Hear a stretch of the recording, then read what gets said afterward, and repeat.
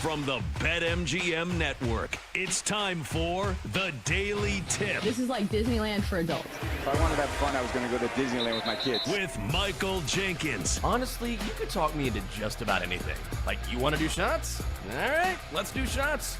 You want to put together a 10-leg teaser? Sure, let's put some money on it. In fact, I do a parlay with Champions League Soccer and the WNBA. And Chelsea Messenger. Let's try to beat the rest of the network at being degenerates, because maybe, just maybe, we can win in that regard. I do like the idea of a parlay. Hey, Dad, don't forget about me, the dogster. Presented by BetMGM.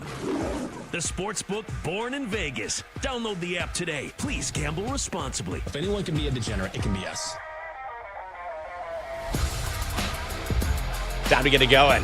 It is the Friday morning good time edition of the Daily Tip on the BetMGM Network. Good morning. Coming up, the Pacers refuse to die. They dominate the Thunder last night in Game 6. We'll tell you what went down in Indianapolis and then look ahead to Sunday's Game 7 in the NBA Finals. In 20 minutes, NFL news because Shedeur Sanders has the need for speed. Then we'll talk about championship celebrations at 6:40.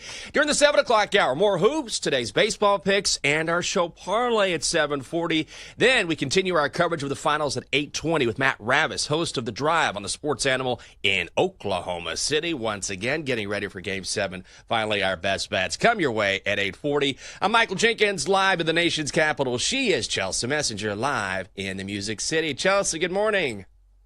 Yeah, good morning. I'm starting to think, have we been too mean to Reggie Miller about his outfits? We were just talking about this before we came on, and the jeans once again just look weird, and I think it's ruining his entire outfit, because I think it's fine to wear the jersey, and plus it has some added meaning when you wear like your teammates' jerseys. I don't know, like maybe it's his frame, just everything looks weird.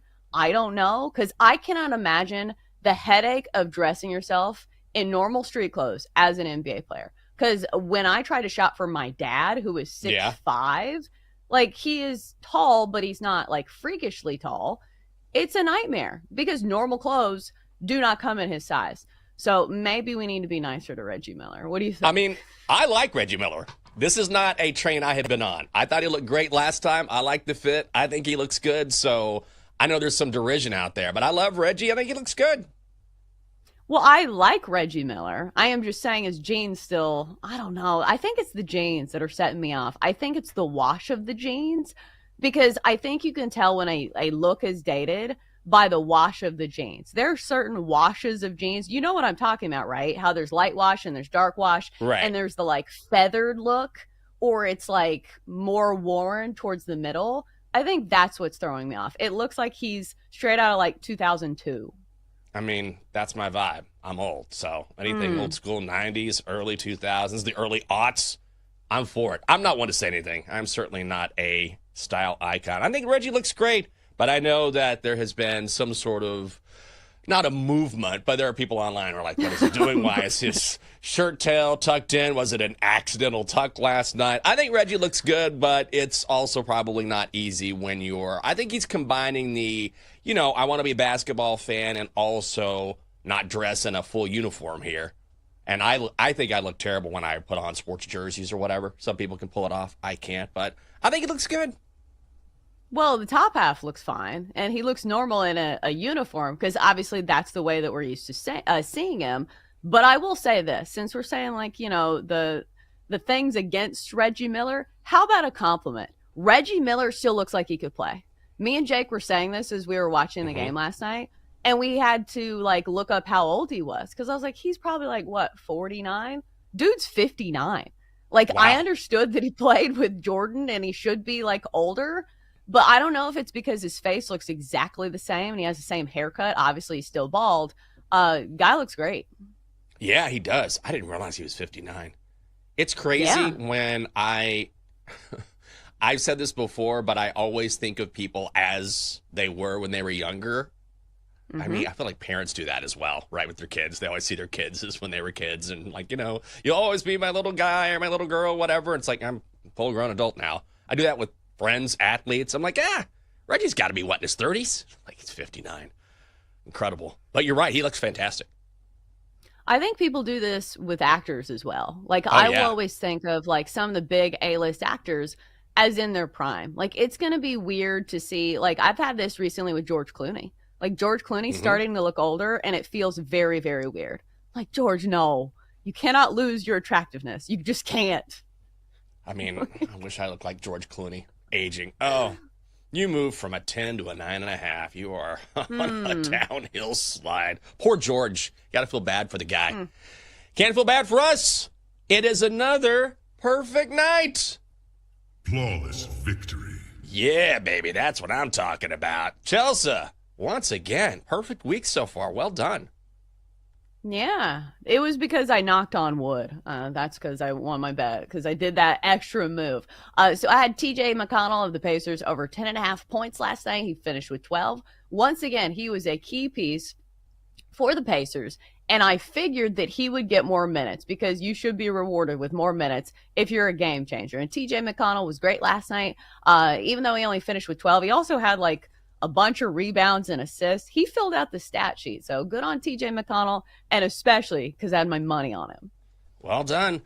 2-0 night for this guy. 5 straight now. Been a good week because last week it was just bad beat after bad beat after bad beat. So I was due for some sort of positive regression, at least you would hope. Had the Tigers on the run line against the Pirates. Tigers win 9-2. Had the Yankees on the run line against the Angels. The Yankees win 7-3, breaking that 6-game losing skid. The Donkster was also on that bet. So, Chelsea, for the week, you are 4-0. I'm 10-3, and the Donkster is 1-2. It is the Friday Morning Good Time edition here on the Daily Tip on the BetMGM Network. It is great to have you with us, and what a game last night for the Indiana Pacers, downing the Thunder 108-91. The Pacers getting 4.5 points. They were plus 165 on the money line. Total set at 223 in the under hits. Tyrese Halliburton not 100% for this game, but it doesn't matter. Throws it away. Halliburton comes up with it. Cross court. Siakam for the slam. All calls courtesy of ESPN. Halliburton 14 points in 23 minutes despite that strained right calf. And Pascal Siakam steps up with a double-double. Siakam falling away. Puts it in at the buzzer. The All-Star drops 16 points and grabs 13 rebounds. The Pacers bench rises to the occasion. Obi Toppin, 20 points. The team leader in scoring for the night. 6 rebounds as well. TJ McConnell adds 12 points, and even Ben Shepherd comes through with one of the shots of the night. Batted Nimhard. Shepherd just gets it off. It's good! It's good at the buzzer! Make no mistake, this game was a blowout. The Thunder pull their starters after being down 30 points in the fourth quarter. The resilient Pacers refuse to go away. We get a Game 7 in the NBA Finals for the first time since 2016, which Indiana head coach Rick Carlisle calls, quote, the ultimate game. What a performance by Indiana. Yeah, and I think my biggest question after this game was, Tyrese Halliburton, are we sure he was hurt? The dude was cutting on a dime. He was putting guys on skates, and he was driving to the basket. Like, it was wild to me. It felt like watching that viral video of the old guy who's getting carjacked, and he says, call 911. And then he pulls out like a knife. He says, for you. That's how it felt watching Tyrese Halliburton. And I understand he only had 14 points in this game, but they were impactful points. And he was really impactful in the minutes that he did play. So the Pacers bench, like you said, it felt like the difference here, because this is what the Thunder normally do. Usually the deepest team in the league. The Pacers bested them in that aspect. And also they were making their threes. Because I remember before we started this series, we said, hey, the Pacers, the way to beat the Thunder is to make your threes. And so the Pacers fired away from the three-point line. I know in the end it looks like they didn't shoot that many threes, but I think most of them came in the first half because, again, some of the stats can be blown out of proportion when it is a blowout. So what a win by the Pacers here, and a good one at that. It really was. They start off by missing shot after shot. They were down 10-2, and then they outscore Oklahoma City 68-32 over the next 24 minutes. They go 15-42 overall from long range, and they force OKC into 21 turnovers. SGA paces the Thunder with 21 points. Only the second time all series long he has scored under 25.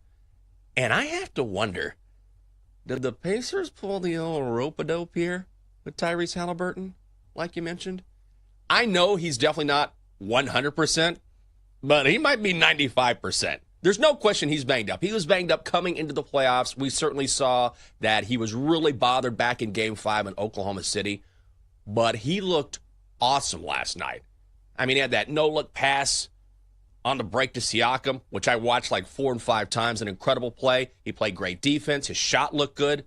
He was driving to the basket. This was Tyrese Halliburton at his best. This was the Pacers at their best. So when you listen to the Pacers, we were making fun of Rick Carlisle and Tyrese Halliburton before this game. They were like, well, we'll see what happens. Tyrese, he walked through practice. And then Tyrese himself was like, nah, am I okay? Depends on who you ask. He looked awesome last night. I don't know how injured he is, but certainly not as much as the Pacers seem to let on. Yeah, I don't think he looked hurt at all. I was watching this game through the lens of saying, hey, I bet on TJ McConnell. Get your ass out of the game, Tyrese Halliburton. What are you doing? So, again, I think now this turns the handicap on its ear because if you say to yourself, okay, if you get Tyrese Halliburton looking pretty much healthy, this changes the calculus for Game 7. Yeah. So I think the odds were kind of based on the fact that, hey, Tyrese Halliburton's down. The Pacers look like they don't have a prayer. But this is what the Pacers do. They come up big when nobody expects it and when everybody counts them out. So when it comes down to one game, am I going to sit here and say the Pacers don't stand a chance? Absolutely not, because the Pacers have proven us wrong so many times. It would not shock me if they prove most people wrong once again, including the odds makers. I mean, yeah, the Pacers are just so resilient, man. And this was not close. That's the crazy thing about it, is that the Thunder in a Game 6 on the road are pulling their starters, which is the smart thing to do. You're down 30 in the fourth quarter. And also, where is Chet Holmgren? Chet. Where is he?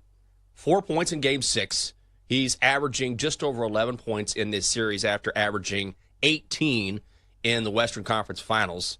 Series high is 20 points, but 15 of those were in the first quarter of that particular game. As good as the Thunder are, I feel like Chet Holmgren in spots has been missing in action, and they need him, and they will definitely need him in Game 7 on Sunday, Chelsea.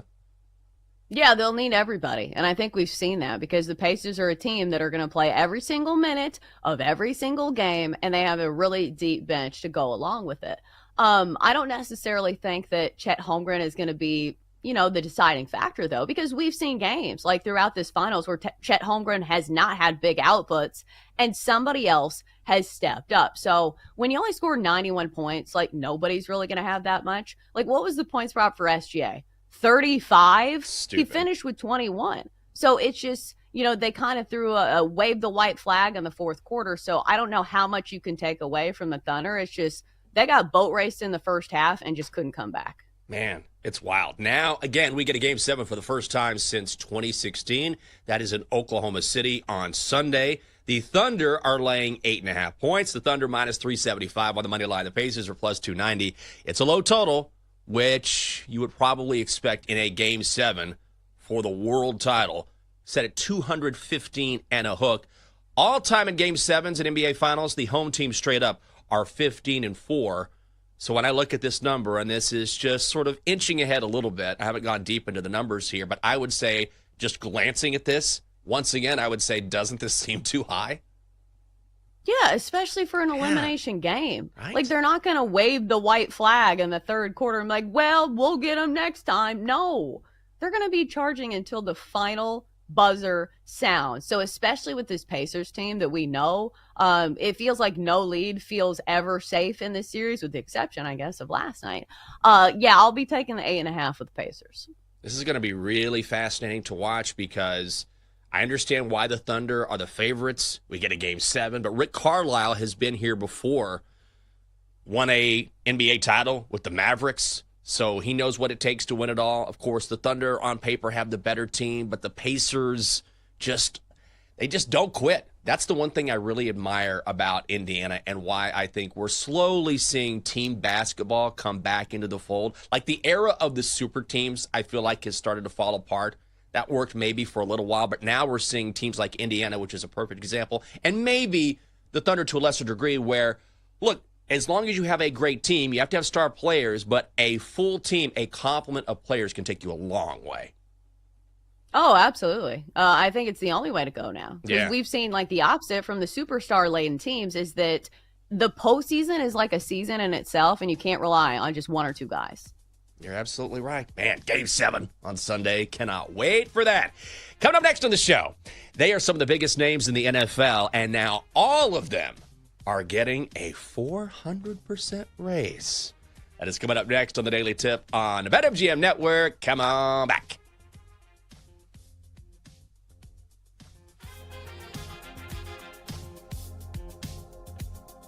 Chelsea and Jenks will be right back on the Daily Tip on the BetMGM Network. Download the app today. Please gamble responsibly.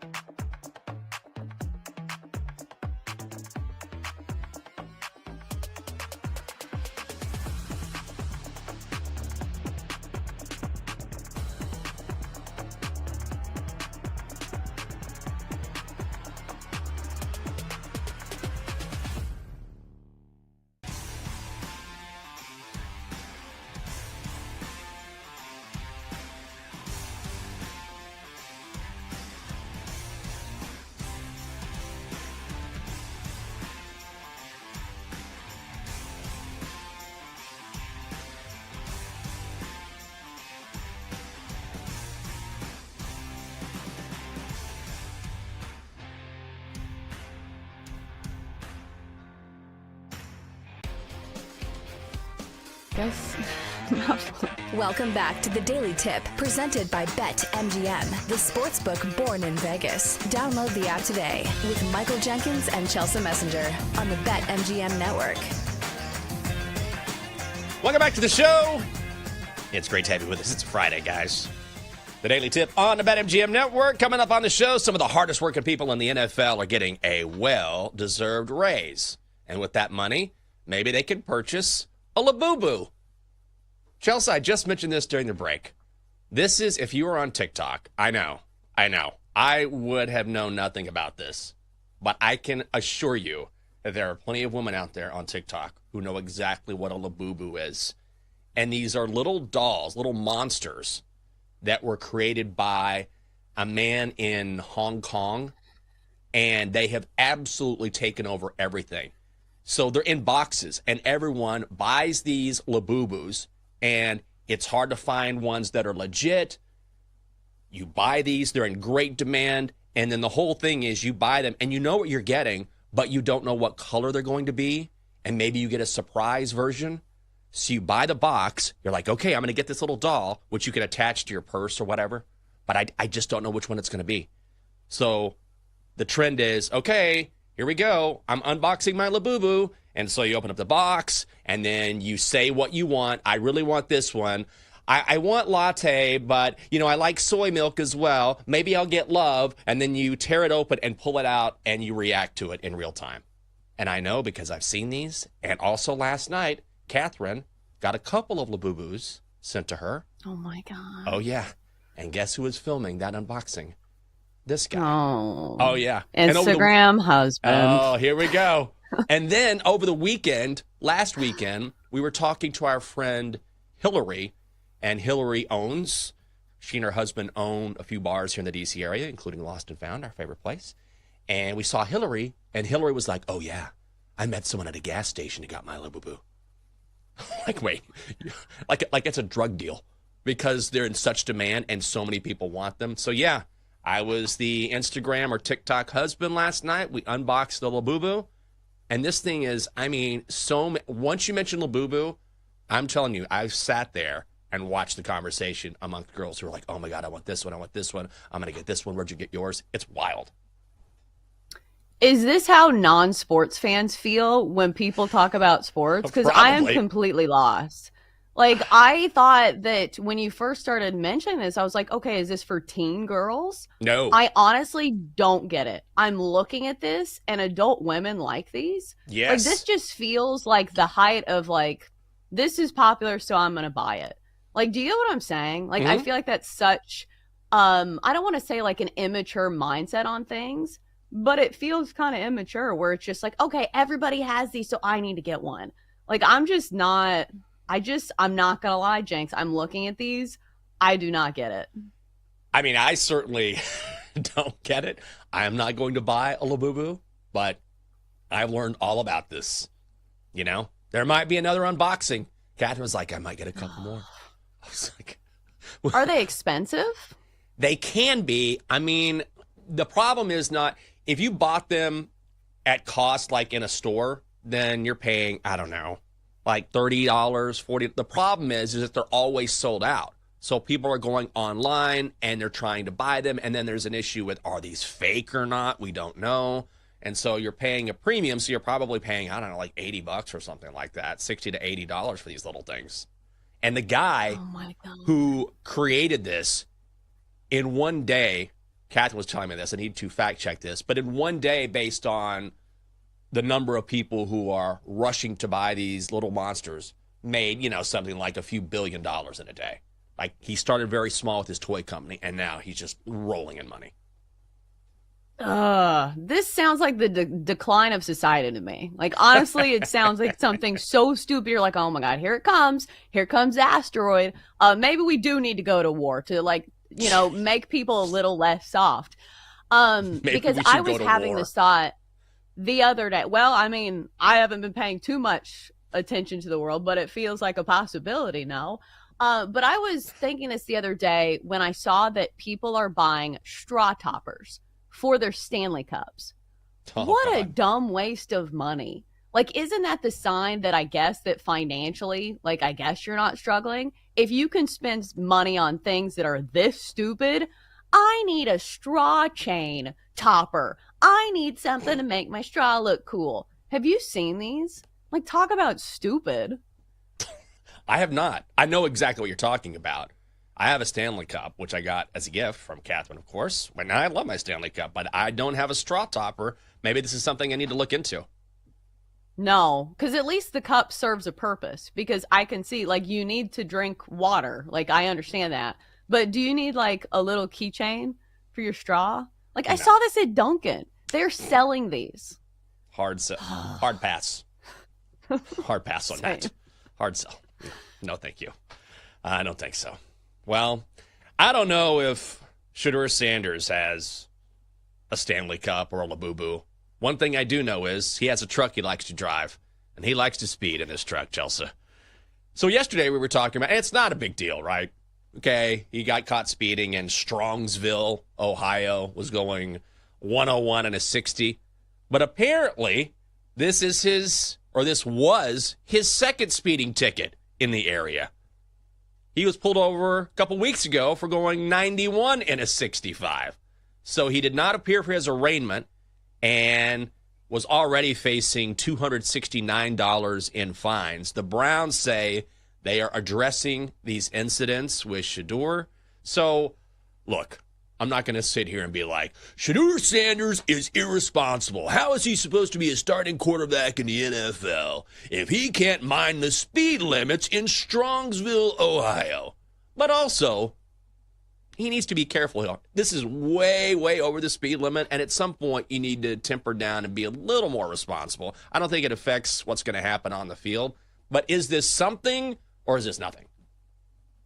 Oh, it's something for sure. Like, Yeah. this feels like a very low bar to, like, be under. Like, you know that you have the media spotlight. You know who your dad is. You know if you do anything wrong, even remotely wrong, that people are going to look at it and they're going to use your name for headlines. So why would you give him a layup? Why would you give him something to say about you when, you know, it's just so easy for people? So this feels like a stupid move, obviously. And I'm just wondering what Deion Sanders is saying to his son. Because you said, I guess you could call him irresponsible. I feel like it'll be way more intense from Deion because he's his dad. And listen, he's not learning. The fact that this happened twice is a big deal. And when I first saw this story, I said, hey, maybe he has a Maserati. Maybe it doesn't feel like he's going this fast. He's in a truck, though. It probably did feel like he was going this fast because I don't know what it feels like to drive one of those super expensive cars, but maybe it's a little different. But when you go this fast in that huge truck, that is absolutely reckless. And you could definitely hurt somebody. Hell, you could kill somebody. You know, vehicles are a huge liability when you use them in the wrong way. Just ask Henry Ruggs. So I understand it's not to that level, but if the trend continues, you know, he could kill somebody and could really hurt somebody. So I do think it's a huge deal. Yeah, you bring up Henry Ruggs, and it's interesting because he's back in the news again. But now look, that was a different situation in that Henry Ruggs was going 156 in downtown Vegas and was under the influence, is in prison now. But the reason why he's back in the news is because he has apologized to the family of the woman that he killed while drinking and driving. Also killed that woman's dog. And also he's up for parole in 2026 and says he wants to play again. That's a different road to go down. But the broader point is, drinking or no, if you're going 40 miles per hour over the speed limit in a truck, you could hurt somebody and you could ruin your own career. So I think it happened once and the Browns were like, slow down, don't do this. Don't endanger other people. Don't endanger yourself. Don't jeopardize your career. And then he does it again. I think it's the second time that is the most bothersome. It's if we're trying to guide you into being a responsible NFL quarterback and you go right back 2 weeks later and do it again, then that's just going to feed into the idea. What was the narrative regarding Shedeur going into the draft? He has character issues, doesn't really listen to people, does his own thing. And so whether it's fair or not, that's going to play into this. So he's got to tighten it up and because he will be under extra scrutiny because of who he is. So, A, this is dangerous, and B, it's not good for the narrative surrounding him, and it's a simple fix. Just slow down. Yeah, it's really not that hard. And again, It's because it's a bad trend. One time it's like, okay, you were rushing to go somewhere. Because that's my other question. Where does he need to go that he is in such a hurry to be there? Like, I just don't understand what is worth risking your career, risking your life, risking other people's lives. And again, I just wish that there would be like a video or a camera that shows when Deion Sanders like lays into his son. Because I'm sure he's not going to take it easy on him. I don't know. I feel like Deion will find a way. I actually think Deion will find a way to defend Shedeur. I have not seen an instance. Publicly, yes. Well, that's what I wonder. Like, is there any sort of private conversation or no? Because if you feel this enabled, right, then that's coming from somewhere. Like, at every turn, Deion has defended Shedeur, and of course, I get it. That's his father. I understand. But I don't know of an instance where, even if the criticism was valid, where Deion has come out and said, yeah, he could have handled this a little bit better. So you can make the assumption, I bet Deion is really angry at Shedeur and having a talk with him, but I'm not necessarily sure that's the case. Really? Yeah. Like, as a parent, you don't think he's telling him over the phone, like, this is a dumb move, you're risking a lot? Because it's different to defend your son publicly, and especially for some of the criticisms on the field. Yeah. But, like, if you're a good parent, you are absolutely letting him have it for doing this. Like, as a parent, I'm sitting here and thinking, if my daughter ever did this, yeah, I would scream at her. Like, this is a big deal, and you're risking a lot. So I feel like I respect Deion Sanders as a father, and I do think he probably had a talk with him. I hope he did.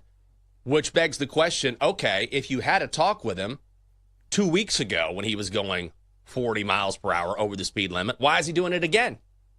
Which makes me think, was there a talk or not? I think you're probably right, but the talks certainly aren't getting through. I mean, if Deion is doing this, and the Browns certainly did sit down Shedeur and say, you need to stop doing this, it's not working. So something needs to happen here. Maybe the second time will be the time where he says, okay, I need to stop. But thus far, I mean, 2 incidents a couple of weeks is not a good sign. Here is a good sign. If you are a Dallas Cowboys cheerleader. Now, you might wonder, how much do these ladies get paid? Apparently, it has been nothing. Nothing. Former cheerleader Jada McClain says, as a Dallas Cowboys cheerleader, last year, she made $15 an hour and $500 for each appearance. But now, the Cowboys cheerleaders are getting a 400% raise for the upcoming season. This was revealed during an episode of America's Sweethearts, Dallas Cowboy Cheerleaders on Netflix. So the cheerleaders are essentially part-time employees. They don't get health insurance.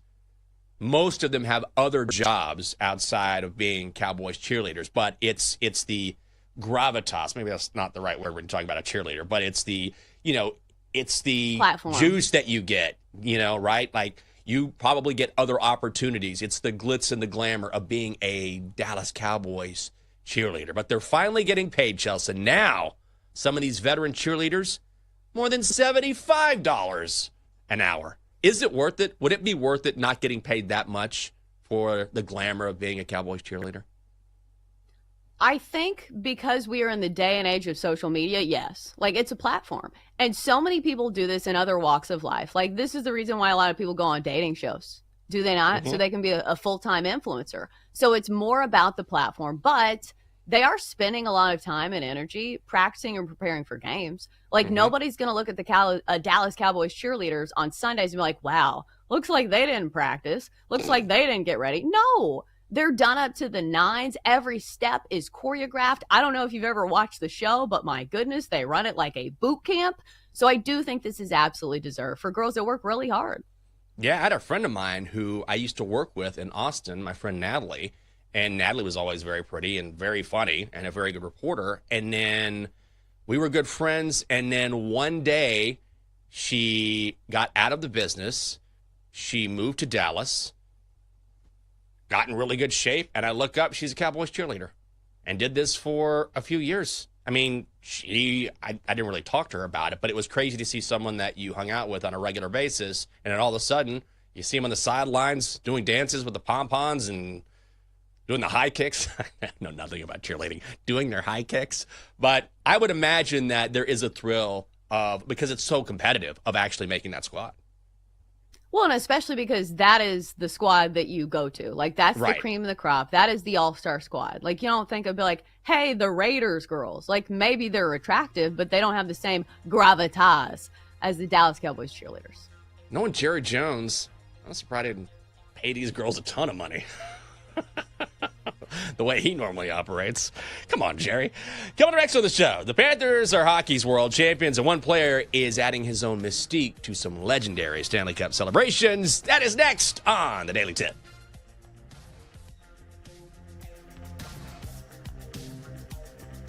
Chelsea and Jenks will be right back on the Daily Tip on the BetMGM network. Download the app today. Please gamble responsibly.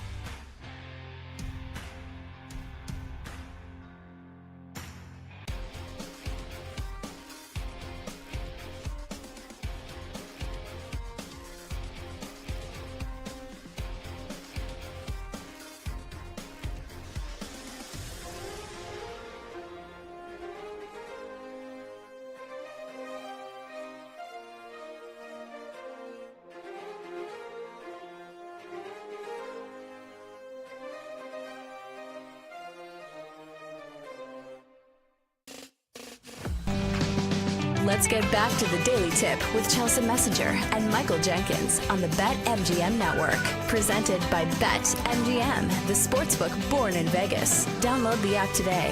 Please gamble responsibly. Welcome back. Great to have you with us. Everybody's here. Got Denton in studio with me. Donkster sitting here. Double D, Dylan, Chelsea in Nashville. Great to have you with us on a Friday morning good time edition. Coming up on the show, we'll talk about championship celebrations and which sports celebrate the best and which ones sort of take it easy after a world title. So I feel like nobody celebrates like hockey players, and we'll get into that. What is the hardest you've ever gone? Maybe after a championship, you celebrated something. I feel like at NC State, like you were saying during your college days, you probably did this on a regular basis. Maybe you were, and then you went on a ride, threw back a couple pops, and just partied all night. When's the one time you were just celebrating something, you just went all in? Well, I was never celebrating anything because, I was a swimmer. People just don't care about swimming that much. So, maybe I'm like, hey, I want a best time. But, listen, we don't have crowds of people watching us when we swim. But that didn't mean I didn't celebrate or, go hard. It felt like an every Wednesday type of thing. So we went out on Wednesdays and Saturdays because on Wednesdays, we only had one practice a day. And on Saturdays, we only had one practice day because normally it was a 2-a-day type of thing. So on those days, we would absolutely go hard in the paint. But I was never celebrating anything. It was maybe, hey, I got a B+ in my poli-sci class, which is not something to celebrate, but I did it anyway. Hell yeah. I thought I was going to get a B-. It was a B+ instead. I'm going hard tonight, bro. Whatever it takes. Whatever it takes. I was thinking about this question yesterday. I was, what is the one time where you just went all in? And I had a memory pop up where it was probably my first semester home from college. And, of course, I'm from a small town in Texas. And everybody was coming home from school. And a buddy of mine threw this big party. And I remember, I don't know how many beers I chugged in an hour. It was ridiculous. Dumb kid. So we're back at the house, and I remember there were some pears in the kitchen. There's a ton of people there, and I was trying to juggle these pears. I can't juggle. They were just falling everywhere. I'm an idiot, right? So then I find myself outside, and it's freezing because it's December. It's like Christmas break. And I remember instead of going back inside the house, I'm like, I need to find a car to get into so I can stay warm. So I just started trying to open car doors, and I got in someone's car, and I fell asleep in the driver's seat because it was warm. And then I woke up, and I went home, and I woke up the next morning, and I've got the car keys, which I guess were in the car. I've got them next to me. And I'm like, on the stand next to my bed, I'm like, oh, my God, what did I do? And I remember the car I was in, it was a white Grand Prix, but because, this is way back in the day, but because I was from such a small town, people bought from the same dealership. And so there were two white Grand Prix that I knew of. One was my friend Will, one was my friend Clifton. And I was like, I don't know whose car this was. So I get a call later on that morning, and it's Clifton. And he goes, I swear to God, he goes, hey, man, you have my keys. I was like, oh, yeah, I'm so sorry. I do, but how did you know that I had them? He goes, because I found 3 pears in the car. It's like, oh. And he remembered me juggling those dumb pears. He was like, Jenkins was in my car because these pears are sitting here. So that was the one time where I was like, all right, man, went all in that night. What a night. Well, at least you knew the person. That could have been really bad if it was a stranger. But luckily, in your drunken stupor, you still had the wits about you to at least go in somebody you knew's car. That's the good thing. God, what was I doing? And I could have just gone back inside the house. I was right outside. This car was right outside the house. I'm like, oh, I'm cold. Should I go back inside the warm house or just pull on car doors and sit inside a car? God, so dumb. But Clifton got his car back, or got his keys back. All is well, and I still don't know how to juggle. Well, what are the Panthers going to be doing here over the next? They are partying like hockey players always do. I know Denton remembers when the Caps won the Cup. It was the best. Like, it was just the best. They took the cup everywhere. They were swimming in the fountains in Georgetown.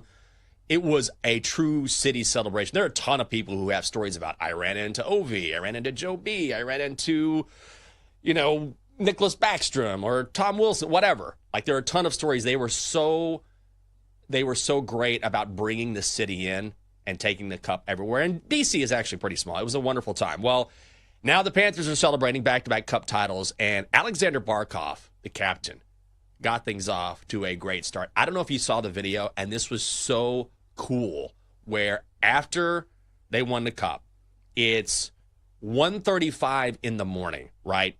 There's no fans. There's just employees in the arena. They're cleaning up, the people who work at the arena. And Barkov decides, you know what I'm going to do? I'm going to come back on the ice and celebrate with these guys. So he's sitting, it's so awesome. He's sitting there, center ice essentially, and he lifts up the cup, and everybody starts cheering. And of course, there's probably just like 100 people. And then he puts it down again. He lifts it up again, and they cheer. And so he gave them this really special moment where, hey, you're a part of this too, which I thought was incredible. And then the same night, about 5 in the morning, he goes to his neighbor's house. And this video is captured on Ring. And so he's ringing the doorbell, and he keeps pushing it. Like, push the doorbell, push the doorbell. And so you hear, he's coming, he's coming. Apparently, he had promised his next-door neighbor, if I win the cup, I'm bringing it over. So at 5 in the morning, he brought the Stanley Cup over to his neighbor's house. It's just awesome. I feel like when it comes to celebrations, hockey players are just, they nail it.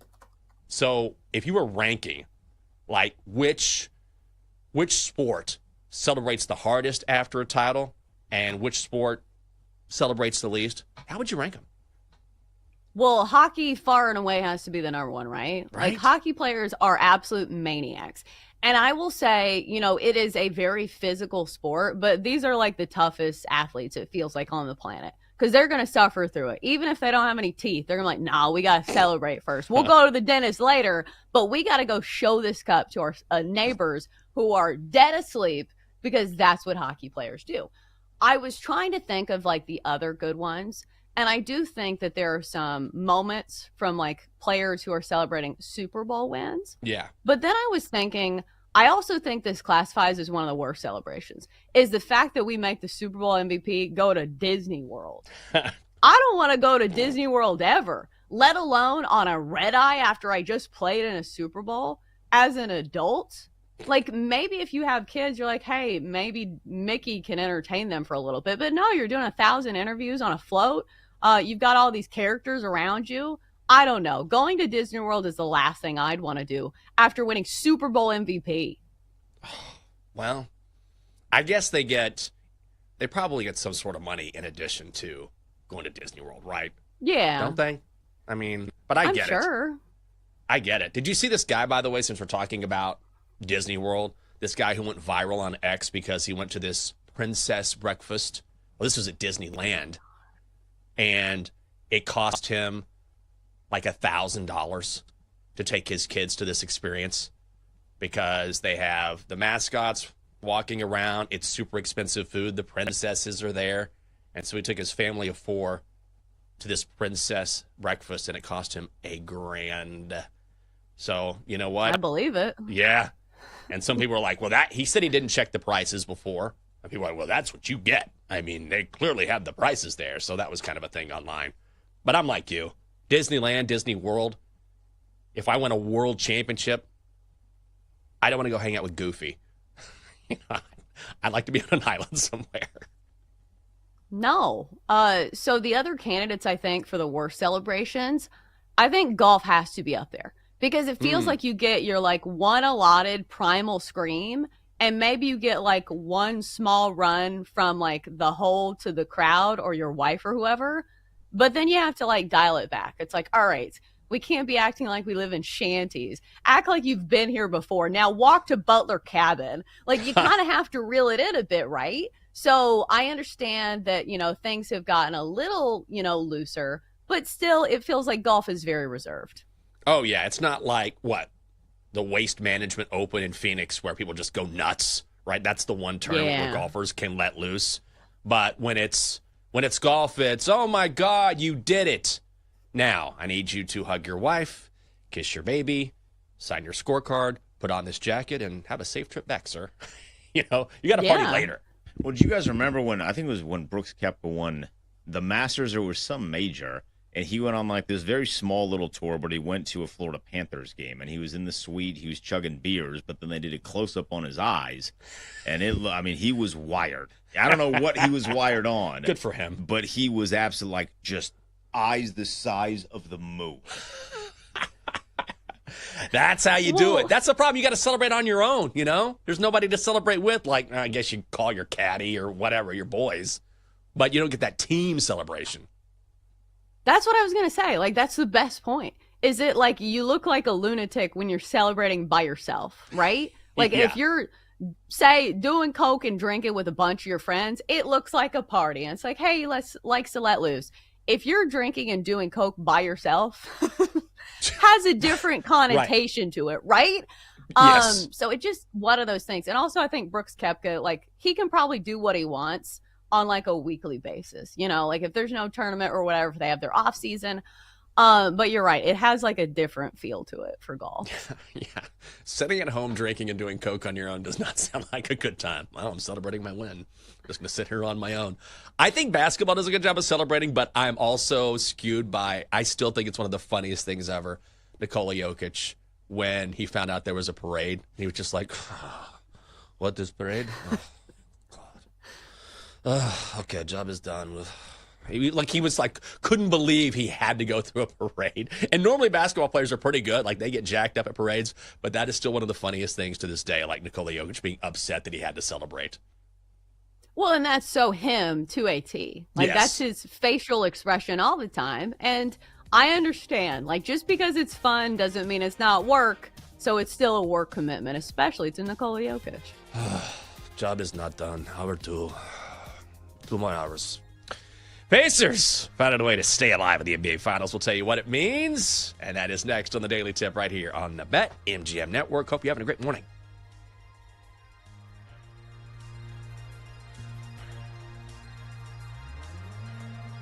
Chelsea and Jenks will be right back on the Daily Tip on the BetMGM Network. Download the app today. Please gamble responsibly.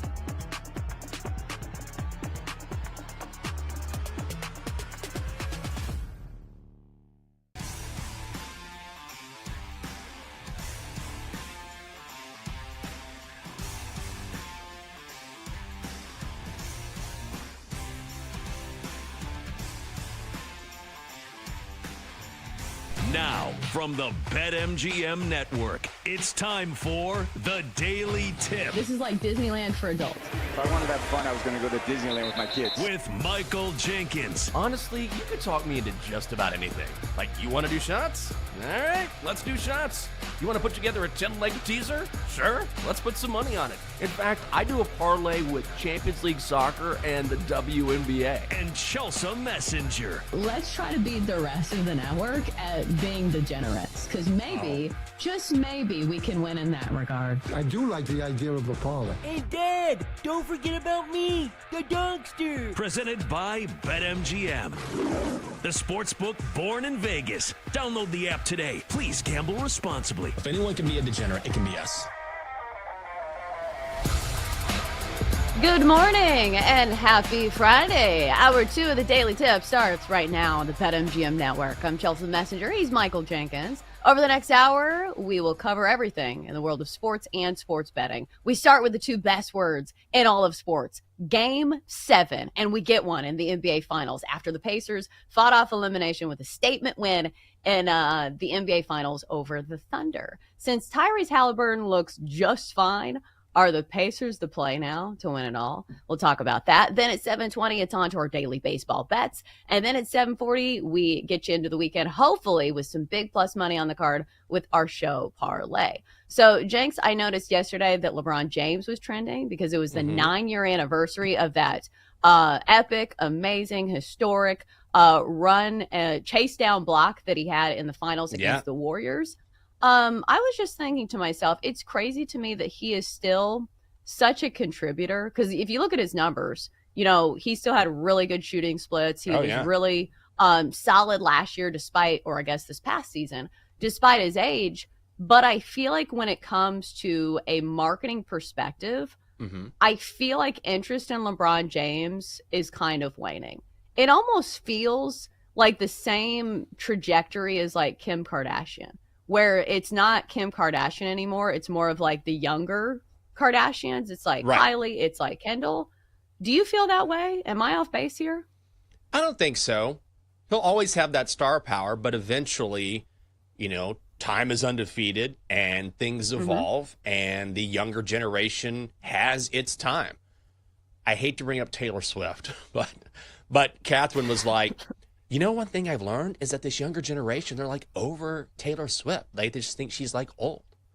I'm like, well, she's what, 35? I'm not saying she's old, but I'm saying if you're talking about young women who are, you know, growing up and discovering their own likes and dislikes, loving someone at 35 is a lot different than getting into someone your own age that you feel like you can relate to a little bit more. So this younger generation in basketball, it's like, yeah, LeBron's great, but he's, you know, this guy's old. I like SGA. I like Halliburton. You know, I like Nikola Jokic. I like some of these younger guys that are really good. I like Ant Edwards. And because those are the guys that they have grown up with. And so they don't have that connection to maybe the older generation. So I think it's commonplace. It happens all of the time where I'll look back and be like, you don't remember this player? Oh my, how do you not know this guy? And it's like, yeah, but you didn't grow up with this, you know, like Jordan is a perfect example, right? Like there are kids who are just like, yeah, he was okay. I'm like, what are you talking about? Like my brain short circuits, but it's just sort of a, you know, that's just kind of the way it goes, where LeBron will always be LeBron, but he's not going to be held up. The grasp. Yeah, he's not going to have the grasp on a younger generation like he did on the people that grew up and has watched him play his entire career, because they're people. Imagine if you're a teenager, right? And you're really now getting into the NBA. You're like, oh yeah, LeBron James. I mean, he's awesome, but I really watched him play for like 2 or 3 years at the tail end of his career. Like you didn't get him at his prime.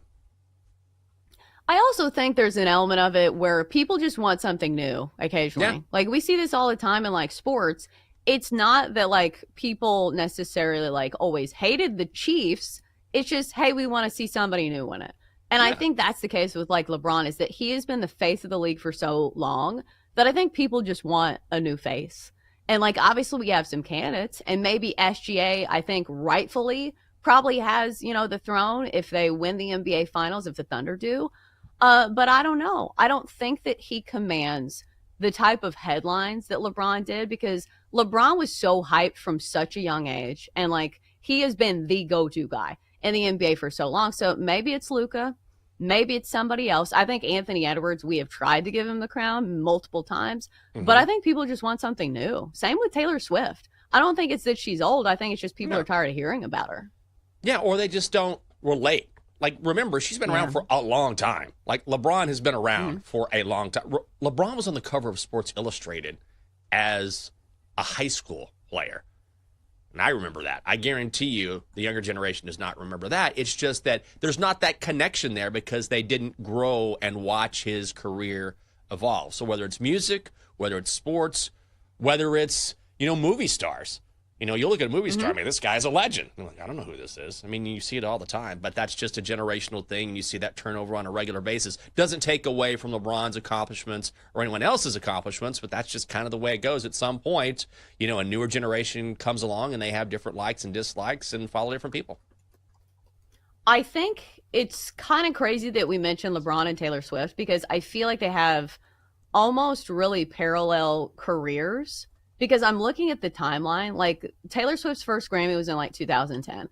And I feel like that was like kind of the moment when LeBron James was like pretty much making a statement. It's like I need to double check some of the dates, but LeBron's 40, Taylor Swift's 35, but Taylor Swift was like winning Grammys when she was like 15. So it's interesting. Those two have very parallel careers and also two of the best to do it in their respective genres.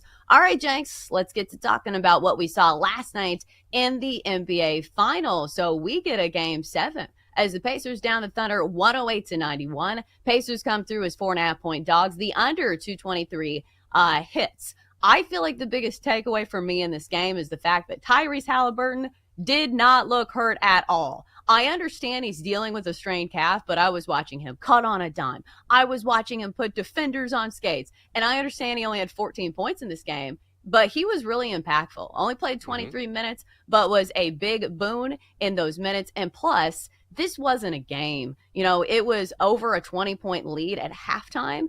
And the Pacers never looked back. So luckily, the Pacers didn't even really need Tyrese Halliburton to contribute that much in the second half of this game. But Jenks, let me ask you, now that it looks like Tyrese Halliburton is at least somewhat healthy, do the Pacers stand a chance in Game 7?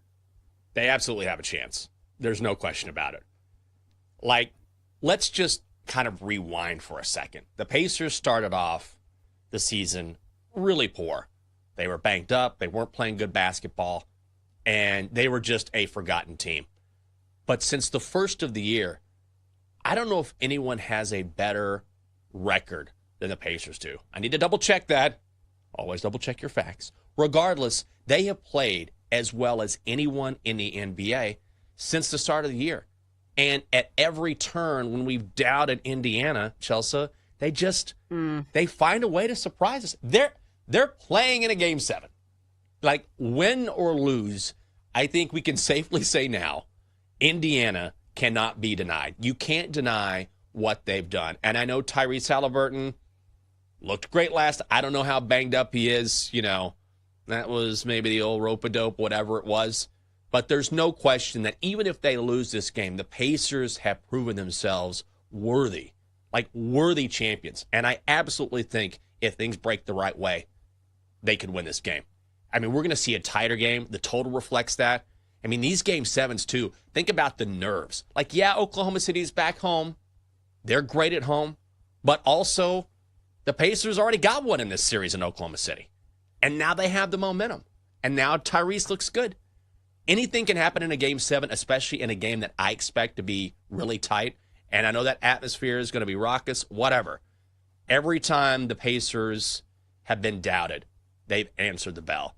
So am I going to be stunned if the Pacers end up finding a way? No, I'm not. They answer the call every time.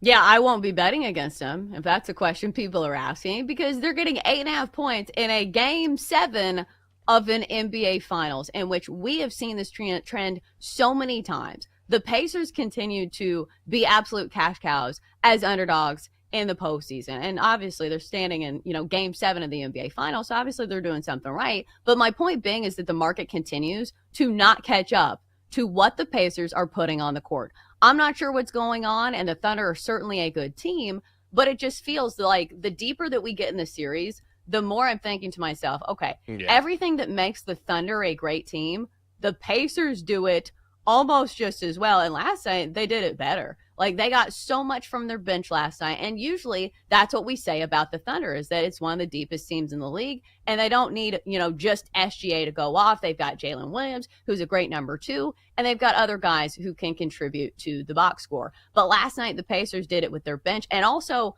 this was the other thing that I think was big, is that they made their threes early and often. When you make your threes against the Thunder, it really opens things up, because they're so good at defending the paint that if you can spread the defense out just a little bit, it makes things a lot easier to drive to the basket and make those high percentage looks. And we saw that from Tyrese Halliburton, who was relatively easily penetrating the defense from Oklahoma City. So I think that there is definitely a recipe for the Pacers to win Game 7. And again, like you said, I am so tired of counting the Pacers out and being proven wrong that I'm not going to do it again. Not in the last game of the season. Well, and it's crazy, too, when you think about how they win games. Like, who would have thought that, okay, Tyrese Halliburton will be banged up. He'll play. He'll look good. But guess who will lead the team in scoring? Obi Toppin. You know what I mean? Like, that bet, leading scorer for the Pacers, if you could have put some money on that, that would have come home at a monster price. But the Pacers just find ways. Maybe it's TJ McConnell. How good has he been in this series? I know you were on his points prop yesterday, but coming off the bench, an immediate spark, playing awesome defense. Pascal Siakam had a double-double.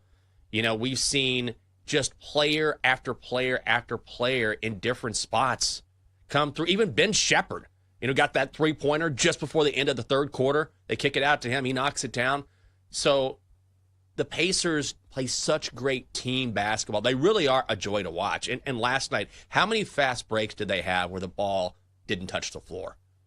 It was pass, pass, pass, shot, knock it down. I mean, that is clinical basketball. The Pacers are so well coached, and they get contributions from everyone, and you never know who's going to step up at any given time. And that makes them dangerous, right? Because it's easy to say, okay, let's focus on shutting down Siakam. Let's focus on Tyrese, depending on whether or not he's injured. And yet these other guys say, okay, we'll answer the call. And they've done it all playoff long. Yeah, absolutely. So I, for one, will not be counting them out in Game 7 of the NBA Finals. I think our only beef is that this game is on a Sunday. Yeah. I don't know what they're doing here. I think this has been a complaint with the finals, is that the timing of some of these games, and we've seen it with the ratings. We talked about the ratings yesterday, how it's down 20% from last year's finals. And I think Game 5 or Game 6 was one of the least watched NBA Finals games since the bubble. Jenks, let me ask you, since we get a Game 7, do you think the ratings will be any better for this one? Yes, they have to be. Although, why does this game have to be on a Sunday? You know what I mean? Come on. We have jobs. We have jobs. Okay? We have to get up early. We're and we're not the only ones. Shouldn't this be on a Saturday night? You know what I mean? Yes. Yeah. It's a Saturday night. We can all stay up late. People like to go out anyway. Like, by virtue of scheduling, I know it's, okay, fine, it's not the two biggest markets, whatever. It's still a Game 7. We haven't had a Game 7 since 2016. There's nothing like a Game 7. Be it the Stanley Cup Final, the NBA Finals, and the way this series has gone, there's been a lot of intrigue, a lot of great storylines. Like, I think the Pacers are a live dog. Why can't this be on a Saturday so we can all sit back and enjoy it? Why am I not the commissioner of the NBA? I'd be like, guys, we're moving this to Saturday. Nobody wants this game on Sunday. Adam Silver has some work to do. But yeah, I'm bummed because I'll stay up late and I'll watch, and I'll be exhausted on Monday, which I know this is a personal complaint, but I feel like a lot of people would rather have this game on a night when they can stay up and really soak it in. Yeah, absolutely. And it's not one of those games where it's like, hey, college football national championship is always on a Monday. That's just kind of how it is. No, you could have moved it to a Saturday. Nobody's going to complain. So I feel like we've kind of waved the flag for the Pacers. There's definitely still a chance that the Thunder can win the NBA Finals. And I feel like we need to say that. Because I will say, if trends bear out, both of these teams have been really great coming off losses. And the Thunder have been great coming off losses. So I do expect a much better effort from Oklahoma City in this last game. And Yeah. especially since it's at home. And I think more than anything, I expect a big performance from SGA. He only had 21 points. Obviously, it was a blowout game, so he didn't play the whole time. But still, I think we see a huge game from SGA. I think this one is a much better contest down to the final minutes. So again, I'm going to take the points with the Pacers, but I'm not going to sit here and say, hey, it's all Pacers. Oklahoma City doesn't stand a chance. No, Right. I'm not saying that. So I felt like I needed to clarify a little because we didn't talk about the Thunder much. All right, coming up next, time to switch gears. We'll talk a little baseball and give you our favorite plays for the Friday slate and MLB. That's next on the Daily Tip presented by BetMGM.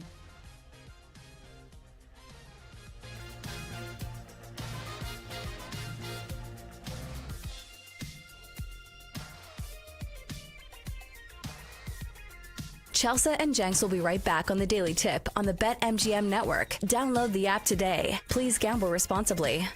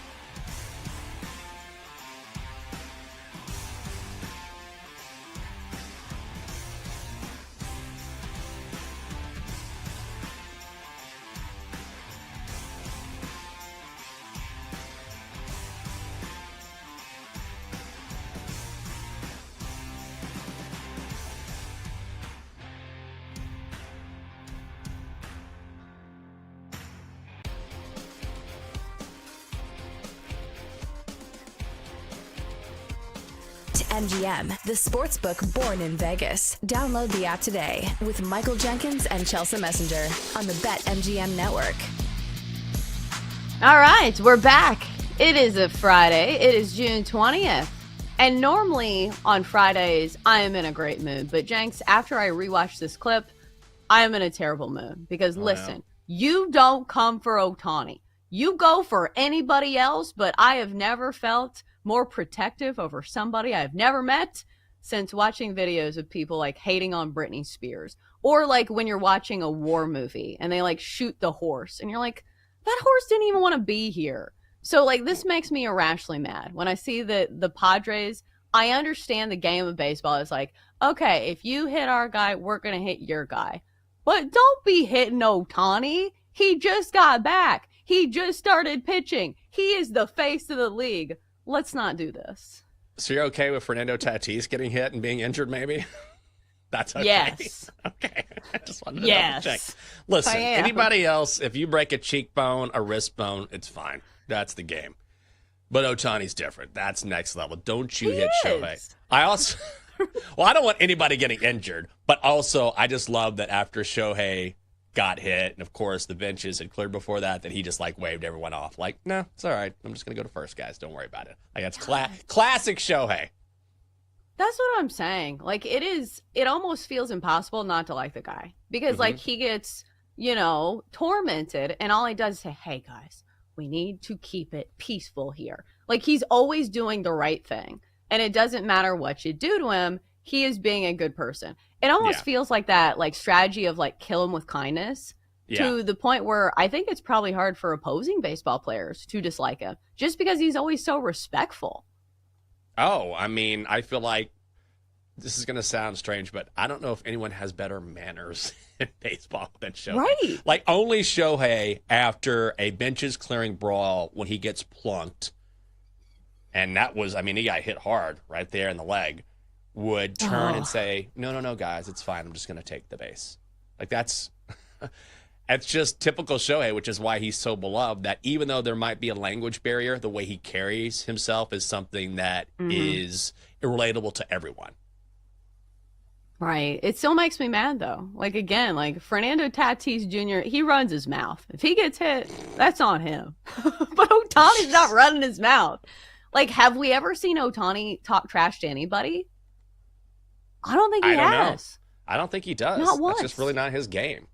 He just doesn't do it. He just goes out there and he performs and he smiles. And, I mean, the most frustration or anger you see from Shohei isn't even anger. It is frustration. You might see him get a little flustered, like when he was pitching, right? He's flustered because he's laboring a little bit, but that's pretty much it. You don't see him ever lose it or lose his cool. It's just sort of the natural, okay, I'm not performing the way I'd like to perform. He gets a little flustered, but that's just about it.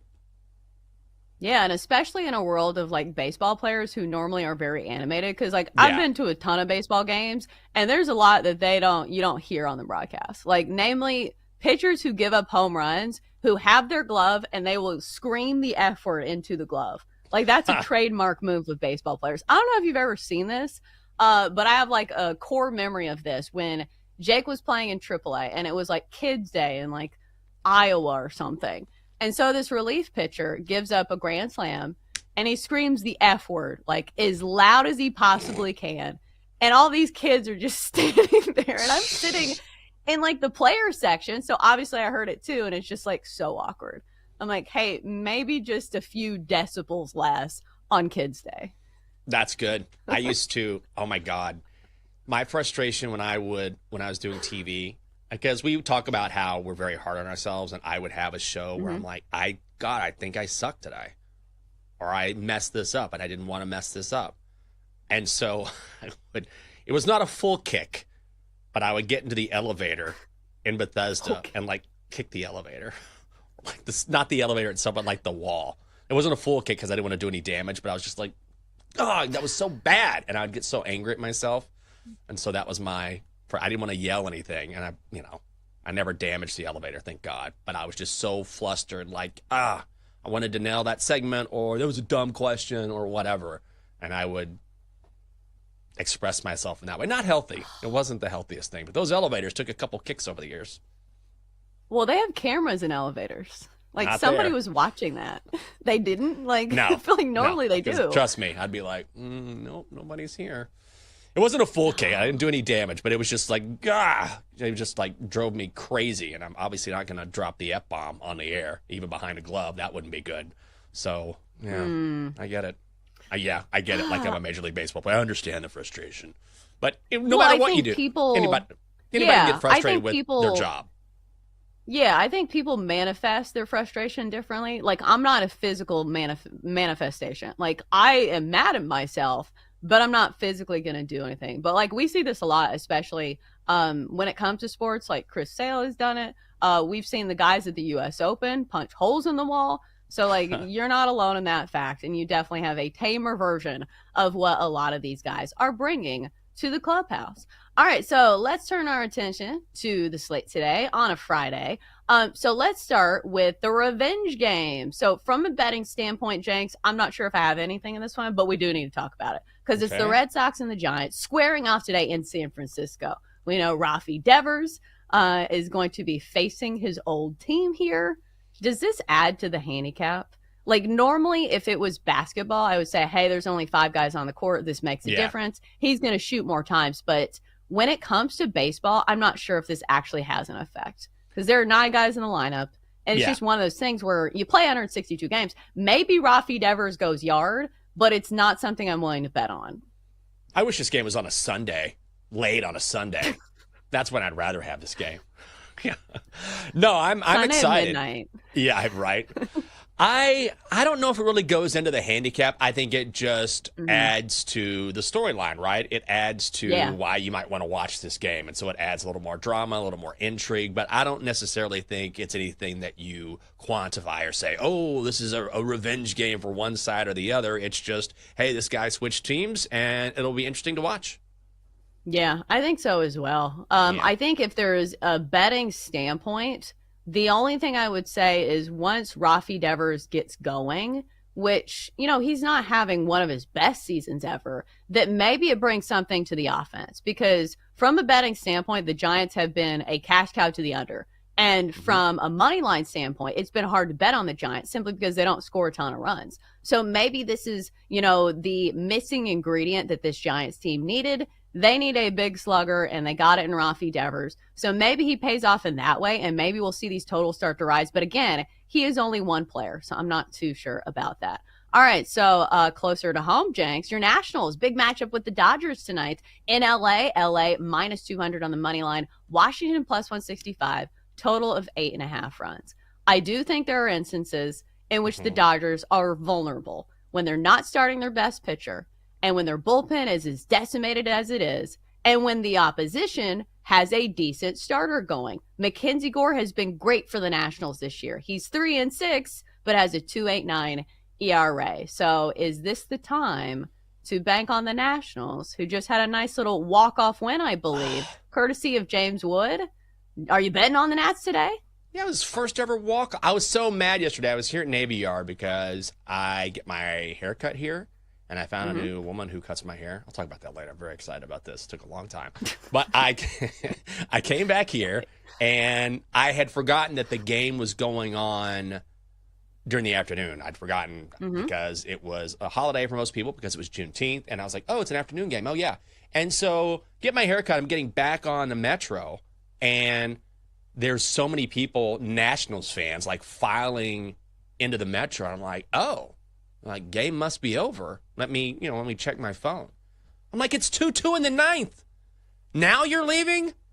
You're leaving now? I know it was hot outside. I know they stopped serving after, like, the 7th inning. But you've come this far. It's 2-2, and you missed a walk-off, the first ever walk-off for James Wood in his career. So, yeah, I was really bummed about that. I mean, just as a fan, like, how can you walk away? And there were a ton of people in the Metro. Just walked away. But then again, part of me was like, well, I mean, it's also Nats Rockies. Maybe they weren't like thrilled about it. So that might, it's 95 outside. It's Nats Rockies. You're like, you know what? We're just going to call it a day. It's been a good day. So maybe that had something to do with it. But you know what? I think the Nats they're a live dog here. Why not? Got a touch of momentum. Now, they have to go out west, but it was an afternoon game. But when Mackenzie Gore's on the mound, you know what I would do is I would play the Nationals in the first 5 because the Nationals bullpen is really bad. So there's no question the Dodgers could pile on some runs late. But Mackenzie Gore has been exceptional this season, and Clayton Kershaw is still finding his form. So Nats in the first 5 at plus money, I think, is a decent bet. Yeah, that or I understand that the Nats bullpen is not good, but neither is the Dodgers. And the Dodgers on the run line at home have a losing record. Like, if you're trying to find a way to play the Dodgers and say, hey, like, I'm going to do a soft fade of them against or on the run line this year at home, they're 19-22. So, again, LA can win by 1 run. And if you look at the Nationals, they have a winning record on the run line away from home, 19-16 this year. So maybe there's some value in taking the Nats at plus 130 or, at minus 130 at the plus 1.5. So that way, obviously it covers you both ways. If the Nats went outright and if they just simply lose by 1 run. But again, it's tough to fade the Dodgers. But again, I think all the factors kind of line up either in the first 5 or you take them on the full game run line.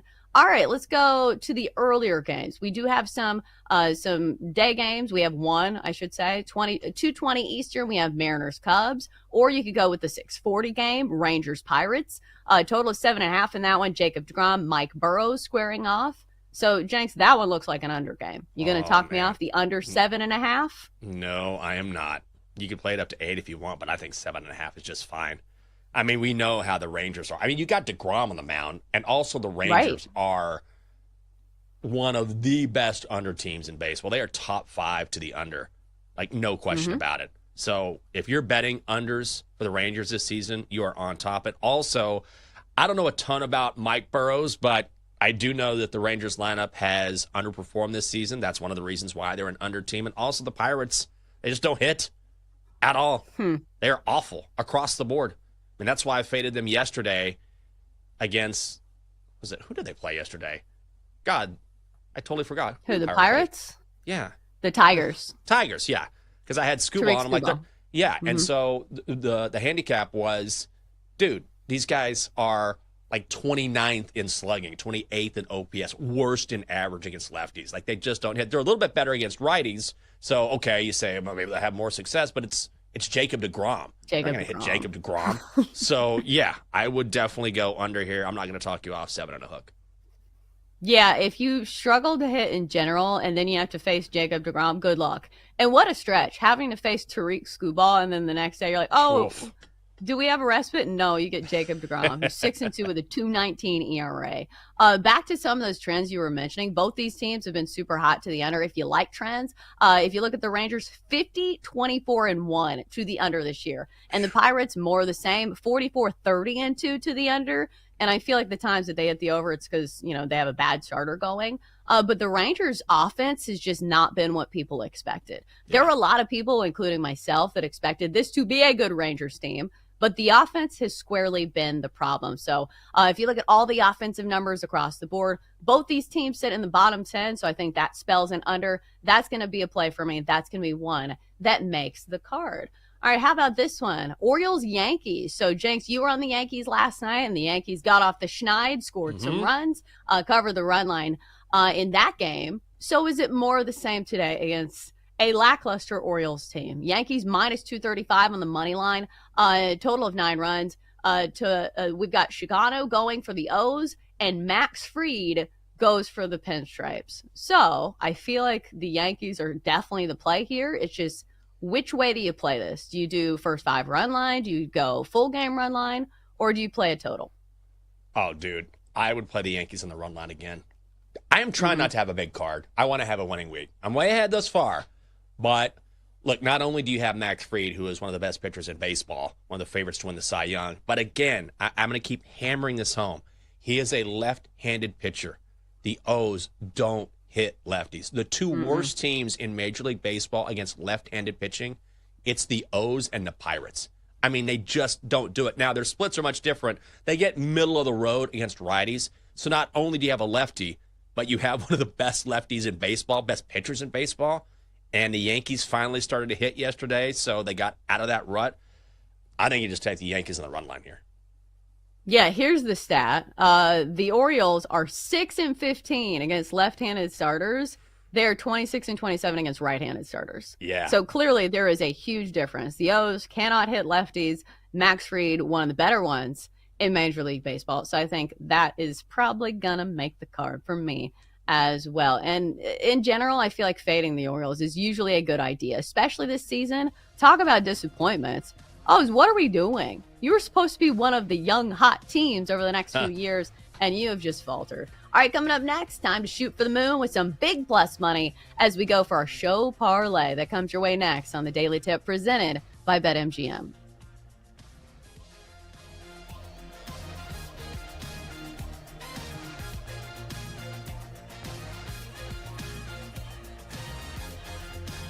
Chelsea and Jenks will be right back on the Daily Tip on the BetMGM network. Download the app today. Please gamble responsibly.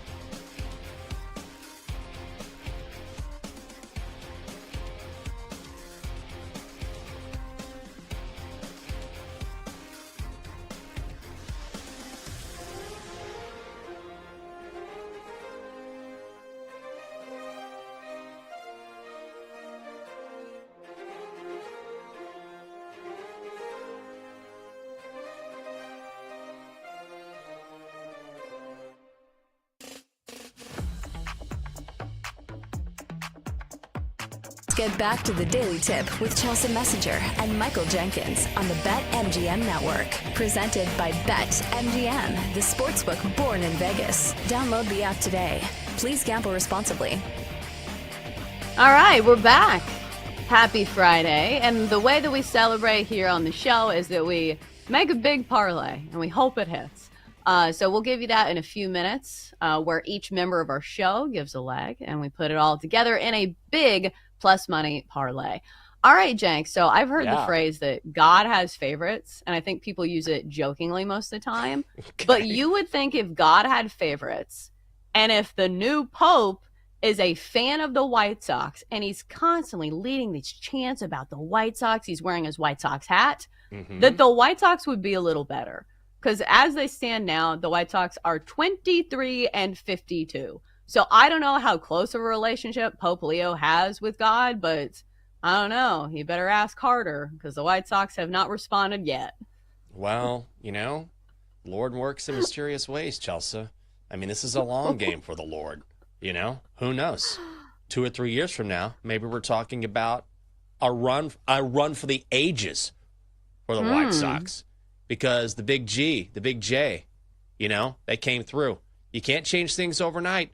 Sometimes you pray about something and then you're like, this isn't happening. And then all of a sudden you look up and you're like, oh my gosh, it did happen. The Lord came through. I think the Pope knows what he's doing here. You got to play the long game. So don't count out the White Sox just yet. I think that's true. Like, how long do popes stay in office? They stay in office till they die, right? Like, stay in office. Like he's at a desk. Yeah, well, what's on the itinerary today? Yes, they do. That's correct. But, my point is that, he's going to be Pope for a long time, I'm assuming. Unless something happens. I don't know the Pope stuff. That's the other thing I'm learning. I don't know that much about, the Pope culture, where I didn't even know there was a Pope mobile. Did you know this? It looks like an old car that they would drive in the Dominican Republic. I don't know what brand this is, but I feel like he needs an upgrade. They need a pimp my ride for the Pope. Oh yeah, let's pimp the Pope's ride. Also, I love the idea of the Popes in the office. Yeah, Leo. I already prayed for this guy. Yeah, I got the email. All right. Yes, okay. When the Pope Mobile is ready, let me know. I don't need an update every 10 minutes. I'm busy. All right, bye. I would love that. Listen, Karen, I'm not going to tell you again. This meeting should have been an email. Don't waste my time. Right. I prayed for you last week. I got other people on the list here. Come on. You couldn't save me a donut? You couldn't save me one donut in the break room. And listen, what we're not going to do is cut a donut in half. Take a donut or not. Yeah. Don't put your sticky little fingers all over the Pope's donuts. Just don't do it. Oh, yeah, Steve, you're the only Cardinal who's hit me up this week. You're the only guy. I got a lot going on here. Just put it in an email. Text me. Stop calling. Well, stop calling. Well, the Cardinals had the last laugh because the Cardinals beat the White Sox. I wonder if there was any office banter because of that. I don't know. They probably don't care that much, but it is a funny way to look at things when it comes to the Pope and his office, his corporate setting. All right, it's time to get to our favorite bet of the week, and it is the show parlay. Ladies and gentlemen, adults of all ages, it's time for the show parlay. That's right. Step right up and try your hand at the show parlay. So we haven't hit it yet, but much like the carnies at the fair, we're saying, listen, you'll get it next time. Just pay us $20 more for your next 3 tries for this $2 stuffed animal that you definitely need. All right, so I'm going to start us off here with my leg of the parlay. I'm going to go with an under in the Rangers and Pirates game. So we just talked about our MLB bets last segment, and I think this is maybe my favorite one. So the Rangers in the under have been a trend all season long, one of the best under teams in all of baseball, coming in at an under record of 50-24-1 this year. And then you look at the Pirates, you say, oh, the Pirates, are they going to ruin it for us? No. They're going against Jacob deGrom, who has a 2 ERA, and this is a terrible Pirates lineup. Under record stands true as well. 44, 30, and 2 to the under. Both of these offenses sit in the bottom 10 in most statistical categories. So we're going to go under 8 for minus 140 between the Rangers and the Pirates. Staying in baseball, Jenks, it looks like. What's your contribution to this week's show parlay? All right, of course I'm going minus money. And just for the record, I understand that when you're betting, you need to have plus money on a card. But I've had a good week. I'm going to keep it going. I'm going Brewers Twins under 4.5. I got an even better price. It's minus 135 now. So here's the thing. You've got Jacob Misiorowski going up against Joe Ryan. And I mentioned Misiorowski last week when I put a sprinkle on him. Like, this kid is an absolute unit. He is a beast. Like, he's 6'7", has a fastball that reaches 103 miles an hour. He made his major league debut last week against the Cardinals. Through 5 innings of no-hit baseball, they pulled him because he tweaked his ankle. So now he's back on the mound. And you got Joe Ryan going for the Twins, 7-2, 2.93 ERA. Last time he faced the Brewers back on May 16th, he pitched 6 innings of 2-hit baseball. So I think the full game under is a very strong play, but I'm going to go first 5 under 4.5 minus 135. Yeah, the player comp for Misiorowski is he looks like Chet Holmgren. That's Crazy. The body type for him. Yeah. But yeah, he throws absolute gas. And I feel like he also has the advantage because a lot of these guys haven't seen him yet because he's obviously fresh. He is new. So I think that's a really solid play. All right, Den, looks like another baseball play. Where are you going here? Yep, I'm going in baseball, and I'm going to the Yankees. I've made a lot of money off of Max Fried, and I think he's going to continue that trend in our show parlay. So I'm taking the Yankees first 5 run line at plus 115. I don't think the O's will be able to hit Fried at all, and I do think that the Yankees offense is back. So I think you'll see a lot of runs, and the O's ain't doing nothing, so Yankees first 5 run line. Like it. Okay, so is that minus 0.5 or minus 1.5? 1.5, I think. Ooh. Yeah, it is minus 1.5. So I'm gonna. I was gonna say if it's plus 115, it must be. Yeah, so I'm laying a little bit. I'm trusting the Yankees offense, but I'm feeling comfortable with it. I still like it. Well, they've got to be better at some point. They have too much talent in that lineup to keep posting zeros against the Angels. And we saw it last night. So maybe it's the welcome back effect for the Yankees bats. All right, hater alert. Hater alert. Don't we have that sounder somewhere, I think? Dylan's being a hater. I can tell because I see his play on the rundown. Dylan, so you're from the New England area, I believe. This looks like a hater play. Hater alert. There we go.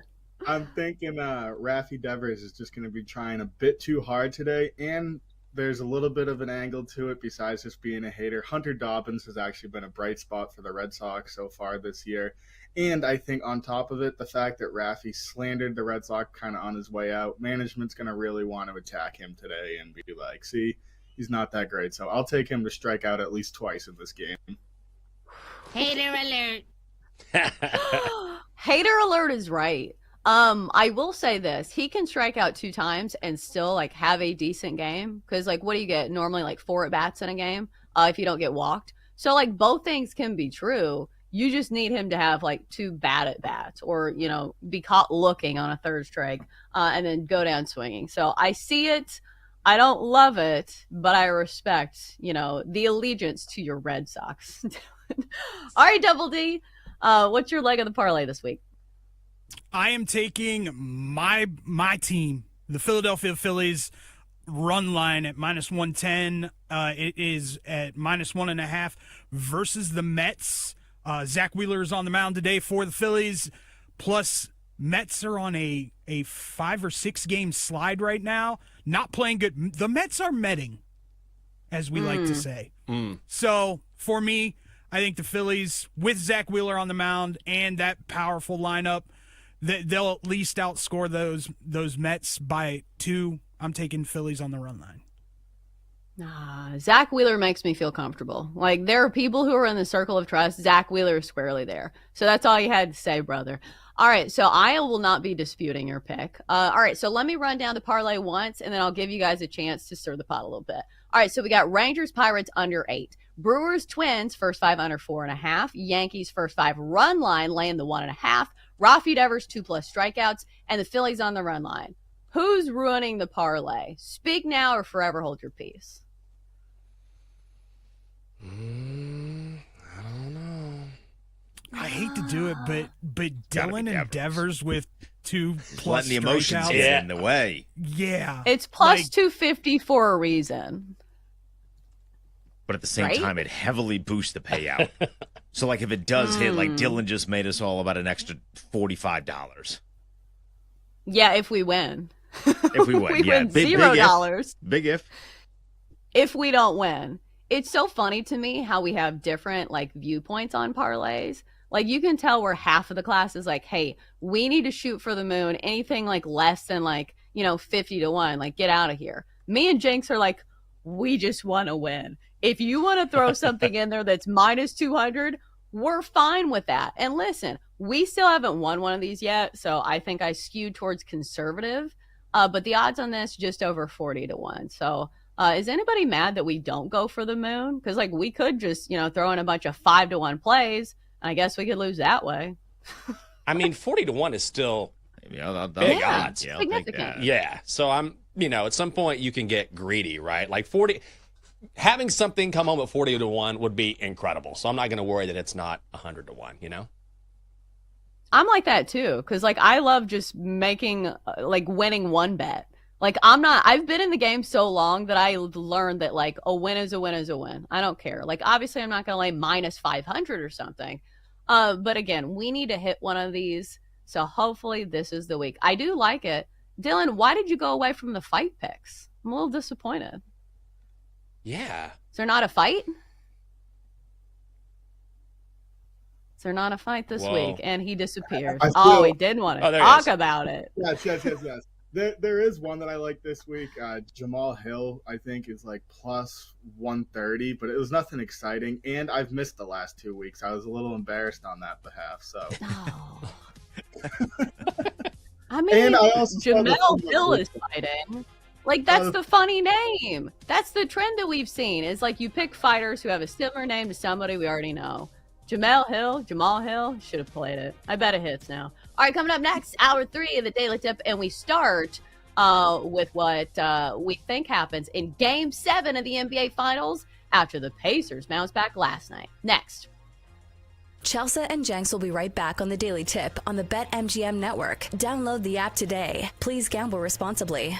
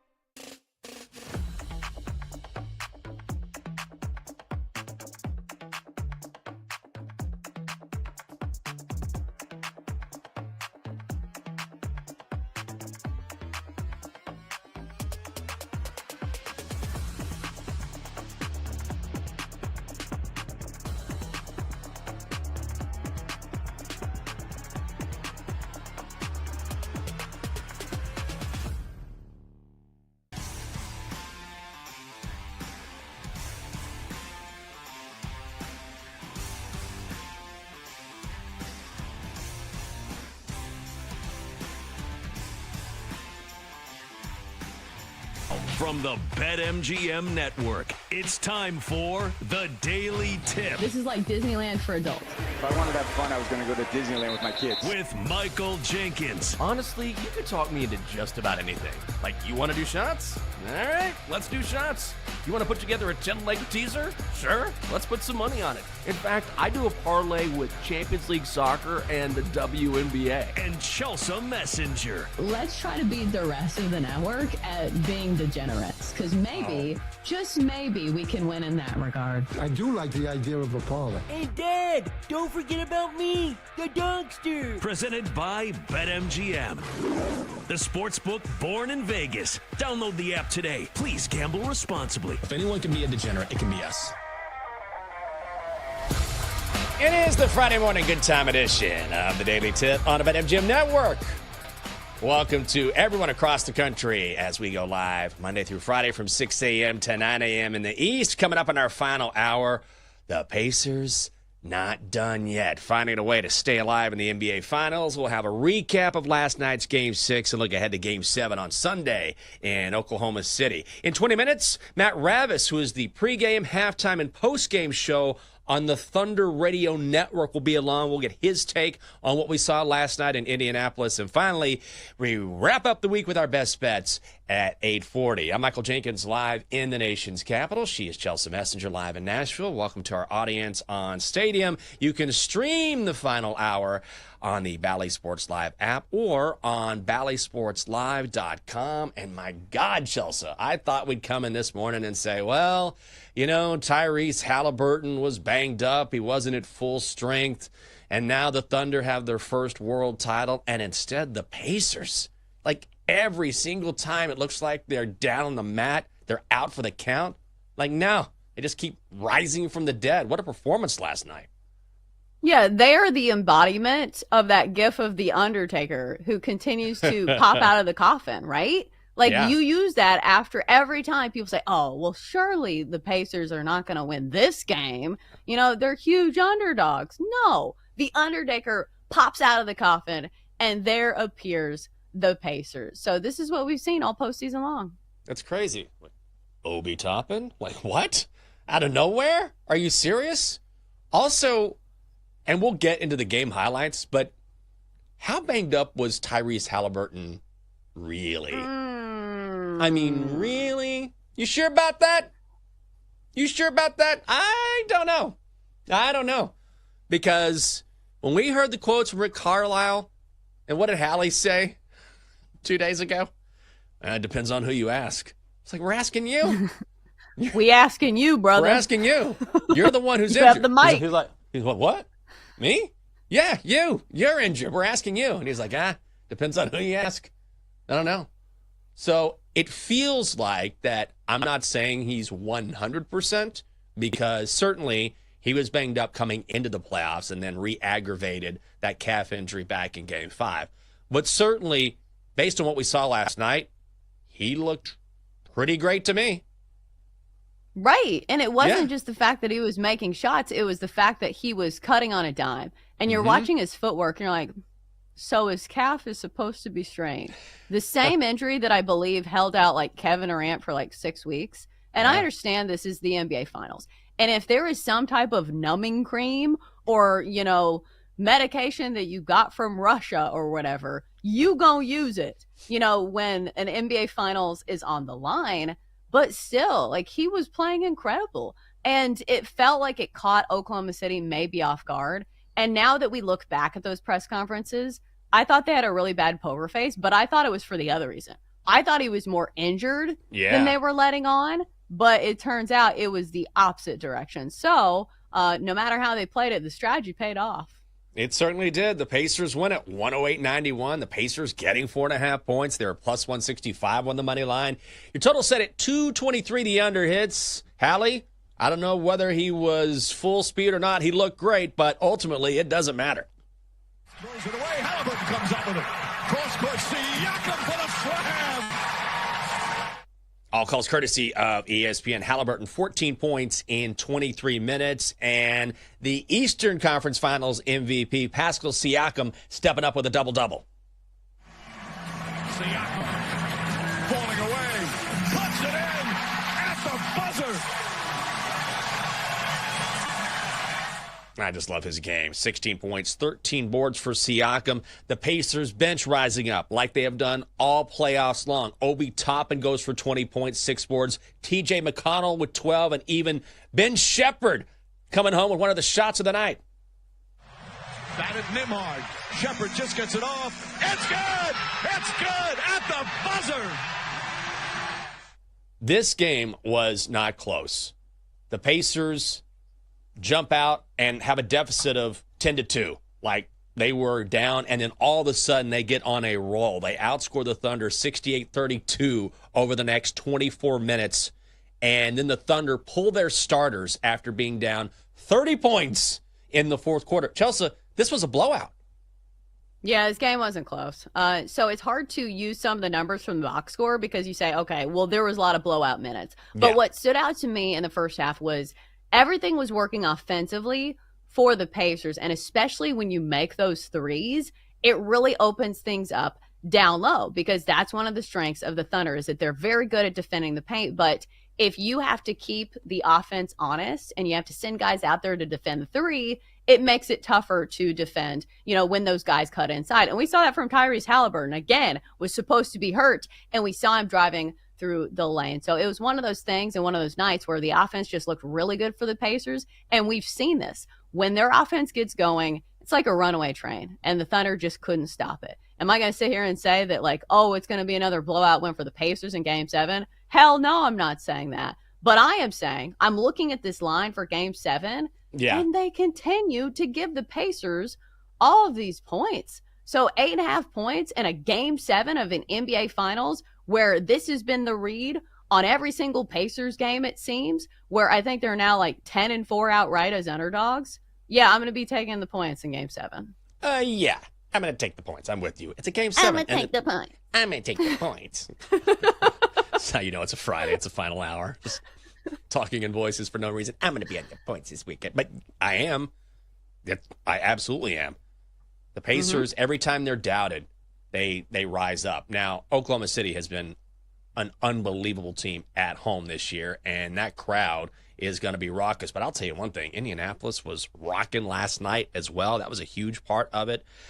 I just think that when you look at this series, it has been so – hasn't this series been better than we anticipated? I know a lot of people who saw Pacers Thunder weren't necessarily excited, but the doubting of the Pacers is over. It should have been over a long time ago. And I shouldn't have doubted him last night, but the whole Halliburton thing is a real factor that you have to consider. But win or lose, the fact that the Pacers have gotten this far, have forced a Game 7 on Sunday against the Thunder, who have been the favorites to win the NBA title for the majority of the season, I think outside of the Celtics.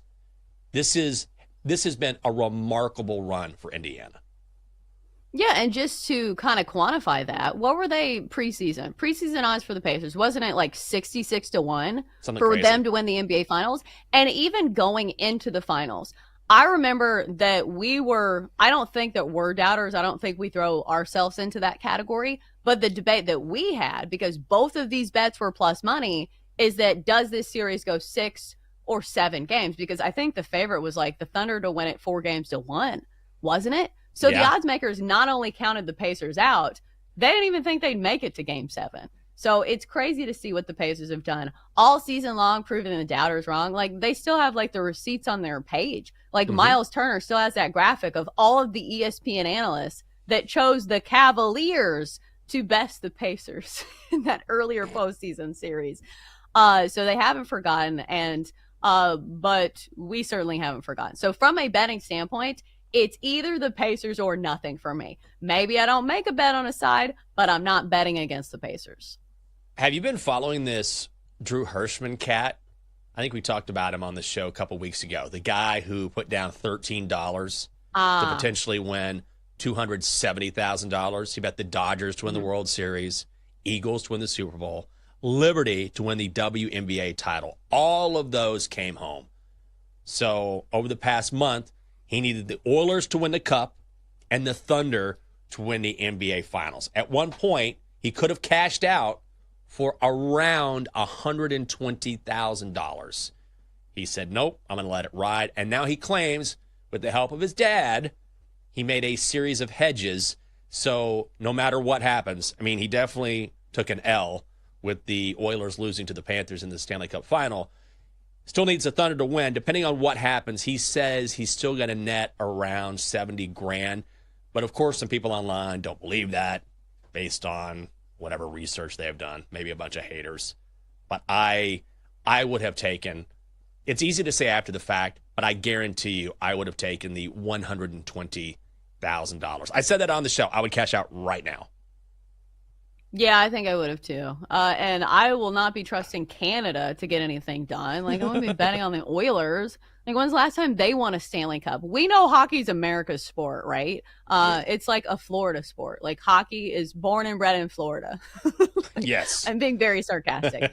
But there are some people saying that, like, the sports book is using this for promotion, which, think about it, is a smart play because this is what people love to see in gambling. They see that one person that wins a huge parlay. They're like, that could be me. And you're like, no, it's like winning a lottery ticket. Like, you see those billboards of the people who win the lottery. It's not going to be you, fam. You can play the lottery, and at least, you know, that money goes to education, at least here in Tennessee. But you get what I'm saying. So maybe he didn't get as much money from the actual payout. I would not be surprised if he gets some, like, kickbacks from the sports book. I think that's exactly what's going on, and a lot of people have posited that theory. I think it's probably spot on. It reminds me of Deal or No Deal back in the day, where people forget this is real money because after a while, it's just a number, right? And it feels like it's intangible. So you'll see, all right, you've got $265,000 you can take home. Deal or no deal? And they're like, nah, no deal. I'm like, what are you doing? Take the $250,000 right now. Like, this is real money you can have. And I understand that you want to max out the value of any parlay you might potentially hit. But this just goes to show, while parlays are fun, they're super difficult to hit. So if you can get a good payout, again, it's easy to say after the fact, just be careful about chasing that max play or that max result because those are really difficult, even when things look like they're going your way. Yeah, that's why you see us making minus 120, minus 140 bets. Like, I'm sure there are people sitting at home thinking, like, these are the most conservative gamblers I've ever talked to. Because usually people who love gambling, they're all about the parlays. But listen, PSA, the sportsbooks make the most money off of parlays for a reason. So as fun as they are, just remember, bet on them wisely and don't expect to be paying your bills based on a series of parlays. Like, maybe there's one person that did it. Well, my buddy's dad, accountant, did it. Okay, well, we've all heard of that one person. It's probably not going to be you. Nah, that's true. That's why you just put a little sprinkle, you know? Not too much. Not too much. We do get a Game 7 on Sunday. Of course, it's on Sunday. Come on. Adam. Boo. Boo. Adam, of course, I'm talking to Adam Silver. We're on a first-name basis. Why can't this be on a Saturday? Fine, it's a Sunday. The Thunder laying 8.5 points. The Thunder minus 375. The Pacers are plus 290. Your total pretty low. Lowest of the series, but it's a Game 7. 215 and a hook. Home teams straight up in Game 7s all time are 15-4. One guy who has been a bit of a disappointment in this series for Oklahoma City is Chet Holmgren. Had 4 points in Game 6. Averaging just over 11 points per game in this series. He averaged 18 points in the Western Conference Finals.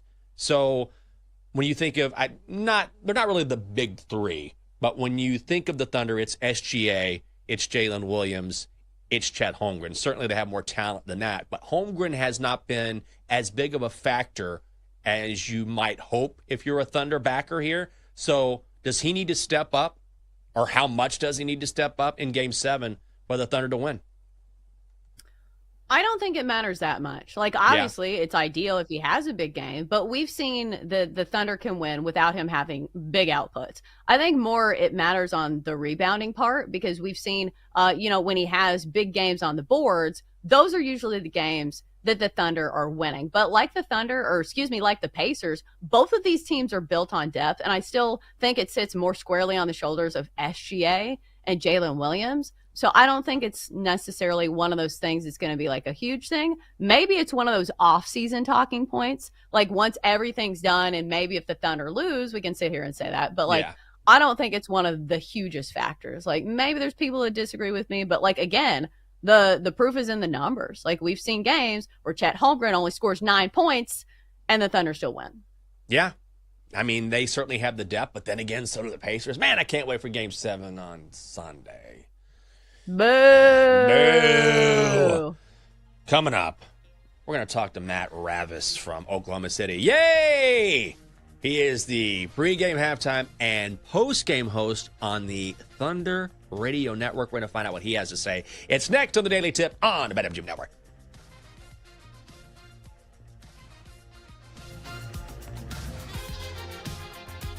Chelsea and Jenks will be right back on the Daily Tip on the BetMGM Network. Download the app today. Please gamble responsibly.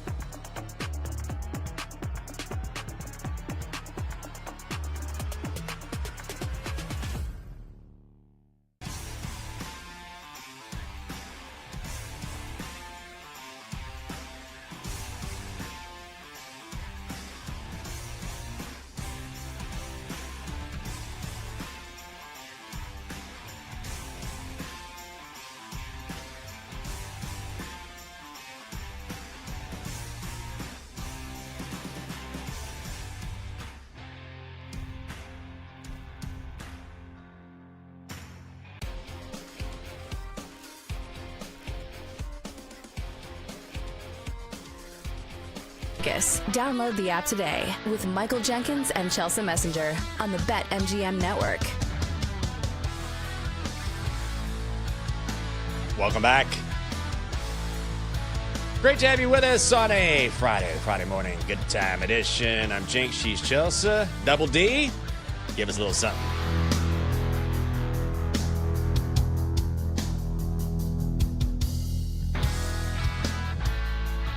Always great to have you with us live across the country. Coming up in a couple minutes, the Thunder still have a chance to bring home a world title, but they'll have to do it in a Game 7 back in Oklahoma City. We're going to chat about it with Matt Ravis, who is host of The Drive on the Sports Animal in Oklahoma City. Chelsea, you know what? I want to own my own bar. I just decided this last night. This is going to be a long-term goal of mine because it was. Were you around when it was just like torrential downpour? Oh my God! Oh yeah, we were going out for my wife's birthday and it just started pouring. And we're like, all right, we'll hang out for a little bit. We ain't leaving yet. There was like a 5-minute spot between these sheets of rain and wind. And so the lovely Catherine has been off the past couple days. She's like, let's go down the street, get a drink, and just kind of like hang out. I was like, cool. So we go to our favorite bar, and because it's rain, there's nobody there. It was like we own the place. It was incredible. So it's just us two and our favorite bartender, and we're just sitting there chilling, watching sports, having drinks, hanging out. And I was like, God, if I owned a place like this, I'd be here all the time. I mean, they need the business, so it's not great for them, but it's great for us. One of these days, I'm going to do that. I'm going to have my own bar.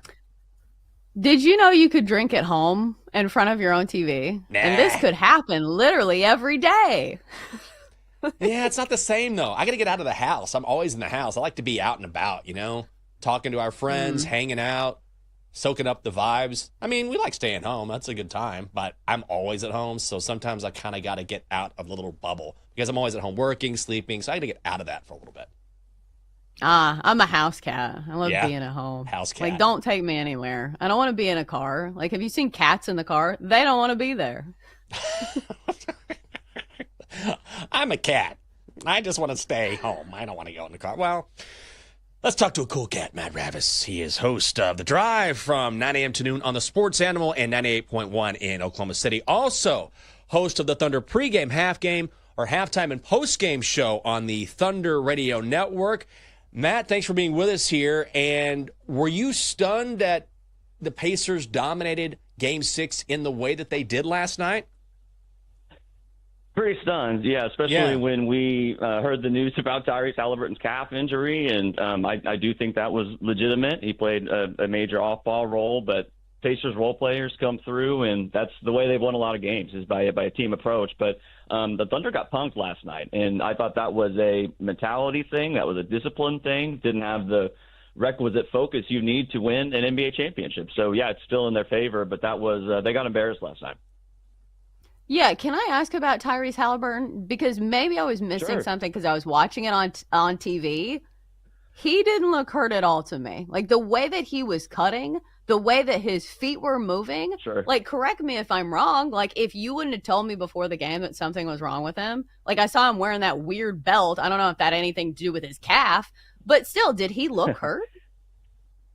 It's a great question, and these things we try to play the doctor from afar, and it always gets me into trouble. But I really did see a shift in the way that he plays because there were on-ball moments for him. That pass to Pascal Siakam just before the half. I mean, that's a play that will live in NBA lore if the Pacers go on to win that thing. And that dunk from Siakam just incredible. So I do think he's dealing with it, but I think you've got to give credit to the training staff. You got to give credit to him and Rick Carlisle, man, for having the fortitude to put him out there in a compromising situation. So I do think he was hurt, but was able to make an impact regardless. So, Matt, you never want to suggest that a team, wasn't prepared or wasn't motivated, but did they maybe take the Thunder, maybe take the Pacers a little bit more lightly because of the possibility that Hallie wasn't 100%? It could be at times in this postseason when they've lapsed. It's been their mentality, it's been their mindset. And when you look at the scope of NBA history, you guys know this. Young teams this young, they typically don't get to this level. They don't have a chance to win an NBA title, and part of that I think is experience. I think part of that is being there, having been humiliated, and learning the lesson the hard way. So I think you have to say there's probably an element last night because they didn't bring the right mindset, which is kind of mind-boggling in game 6 of an NBA Finals. Yeah, we've seen a lot of trends, like simply from a betting standpoint. We're a betting show. And one thing we've noticed during the regular season and the postseason, the Thunder have been incredible coming off losses. Do we expect a better performance? Obviously, it's Game 7, one would think, but this is a trend we've seen all season long. Do you expect the Thunder to win Game 7?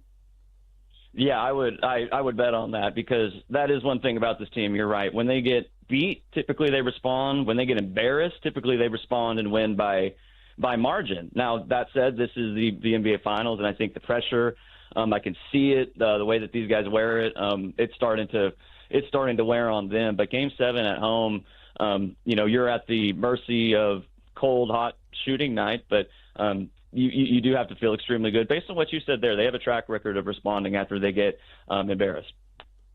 We're talking with Matt Ravis. He is host of the Thunder pregame, halftime, and postgame show on the Thunder Radio Network, also on the Sports Animal 98.1 in Oklahoma City. Matt, Chet Holmgren has been okay in the finals, very good in the Eastern Conference Finals or the Western Conference Finals, but hasn't necessarily lived up to the standard he has set throughout the season.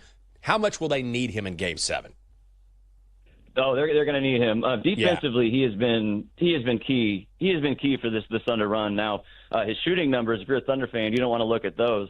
He and Miles Turner, I think, are actually having a competition to see who can have a worse series, which is kind of, I didn't expect to see that. So they're going to need Chet Holmgren physically, just getting repelled, bounced off of defenders, getting punked in ways last night. You can't have that happen. And he's a guy who I guarantee you these next couple of days when these coaches, when Mark Daigneault's asked about it, when Shea is asked about it, when Jalen Williams is asked about it, they're going to tell us he's the last guy that we worry about because he can course correct. And for his part, he took blame last night, just like every Thunder player did. So he has to be better defensively and especially offensively because shooting as poorly as he has so far in the NBA Finals is historically bad. So it seems like you're going to be on the Thunder to win the NBA Finals and win Game 7. What's the case for the Pacers, though? I will, but very, very nervously because, I've got some contradictory thoughts here because like what you said a minute ago about the return for the Thunder and the comeback for the Thunder, but at the same time, this is Game 7 of the NBA Finals. That said, momentum has not really been a case in this series. You would think it would play a part in this series, but really just when you think one team has seized momentum, that's when the other team comes up. So I would not count anything out for this Pacers team, especially on the road. And, they're at the one team or the other is at the mercy of some role players going off of the bench or the big three for the Thunder going off, for example. So I would not count this Pacers team out whatsoever. What they've done in this postseason is legendary. Matt, when you look at Game 7, what's the one thing that needs to change for the Thunder? Even though they're great after losses, what's the one thing you would say has to change for them to win? I think the half-court offense, which, in Game 4, I know the Thunder were able to do some things with Shea and Jalen Williams late in the game, and you had the Jalen Williams 40-piece followed up by a minus 40 in Game 6. But Shea was really good in that game as well. And those guys are going to have to be flat out a whole lot better. Those guys are going to have to provide better scoring, better defense, facilitate the ball a lot better because the half-court offense in Game 4 was very brutal. And I saw a lot of things like that in Game 6. No ball movement, no focus, no intentionality. The Pacers defense dialed back their full-court pressure and completely stymied the Thunder. So they have to find some good looks, generate some good looks in the half-court offense. Yeah, normally if it's a Game 7 and you have the MVP on your side, I would say, hey, the MVP is going to have to go off in this game for the Thunder to win. And maybe that's the case, but I feel like the Thunder are such a deep team. Right now I'm looking at the points prop. For SGA, it's sitting around 34.5. Does SGA have to have a big game for the Thunder to win this? He knows it. I think he came out early in Game 6 trying to deliver the knockout punch, and that's such a tough balancing act for a superstar. Is when do I take over? When do I involve my teammates? He's kind of a guy who likes to feel his way into games and kind of feel what the defense is throwing at him, and he typically has better scoring quarters late in the game. So if the Thunder want to win, and you guys know what the odds are, I think 34 is going to be a number that Shea will have to hit. And it may not be the most efficient night ever, but it's going to be, I think, a rock fight. I think it's going to be a blood and guts type of win, and that's the type of performance you need from the MVP. Matt, just from a macro perspective, the fact that the Thunder are here is really a credit to Sam Presti, because we sort of all saw this coming, right? Like, eventually these guys are going to come together and compete for a title. How have you seen this team grow over the past couple of years to get to this point?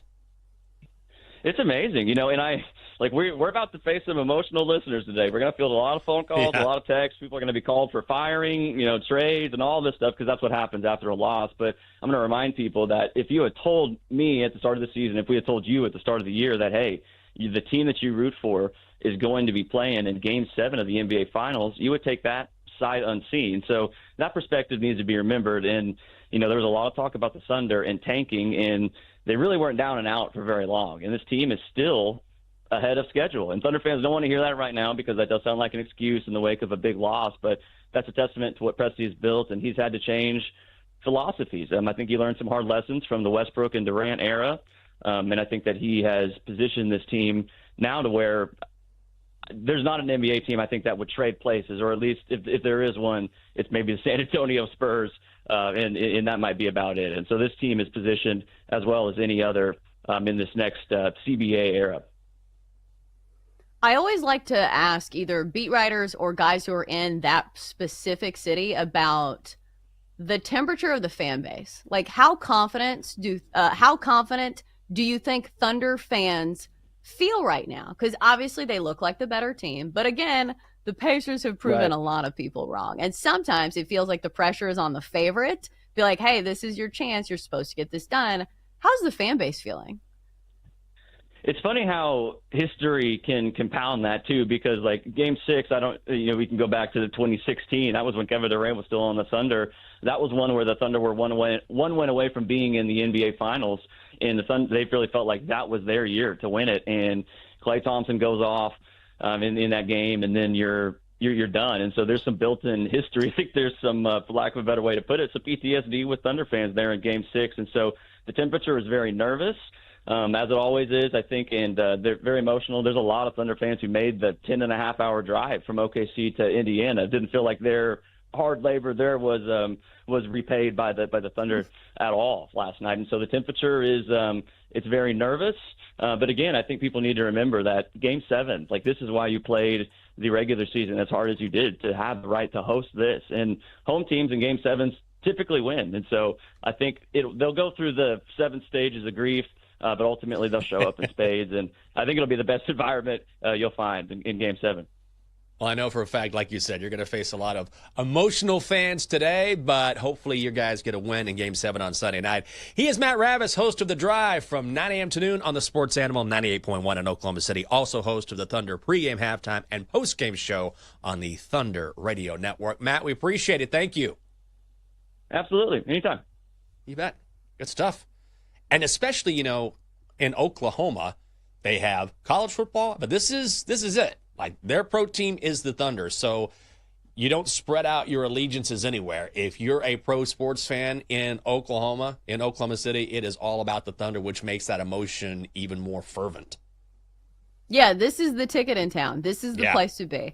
And it almost feels like if they win, it will be a sense of relief as opposed to, like, jubilation. Almost like it was last year. Like, remember with the Celtics? It was like they were expected to win. And it was like, okay, we need to win. Okay, we won. Whew.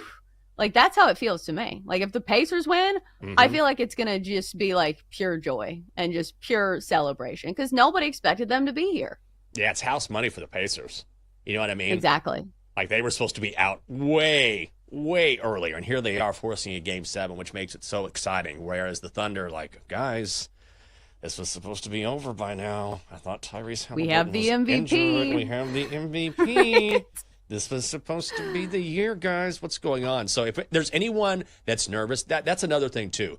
The pressure is all on the Thunder. They were supposed to win. They probably should have gotten a win. Let me put it this way. They shouldn't have gotten blown out in Game 6. Let's put it that way, right? It looks like maybe they thought Tyrese Halliburton was not going to be 100%, so maybe they weren't as motivated as they should be. But they've been the favorites all year long. This was supposed to be the year where they took that next step. They've done it. But here they are, and they've got a Pacers team with absolutely nothing to lose. So if anyone's feeling it and will feel it on Sunday night, that's going to be Oklahoma City. And then I'll feel it the next morning because this game's on a frickin' Sunday. Almost actually said the F word there. God, Michael. Whoopsies. Okay. Whoopsies. Sorry, gonna get fired. Coming up next, it is a Friday. That means we need to make you some money before the weekend. It's Chelsea Messenger and Michael Jenkins. We're going to wrap things up on the Daily Tip on the BetMGM Network next. Coming up, Jenks and Chelsea give out their best bets here on the BetMGM Network, presented by BetMGM, the sportsbook born in Vegas. Download the app today. Please gamble responsibly.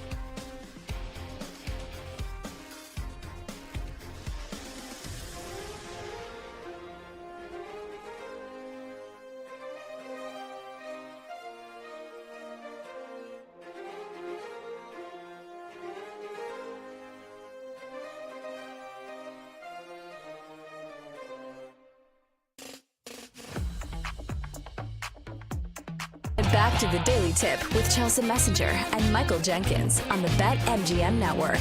Presented by BetMGM, the sportsbook born in Vegas. Download the app today. Please gamble responsibly. It is the Daily Tip on the BetMGM Network. And you know it, the Friday morning good time edition. Do it, Double D.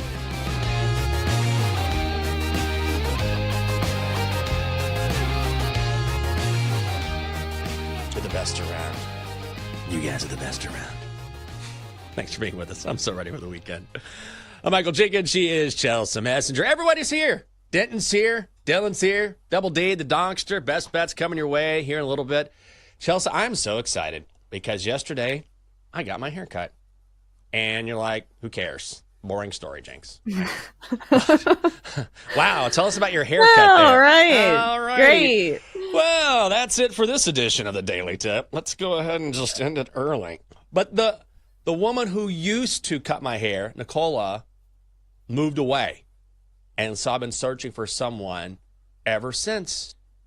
And yesterday, I go for the second time. Now, full disclosure, I decided, Dylan put in the chat, the classic, did you get them all cut? It's a classic. Good dad joke. I decided, all right, I got down to Navy Yard early. So I went down the street and I had a martini on an empty stomach. I just had one. I was like, I'm feeling pretty good. Let me get my hair cut. So I'm sitting there getting my hair cut. And one thing I like is that whenever I go, they play a lot of R&B music, a lot of old school R&B music, which is right up my alley. So we're sitting there. I'm feeling pretty good. We're having a good conversation. And all of a sudden, Whitney Houston comes on. And she starts singing along with Whitney Houston. I'm feeling pretty good. I start singing along as well. So she's cutting my hair, and both of us are singing, I get so emotional, baby. We're singing Whitney Houston together. We bonded yesterday. And I got a good haircut. Now I found my person. All is well in haircut land. Well, I'm glad I had a happy ending because listen, when you started the story off by saying, hey, I started drinking and then I went and got my hair cut and then she was singing, I was like, oh no. Like, because I feel like I want to go to a hair appointment sober because I need to know what they're up to. Like, I can't be drinking. Like, yeah, that looks great. Go ahead and give me a pixie cut. No, I feel like this is one of those things where there is too much to lose for me. So I got to go sober. I mean, I wasn't drunk. I just had one drink. I was just feeling good. So I would not go to an appointment like that. But I was like, I'm having a good afternoon, feeling a little loose. And we're just kind of singing together, and she crushed it. She did such a good job. And then she was like, you're so easy. I was like, no, you're doing a great job. I appreciate it. But it's hard for me to find someone because, as we know, I'm sort of OCD. So finding someone that I sort of trust is hard to do. But now I have someone in the circle of trust. And it's been like a 2 or 3 month journey for me. So maybe the key is you toss one back and you roll the dice. And did you start singing that at the end? And she carried you like the bodyguard? I tried to not be too. It was kind of subtle. We weren't like belting it out together because there are other people in this, in this salon also getting their haircut. So so it wasn't all of, just like us two. But, we're just kind of having a moment. It was a good day. So what about you? No wine cuts? Toss a few back and you say, just give me a bob. I'm tired of messing with this mane. No, like I said, stone cold sober. I don't drink that much anymore. Like the only time I drink is like when I visit DC or when I'm around you guys. And then I drink enough for like the next calendar year. Well, that is true. When you were here, holy Lord, that was quite a time. Quite a time. I knew when people said before that trip, Jinx is the dark horse. I'm like, I'm the dark horse? Like, I'm the dark horse? And I still believe it. Well, listen, Jinx, I have a bone to pick with all these people in this airplane discussion. They're like, oh, if you want to drink, sit next to Sammy P. I am pretty sure that you went and drank for a drink with Sammy P. In fact, I think we stayed at the bar longer than him. So I know that he's the favorite, but take the name off the back of the jersey for a second. If you look at the numbers, Michael Jenkins is right there. Wow. Tell you what, that last night. I have one picture. I have a picture from the very end of the night because I remember I was like, I need to get this moment. It's pretty amazing. It's pretty amazing. What's the picture of? The picture is the remnants of the evening. and it's Andrew, Horvat, and Sammy P. Like, Sammy P is almost out. Horvat is having a discussion with Andrew, and Andrew's like looking at him like, which is how Andrew always classic. Like, and it's just us four. We're like hanging out, and there's a little sports on, but the bar's like cleared out. I'm like, I love this. It's just us hanging out. So it was a good night. That's what I'm saying. You were Night. there. That was a great night. Yeah, I was there. What a night. Hey, what a show coming up next on Bet Sweats. Joe and Sammy P will recap last night's Game 6 of the NBA Finals and look ahead to Sunday's Game 7. Chelsea, it's money-making time. Time to place your bets. Chelsea, you were undefeated this week, by the by. So how about a perfect week? How about a knock on wood? Once again, we've got to offset that. But listen, we have some detractors that are like, you guys have all these dumb stories and not enough bets. Listen, for the record, I want to do the quick math here because we are a blistering 14-3 in our bets. So if you want to talk about our dumb stories, go ahead. But these bets have been red hot. All right, best bet of the night for me is one bet and one bet only. We're going with the under between the Rangers and the Pirates. So let's start off by saying Jacob deGrom is pitching for the Rangers tonight, and he's going against the Pirates, one of the worst offenses in all of baseball. And listen, this has been a trend if you've been following the Rangers, one of the hottest teams to the under all season long, under record of 50, 24, and 1. Oh, by the way, the Pirates are an under team as well. If you look at them on the season, 44, 30, and 2. The Rangers offense has not been great either. Both these teams sit in the bottom 10, so I don't care who's starting for the Pirates. I think it's Mike Burrows, who actually has good numbers. We're going to go under 8 between the Pirates and the Rangers for minus 140.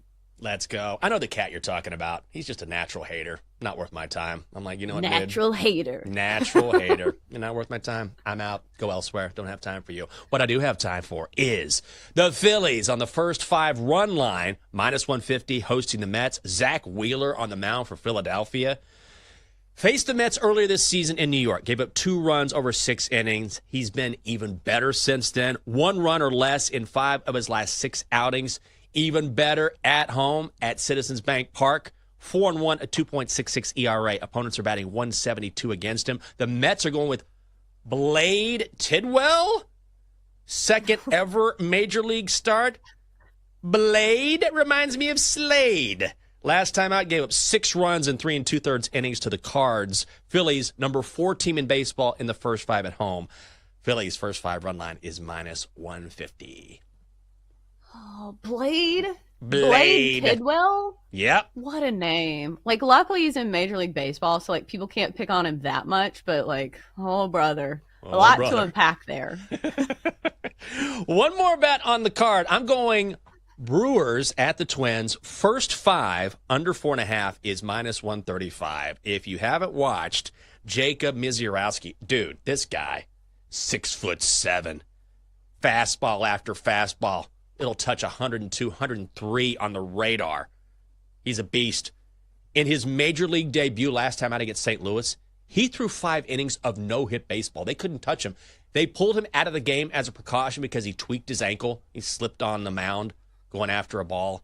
And then after the game, he said, I'm totally fine. So he's going again tonight, taking on Joe Ryan of the Twins. And Joe Ryan has been great, 7-2, 2.93 ERA this season. The last time he faced Milwaukee back on May 16th, 6 innings of 2-hit baseball. These are 2 of the best under teams in the sport, but I'm going to lean on these 2 starters. First 5 under 4.5 is minus 135. All right, we got to get to our good friends at Bet Sweats. Before that, we have to find out what the Dogster is up to because he's been sitting here all show. He's ready for the weekend as well, and you know he has a bet. Dogster, how are you? Good morning. I heard you guys talking about the Cowboys cheerleaders. I normally don't take a big stand on this show, but the fact that these lovely ladies haven't been getting the money they deserve is so unfair. Is that right? Yes, and if any of them need a sympathetic ear, I'll be happy to listen. I'm sure you would. Chelsea, does Jake have any videos of the honeybees he could send me? No, but Google is free. It's just that I'm such an advocate for women. I want to make sure they're also getting paid appropriately. Donkster, you're not fooling yes. anyone here. Honeybees, time to pollinate. That's what I thought. Okay. What's your bet? Astros, Angels, under 8. Okay. Well, that was quite the journey. What is coming up next on Bet Sweats? I love this show. We love Joe. Oh, Joe Ostrowski. Good morning, my friend. How are you? Yeah, I'm sure the first thing that you do on a Friday after wrapping up the work week is I'm going to listen to Bet Sweats for a few hours. Locked in. I'm not leaving the studio. I'm going to stay right here the whole time. Yeah, exactly.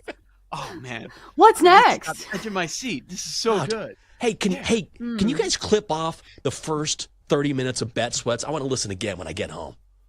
Yeah. On my prep. Yeah, I'm sure that's what you're doing all weekend. I was late to the party on all it because I missed it last week. But Chelsea, I was looking around on the plane options. Between me and you, it's not the worst option. When you look around, it's like, no. Well, we want it to be the worst option, right? I don't want somebody sitting next to us. And I feel like there's nobody on our network that gives off a don't sit next to me vibes better than us two. Am I wrong? No, you're not wrong. And I think I do that in real life as well, not just this fake plane that we're flying, because I lucked out both ways on my trip last week, including on the way home. The only open seat on the entire flight, the middle seat next to me. So that's a great thing. Yeah. You know what I would do? Vibes? I don't know. Whatever it is, I love it. If we were on that plane and that middle seat between you guys was open, I'd sit between you and be like, "You guys seem bored," and you'd be like, "Oh my god, no, leave us alone." Wow, is this seat for me? Yeah, I get kicked to the back of the plane. Joe, locked in for the next 3 hours, baby. 4 hours, let's do it. Let's go all day. That's what's coming up next. Okay, you too. That's it for this edition of the Daily Tip on the BetMGM Network. For Chelsea Denton, Dylan, David, Double D, Dykstra, and the Donkster, I'm Michael Jenkins. Have a great weekend. You've been listening to the Daily Tip on the BetMGM Network. Download the app today. Please gamble responsibly. If you missed any of the show, listen back anytime on the new and improved Odyssey app.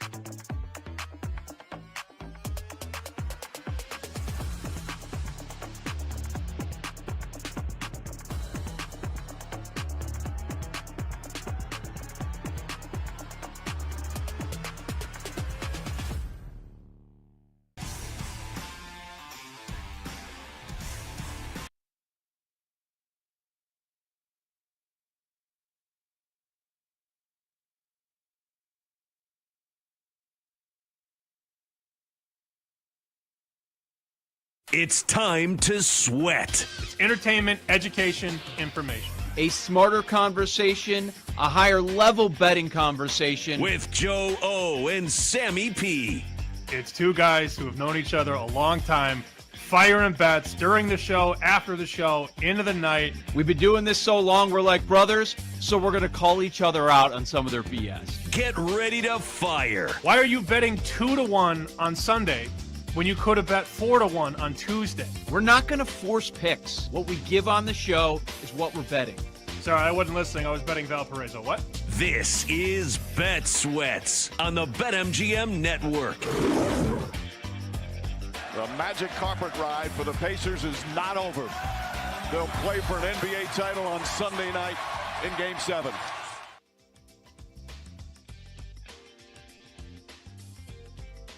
Not a lot of people had that one. Joe O, Sammy P with you on a Friday, getting you set for the weekend. And yeah, the Pacers win in convincing fashion, to say the least, and they're going to force a Game 7 going down on Sunday night. Welcome into Bet Sweats. Joe O, Sammy P. We're here the next 3 hours. We're here weekdays, 9 a.m. to noon Eastern Time. BetMGM Network, BetMGMNetwork.com, the BetMGM Network page for YouTube and Twitch to watch the show. And our show X account is Bet_Sweats, Bet_Sweats. Now, normally this is when I come out and I say, all right, this is the plan. I have a rough idea what the plan is. Do we have a rundown yet? I know Paul's outside of the country. I was looking earlier, and it was saying that Michael Felder was coming on again and previewing game number 6. Okay, we got it updated now. I think we do. All right, good. You good, Sam? It's Friday, buddy. We can mow the lawn on a Friday. Corby's on today. I do know that at 10 o'clock. He sent me. It says Nick Friedel's coming on again. There's a rough draft of what Corby wants to talk about. He's got a long shot for Heisman. He's got a value shot for number 1 seed. And he's got a season win total that he absolutely loves. I also feel like we have to ask him at some point about Kent State. Over under 1.5. How does one handicap that? What do the numbers say about Kent State? What is the true number for season wins? I will ask him that. Yeah, I'm looking forward to that conversation. Is Campy coming on? Because I think we talked about it. I don't know if he's on. Don't know. Do we know what's happening on the show today? It's Friday. I get it. We'll figure it out. You guys will find out when we find out. All right. Yeah. If you turned it off early, that's fine. We understand. No reason to really stay up that late. Not that it was up going on too late, but Halliburton, all that chatter about Halliburton, everything he's going through to get ready for the game, looked just fine. They didn't need him for the entire game. Your points prop gets over the number. It was pretty close. Good call by you. You know, if you get a full game out of him, it's much more. But just as the facilitator, he looked really strong. But so did a lot of guys. We always talk about those role players stepping up, the quote, others stepping up. There's a ton of them that did their job and then some last night for the Pacers. He came out firing, which was sort of the handicap, that he was going to be better health-wise than people thought. And the first point of the game was a Halliburton free throw, which made me very excited. He got to see the ball go through the cup right out of the gate. There was a dead ball foul away from the ball. They were trying to inbound the ball, the Pacers, and somebody on OKC just plowed like a football player right through the pack. So the officials called the dead ball foul. Halliburton goes to the line, and he sees that first one go through. And then he started chucking, man. He took a 3, bricked. He went to the lane a couple times, brick, but he never really stopped. Ended up taking 12 shots, made 5 of them, 3 of those from downtown. Finishes with 14, but he didn't really play in the fourth quarter. Right. So I don't know that, some people would say, well, you got lucky. I guess you make your own luck in this game. I didn't go over 16.5 or 18.5.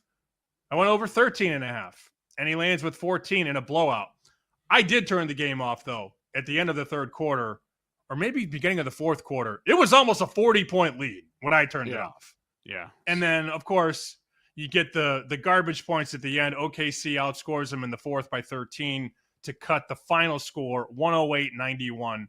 The deadest under that we've seen all series. Didn't even crack 200. Lands on 199. Awesome defensive performance from the Indiana Pacers. And a game that OKC didn't really show up in. SGA had 21. Jalen Williams only had 16. Chet was a freaking shadow out there. 4 points and 6 boards. Lou Dort made 1 shot from 3. Hartenstein finally had a nice game for his standards. He had 10. Nothing from the bench, really. Isaiah Joe had those late points in the fourth. But this was a whooping by Indiana.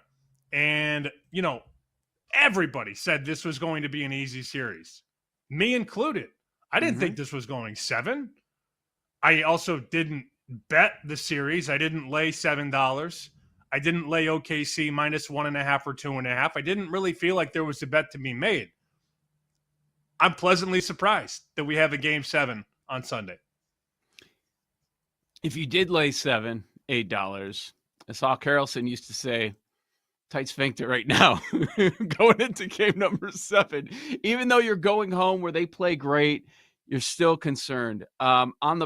First off, on the side and total, and you're right. Like, the final score doesn't do it justice, what we saw last night for 3 quarters. Like, okay, you got meaningless points at the very end. The 3-pointers end up looking a little bit better than reality for the Thunder because they had some meaningless scores at the very end. While the side and total have been pretty tight throughout the series last night, that's not the case. They covered by 22.5 at the final score. They should have covered probably by 40. They were at some point in the game. And the under hits by 24. And it's a low number. We'll get to the total for game 7, which is, whoa, the bottom fell out. Let's just say that after last night, and then you get that game 7 situation. But in addition to Halliburton, there were so many guys that deserve a piece of credit for that win last night for Indiana. Obi Toppin coming off the bench with 20 and 6 in 23 minutes. Oh, does the media, does that fan base love McConnell? And that was a guy that we talked a lot about yesterday. Oh, do they love him? He just barely got over on the points also. Very similar to Halliburton, 12 points, but his impact was felt elsewhere. That dude grabbing 9 rebounds. That guy with 4 steals, 6 assists. He was everywhere. You've got to give him his credit. And like, I was going back and forth. Okay, which of these guards are going to step up? Which one will it be? Which one won't it be? Nembhard did. Has not over the last few games, but Nembhard pours in 17. And then the most popular player prop in this game when we wrapped yesterday was Mathurin. He was by far the worst player on the entire team. Like, it wasn't even close. It was amazing that it was an outright domination, and he was minus 18 plus minus. Like, how are they up by 31 at one point in this game, and Mathurin is negative 18 with only 2 points in this game, Sam? That was hilarious that he was so popular. We couldn't figure out why. Jake even threw it in a nickel or dime question, and then he's the only Pacer that seemed to do absolutely nothing. Very funny. I texted you last night and Jake. Mathurin has 0. And I think he got a couple. Yeah, he had 2 points because he's out there in the fourth quarter. I honestly don't even count the fourth quarter. Does it really matter? No. Does it matter when nobody cares? Not really. Nothing learned in that fourth quarter. Pacers were pulling all their best players, end of the third, beginning of the fourth. Very funny that the room comes out hot. Mathurin over. What was the number again? Wasn't it like 20 and a half 10 and or a half. something like that? Oh, 10 and a half. Okay. They had a bunch of guys 10 and a half. Yeah. Didn't clear any of them. I mean, didn't clear 4.5. Didn't clear 8.5. Yeah, whatever. I laughed when I saw that one. But the McConnell one, he balled in the first half, to your point. And remember, OKC jumped out to a 10-2 lead. And you're thinking, uh-oh, here we go. And then Carlisle made a couple changes substitutionally, and McConnell got that steal. That sort of swung the pendulum. He got that steal on the other side of the court, on the other side of half court, and then found Obi Toppin, who drilled a 3, and then they started to get going. So I don't want to say that one play changes a game, but that steal into the 3 woke them up. and you give them full credit. I went back and looked at some of the numbers they've covered at so far. Not only covered, but won. Let's look at some of these numbers. So they beat Milwaukee as a 6-point dog, a 4-point dog, an 8-point dog. Beat Cleveland as an 8.5-point dog, 5.5-point dog, 5-point dog, 8.5-point dog. Beat the Knicks as a 4.5 and a 6-point dog, and then have now beaten Oklahoma City as a 10-point dog, a 5.5-point dog, and a 5.5-point dog. Just think about the money you'd be making if you were taking taking Indiana to win those games on the money line. And the truth is in the number. First couple games in OKC, 10.5, 11, 11.5. Here we are heading into game 7. BetMGM has 8.5, depending on where you shop. So the adjustments have been made. This team has been so profitable as an outright underdog. It's one of the greatest runs we've ever seen in the playoffs. Mm-hmm. And shockingly, OKC's been terrible on the road. ATS. Like, they've won games, but they're such a heavy favorite in these games that they're not covering the point spread. They end up losing last night, of course. Couple of big numbers on the OKC side that are pretty startling. 21 turnovers for the Thunder. That is only the second time in 104 games that the Thunder have had at least 20 turnovers. 21 turnovers, okay? So a rare occurrence for them. There's a lot of chatter about J-Dub being the MVP for the finals going into yesterday. A whole lot of chatter. And we were saying, no, the price is probably short on SGA. It's going to be SGA as long as the Thunder win the title. And Jalen Williams last night had the worst plus-minus in finals history ever since they started charting play-by-play data. Minus 40. That is the worst we've seen in finals history. He ain't winning the MVP. I don't care what happens in game number 7.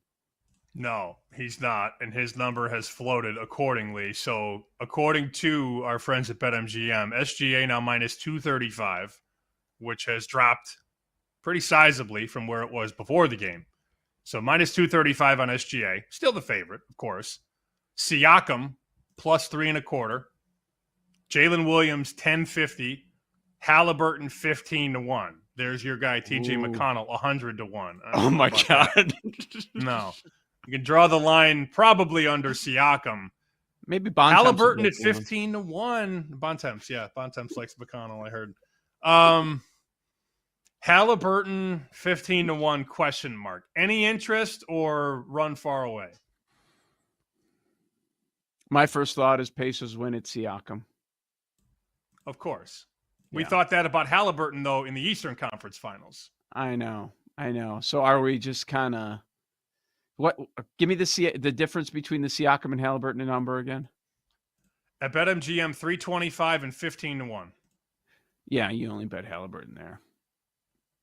How is this game remembered? The game they had to have. Is it more of a Halliburton or Siakam story?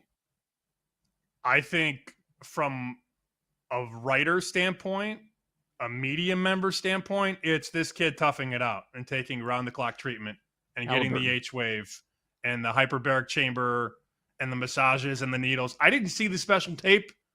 I heard about special tape. I was promised special tape. I got no special tape. At least I didn't see it. Maybe it was Gorilla tape under the shoe. D Rose used to do that kinetic tape that would be all over his body and you could see it. I didn't see the special tape. I love me some special tape.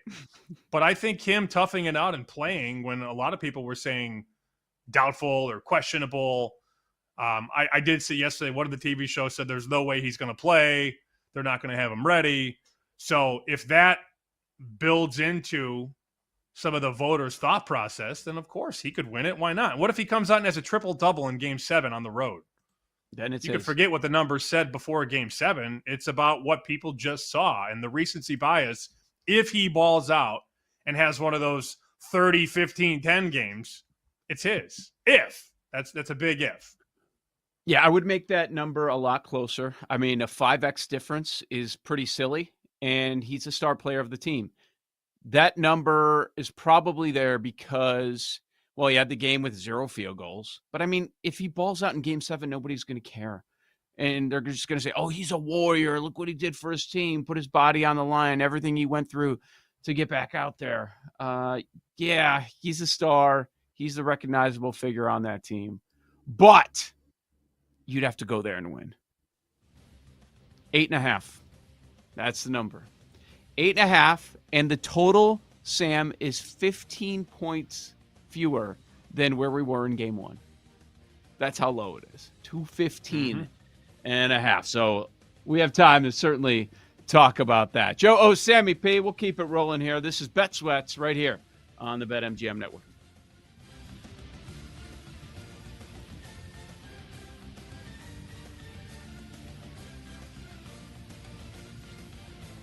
You're listening to Bet Sweats with Joe O and Sammy P on the BetMGM Network.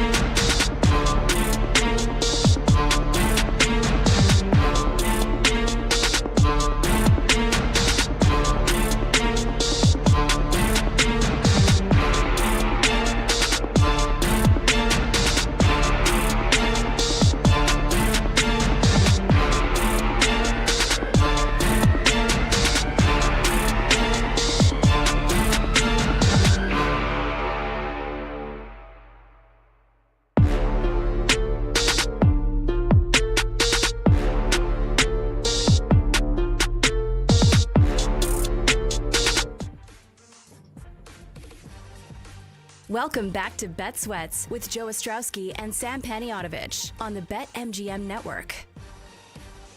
So there will be a game number 7 NBA Finals going down on Sunday night. Your number, OKC minus 8.5. Total 215 in the hook over at BetMGM. You want to go money line? Well, you're going to have to pay the piper if you want OKC. It's minus 375 over at BetMGM. But I'll take Indiana getting nearly 3-1. Joe, Sammy P, Bet Sweats, Bet_Sweats on X, Sam at SP Shoot. I'm at Joe Ostrowski. Thanks for hanging out on this Friday morning, getting you set for the weekend and almost the end of the NBA season. But I say that knowing that we have the NBA draft, 4 days after game number 7 in the NBA Finals. Are you shocked that we're here, that we're getting 7?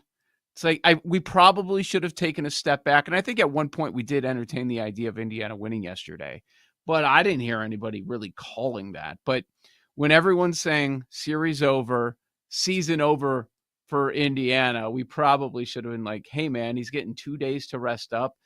Maybe Halliburton's going to be all right. And he seemed just fine. But I didn't know a lot of people that were taking the Pacers to win. No, and I think a lot of people in that Thunder organization were planning on sipping champagne or spraying champagne after Thursday night was over. You have to think that way. I mean, I'm not saying that OKC overlooked Indiana, but you have to come into that game as a 6.5 point favorite thinking you're going to finish the deal. And I said last week and the beginning of this week, I think this is the most mispriced team of all time in the playoffs. They were mispriced all postseason long, especially against Cleveland and clearly here against Oklahoma City. I mean, this was a $7 favorite. OKC minus 700 to win this series, which implies almost no chance for Indiana to win. But going into yesterday's game, I vividly remember saying I have no thoughts on the side of the total. And we didn't exactly say, all right, money line parlay Oklahoma City with this or with that. All of my eggs were in the Halliburton basket. I just thought he was going to be ready to go. Conversely, I never thought Indiana money line. I think we discussed maybe a little first half potentially. Pacers +3, but I didn't pull it. I played nothing, side or total. Am I surprised or am I stunned? Kind of. I mean, who had this going 7 before the playoffs started? It's one thing to say going into game 6, this is going 7. But before the flop, man, I didn't hear it one time. Unless you talk to a Pacers fan or, Reggie Miller or somebody like that, maybe they would have said it. But nobody in their right neutral mind would have thought this was going the distance. The prevailing thought, it was a conversation of, is this 4 or 5? Like, no question who's winning it. Is it going to be a sweep or a gentleman's sweep? And the idea of 6, let alone 7, was foreign to a lot of people. Like, no, that's not going to happen. It's going to be the Thunder, and it's going to be a short series. And we obviously know where we sit now. So I think most people are surprised. But a lot of times we know this. When everybody's saying the same thing, okay, how do we differ? Whether it be the winner or just the number of games.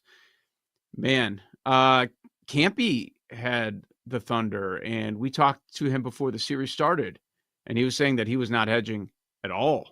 So I wonder how he's sitting. This is a team that he picked before the year started, before that number got super short. But yeah, I mean, now you got to be worried. It's a small thing, but I've got a parlay with the Thunder winning the title as my second leg, and I thought that was like a guarantee, and now I'm like, oh God, now I got to sweat this 7th game on Sunday, but thankfully it's going to be OKC at home. Is that why Campy's not coming on today? Because he's nervous? Probably. A little jittery. A little bit. What I do you say, Jake? I understand it. He said he is busy taking the dog to an appointment, and that was why he couldn't come on. He's a liar. Pre-lunch. Just like Corby. Pre-lunch. That's what he's doing. Maybe. I'll have to text him and find out. You got to be nervous. You're game 7. Like, And we threw out that idea yesterday. Okay, what if this goes 7? And then your gut reaction was, give me the Thunder with everything, right?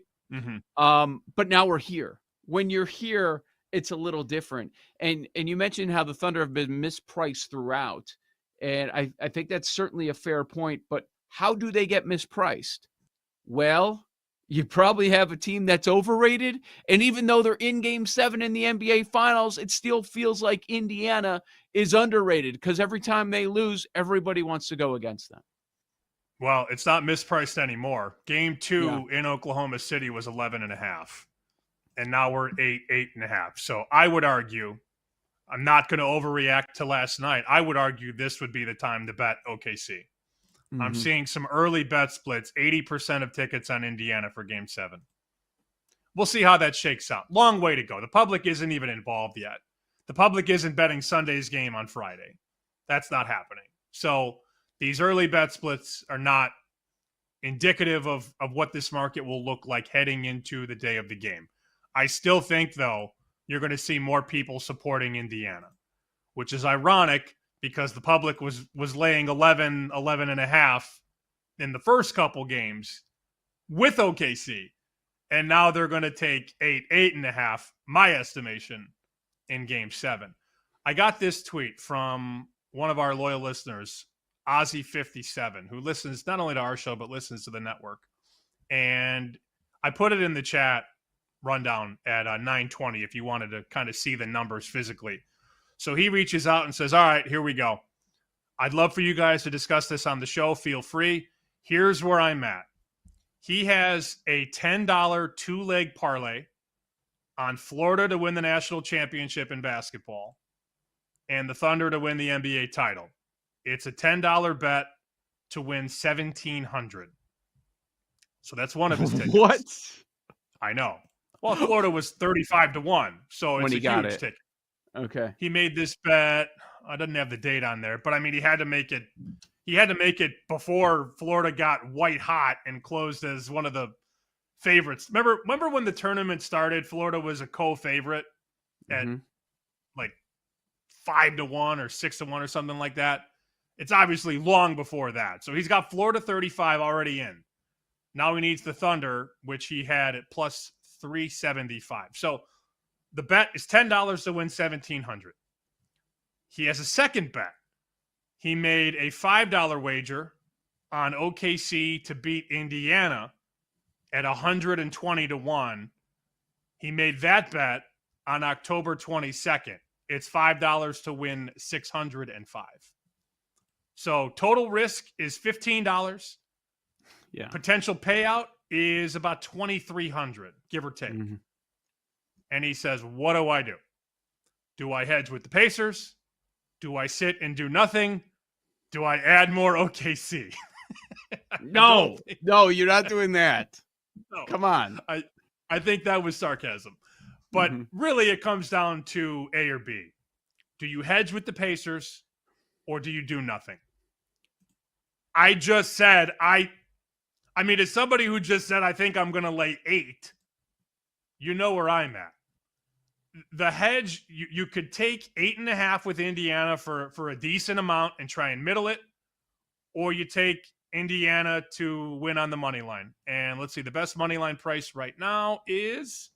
290. MGM has 290, which is, I believe, the biggest number in the market that I see, plus 290. So you could take a chunk of that 2,300 and bet Indiana plus 290. Say you bet 500 or something to win over a dime, and now you're in a good spot. That's probably what I would do if I was going to hedge, but I don't think that I would.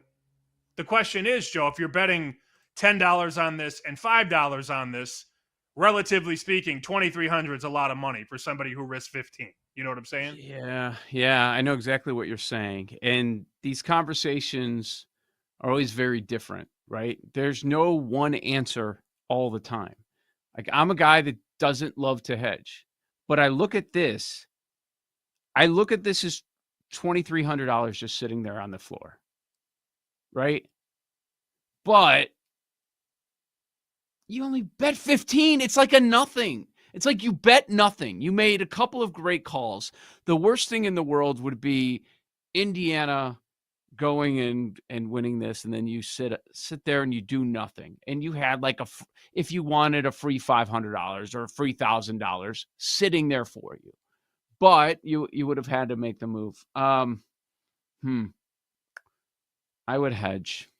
And it's just a matter of how much. What you suggested about 1,000, I probably wouldn't do that much, but I would at least want $500 for my effort in my pocket. And okay, let's say, I don't know, let's say you burn a few $100, and that would get you close to 1,000, like you mentioned.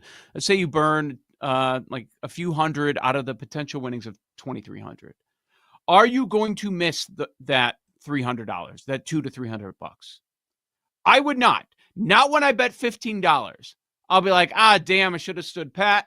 And then I'll forget about it a minute later. And I'm fine and I'm celebrating my victory. And that's the part that I'm going to remember. So I'm not hedging a ton. But since you're getting a price of 3-1, maybe here's what I would do. I would hedge a little bit and then I'd watch it in game.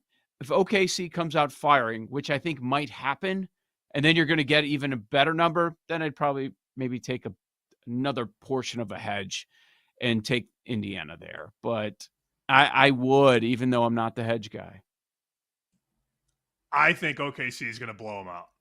Yeah. But I also don't have $15 to win 2,300. I think the common misconception with these conversations is that people ask you what they should do. And I can't answer that. You can't answer that because it's not our money. What I would do is ride it.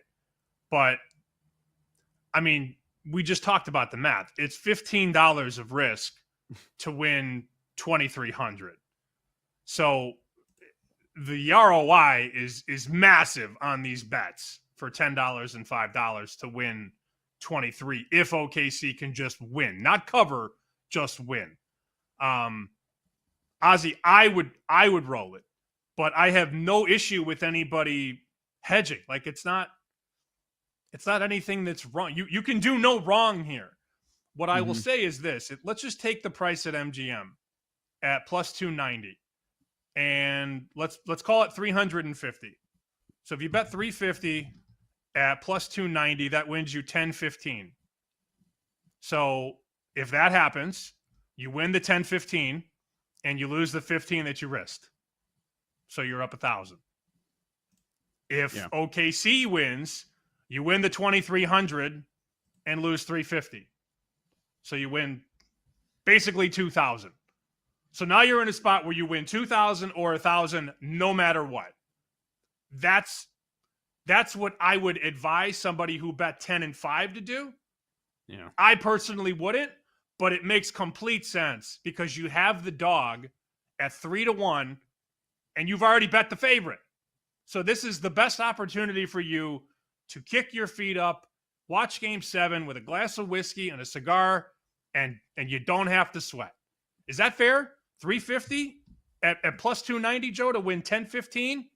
That's probably the best advice I could give for somebody looking to hedge $15 worth of bets right there. And the biggest reason is this comes down to the risk for me. So it feels like it's free.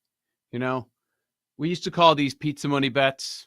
Now it's like a Subway sandwich bet. As if prices have changed, like you can't pick up lunch for less than like $15. It's very difficult unless you go to Costco or something and get the $1.50 hot dog. But yeah, it's just, come on.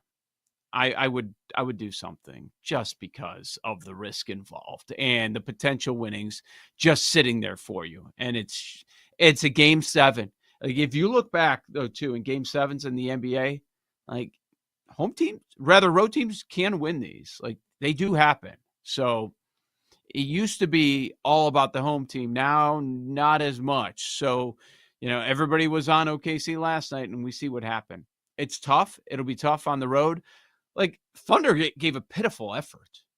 That was their worst offensive performance of the playoffs. Like J-Dub was pathetic, -40 plus minus.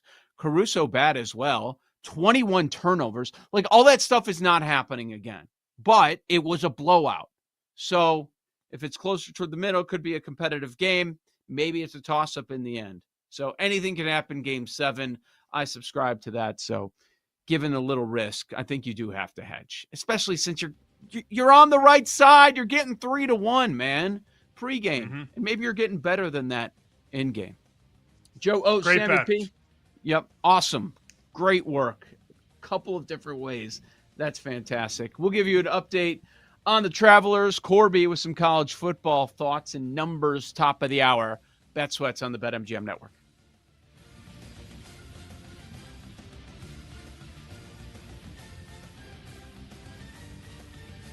You're listening to Bet Sweats with Joe O and Sammy P on the BetMGM Network.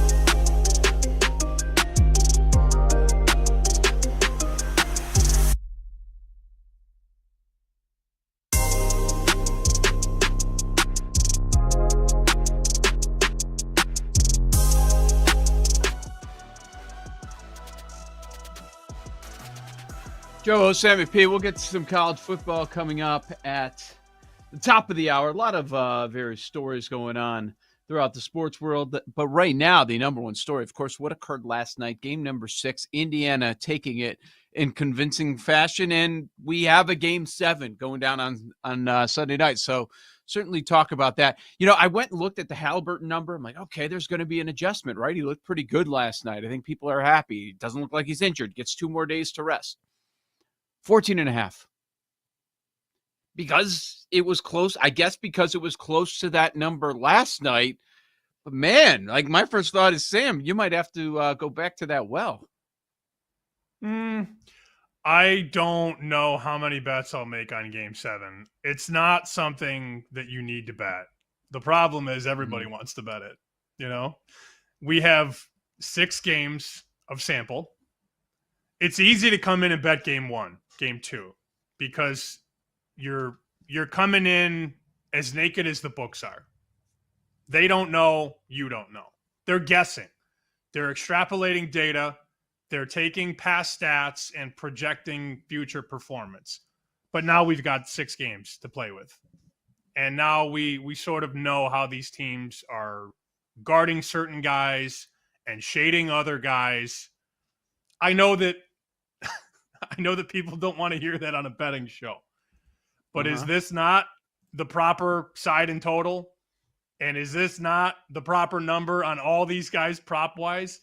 You can get them early, but these lines are extra tight. It's like betting the NFL on Sunday at 12:45 p.m. Eastern. You had so much time because the lines came out 7 days ago, and they were probably not all right. But then the sharps came in on Sunday night, Monday morning, Tuesday. Other sharps came in later in the week and massaged the side and total into play. If you're betting NFL 15 minutes to kick, good luck. Good luck. If you're betting it earlier in the week and you're laying 2.5 with the favorite, or you're taking 4.5 with the dog on Friday, you're in a good spot relative to gambling when limits are the highest. That's what I learned a long time ago living in Vegas. If you're betting when limits are the highest, that's on you. Because the books have raised the market and raised the amount you can bet because they know they have the best number. All of these props and this side and this total for game 7 is as tight as it's going to be all series. Understand that. All right, so I'm pulling up NBA Finals Game 7 scores. The first thing that jumped out to me is, whoa, that's an adjustment down to 215.5. Now I understand, Sam. The last time we had NBA Finals go to Game 7 was 2016. Cavs Warriors. Do you think that went over or under? I don't even know the number. I don't have to know the number. The final score was Cleveland 93, Golden State 89. 93 to 89. Okay. 2013, Miami San Antonio 95 to 88 in favor of the Heat. 2010, Lakers Celtics. Oh, that was a rock fight. I remember that one. 83 to 79. I remember Garnett running up the court. Garnett and Pierce. I think Ray Allen was still there, because then I think he left the next year to go to Miami. That was the end of the Celtics Big Three as you knew it. At least in terms of competing for a championship. Those guys were so dead. That was Kobe and Powell and Lamar Odom, D-Fish, right? That's the game we're talking about, right? It's got to be. It's got to be. Has to be. My God. 2005. Points. Hold on. 83 points won that game in 2010. Dude, this is unbelievable. Okay, 2005. Spurs 81, Pistons 74. I know it's a different game right now, but I mean, you see why this is such a low number. Let's go back to 94. Rockets 90, Knicks 84. We could probably stop there. Those guys didn't even shoot threes. They didn't even shoot threes in 1994, aside from a couple guys. Now you got Now you got Chet Holmgren shooting threes and, Siakam shooting threes. So the game has certainly changed. The defensive intensity is nowhere near it was in 1994 and 2010 and 2000 whatever. It is a different game. But to your point, I mean, those games had to all go under. There's no way. There's no way 83-79 goes over. In what world? Remember we had Artie Lang on Chicken Dinner way back in the day, and he said he was lightning betting the under in every Bulls Jazz game, and he said him and Norm Macdonald broke even for the tour because the final scores in that 1998 NBA Finals. I mean, I don't remember them top of my head, and it is a different game to your point. But the 98 Finals between the Bulls and the Jazz, and Artie is lightning betting the over. So he needs it to go over, and then I think he was getting $1,000 per point over. And then it was a grand plus the VIG for every point under. I'll never forget this story ever. So game 1 is 88-85. Game 2 is 93-88. Game 3, 96-54. Game 4, 86-82. Game 5, 83-81. Game 6, Jordan hits the shot, 87-86. He was lightning betting every over, and I don't know how many of them got there, but I know it wasn't a lot. Okay, so there was a book that used to offer this. I don't know if they still do. It's now going by a different name. I have no idea. But this is more recent. It depended on the player, but a lot of times I would lightning bet rushing yards for a quarterback. Like one time Fields went off for me and I lightning betted over. It was ridiculous.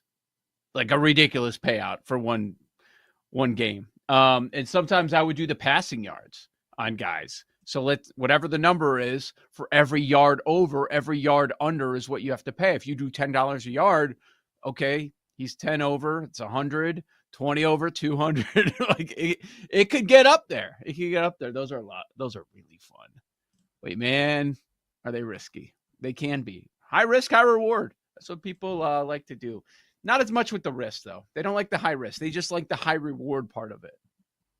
Yeah. The lightning bet on Justin Fields. I'm guessing that was when his rushing prop was 39.5 or 40.5. And he must have had, 150 in that game? Yeah. He had some monster games. I'm trying to find the ticket now. It'll take me a little bit of time. But yeah, man, those lightning bets are really fun. Even though it's changed, I'm probably going to bet the under. I mean, OKC's defense is strong. It's really good. And we didn't see it last night, but we're going to see a different performance. That's what I'm expecting in this one. And it probably will be more of a rock fight. It'll be more physical than we've seen, even though these playoffs have been pretty physical compared to what we're used to in today's game. So, yeah, again, game 1 was 230. Now it's 215.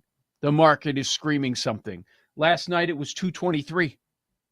So now they drop 8 points because it's game 7, because they know the history of game 7. Not a lot of scoring.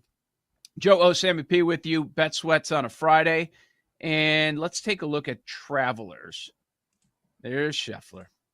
He goes 62. We talked about the scoring that we were going to see this week. Scheffler goes 8 under on day number 1.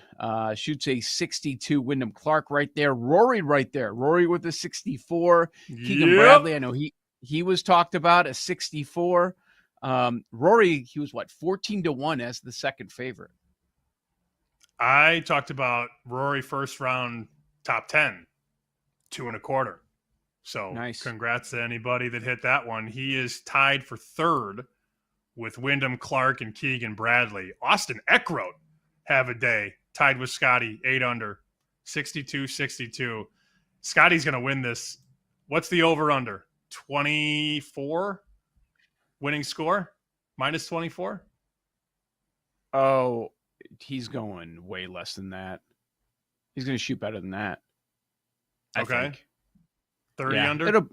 Upper 20s. It's Scotty. If he wants to, he will.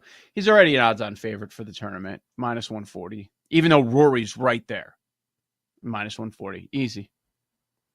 Yeah, Mm. I wasn't going to bet Rory to win. I thought this course is cake, though, for anybody with elite talent. And Rory still has elite talent, but he's been getting pounded by really tough courses. I mean, going from Oakmont to this course, TPC River Highlands, is like going from playing the varsity to playing fifth graders. That's the equivalent. Something Corby knows a lot about, which we'll ask him about maybe coming up next hour. What, play fifth I mean, graders? this is the easiest. This is the easiest course you could have played after playing Oakmont. I mean, to shoot a 62 and have a bunch of guys shoot 62, 64, 64, 64, 65, that tells you everything. So you're going to see a lot of big under numbers heading into that final round Sunday. And Joe's saying Scotty's going to shoot 26, 27 under. I wouldn't fight it. He's already 8 under. Yeah. So if you multiply that by 4, it's 32. It's going to be a lot of easy lies for Scotty Scheffler all weekend. No doubt about it. Our guy Jay Kassan was wondering if we want to talk about Caitlin Clark. Well, her team lost last night, 88-77. Her stat line pretty strong, 11, 7, and 9 assists. But overall, she did not have a Caitlin Clark game. I mean, she had 6 turnovers. She didn't hit a 3, 0 for 7 with those. So I know you're probably like, okay, let's see if that number gets a little bit better on her for MVP. Well, it's already come down. I think that's why Jake was alluding to it, because when she was injured, she was 4-1, 4.25. Mm-hmm. And if you look at the market now at BetMGM, she's 2-1. So she's been back, 2 games, 3 games, and the price has already come down from 4-1 to 2-1. Collier's come in a little bit. Collier was minus 450. Now she's 3.25. Still think that team is going to be dangerous, man. Fever 450 at MGM. I don't hate it. So many of them make the playoffs as well. All right, let's talk some college football next. Our guy Corby is going to drop by. Always a fun conversation. You've got Joe O, Sammy P, with you on a Friday. This is Bet Sweats live on the BetMGM Network.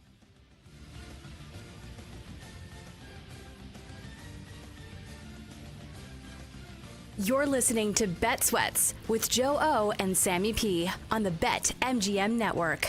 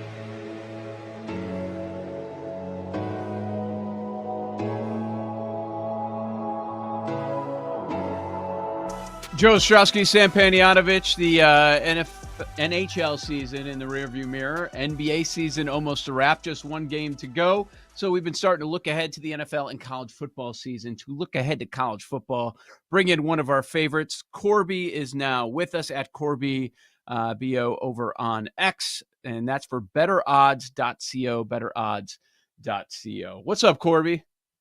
Boys, it's always fun when we get to do this show. So I'm excited for this. The first time we've got to talk about college football. I imagine this is Joe's first time talking college football because it's early. I texted Sam, 3 days ago. It's like, I'm ready. Let's do it. We had talked a little bit about it after I got back from my bougie trip to the Vineyard because I was with a bunch of football guys. That would have been, Joe, the end of May? Memorial Day. I don't know. We came back. We've been talking about it periodically. Sam, tell me if I'm speaking out of school. You're not quite all in. Let's say Sam's very high on Clemson, right? Oh, yeah. Big time. Is that fair? I like them over the win total, win the ACC. I don't know if they can win the title, but I've got a piece of them at 16-1. It's all predicated on Klubnik. If he can be a top 5 NFL quarterback, we'll see in terms of where he goes in the draft. But we sprinkled a little bit in May. We certainly haven't studied the numbers on all these teams and lines and week 1 stuff like you have, but we were hearing about 2 teams, Clemson and Penn State. The financial support is already there on those 2, and I may be a part of the Clemson money. But a lot of love for Penn State, and Brad Powers was on our show 3 weeks ago, saying that Penn State's his number 1 team in power ratings, which I didn't expect. Yeah, I saw Phil Steele also thought the same thing, which I get it. We're talking about a team with all the experience in the world. I don't have them as my number 1. I have them as my number 5. So a little off market there. I do agree with you on Clemson. Clemson, a team who, we all know, doesn't even try in the transfer portal. So the years where they lose basically their whole team, they're always going to look bad. And then we have a team this year who return production's decent, coaching obviously decent, in a pretty good spot. I would agree with you, Sam. All right, let's talk Heisman. We usually wait on Heisman, but I know you've got a big price, so you've got me intrigued. It's been a lot of the same names that have been discussed so far. Of course, you have to bring up Arch because he's a favorite. A lot of people like Klubnik, like Sam just mentioned. And then there are some guys in teens to 20. A lot of them keep getting shorter and shorter, very popular players right now.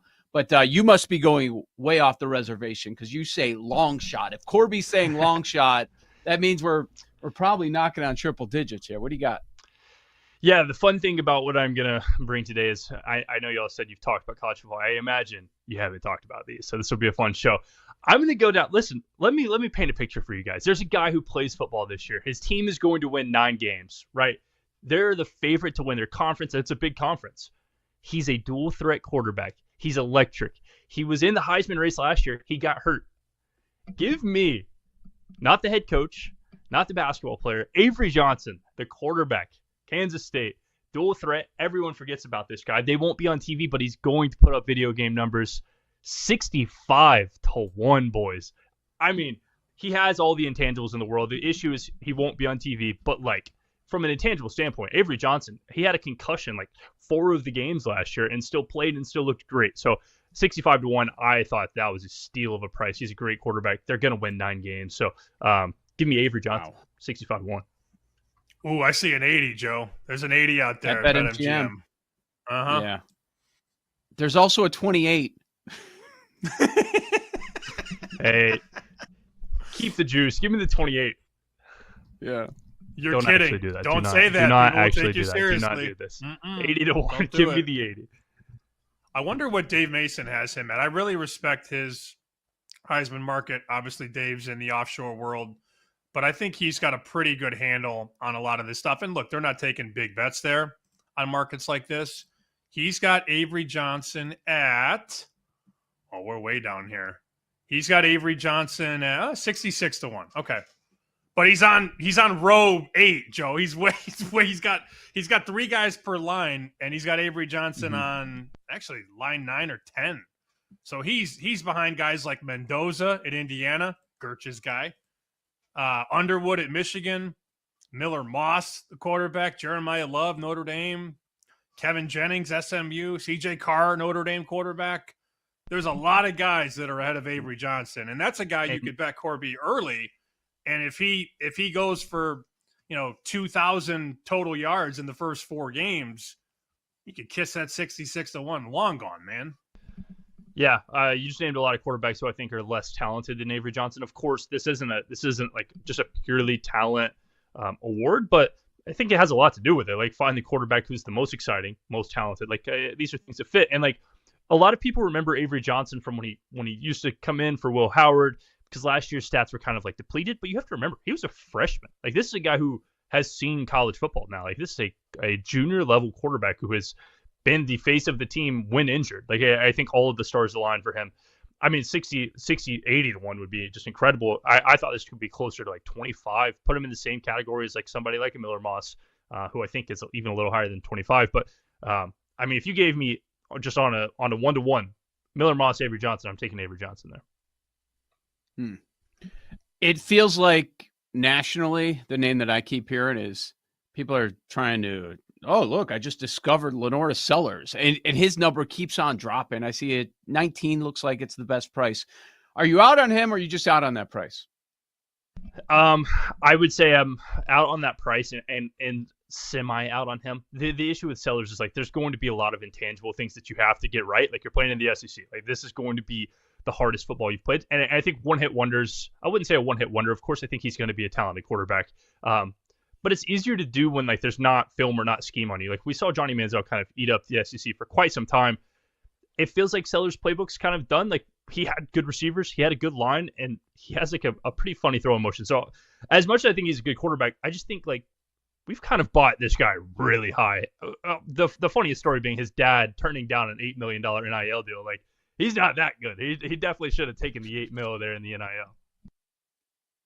Okay, you have 4 things you sent us. One of them is a Heisman long shot, which we already talked about. You got a team that's potentially in a good spot to be, the number 1 overall seed in the playoff? Is that what this is? Correct. Yeah, so on MGM, you can bet the number 1 seed for the playoff and give me, the team who I have winning the most games this year, a schedule that just fits right to the narrative that you need for this.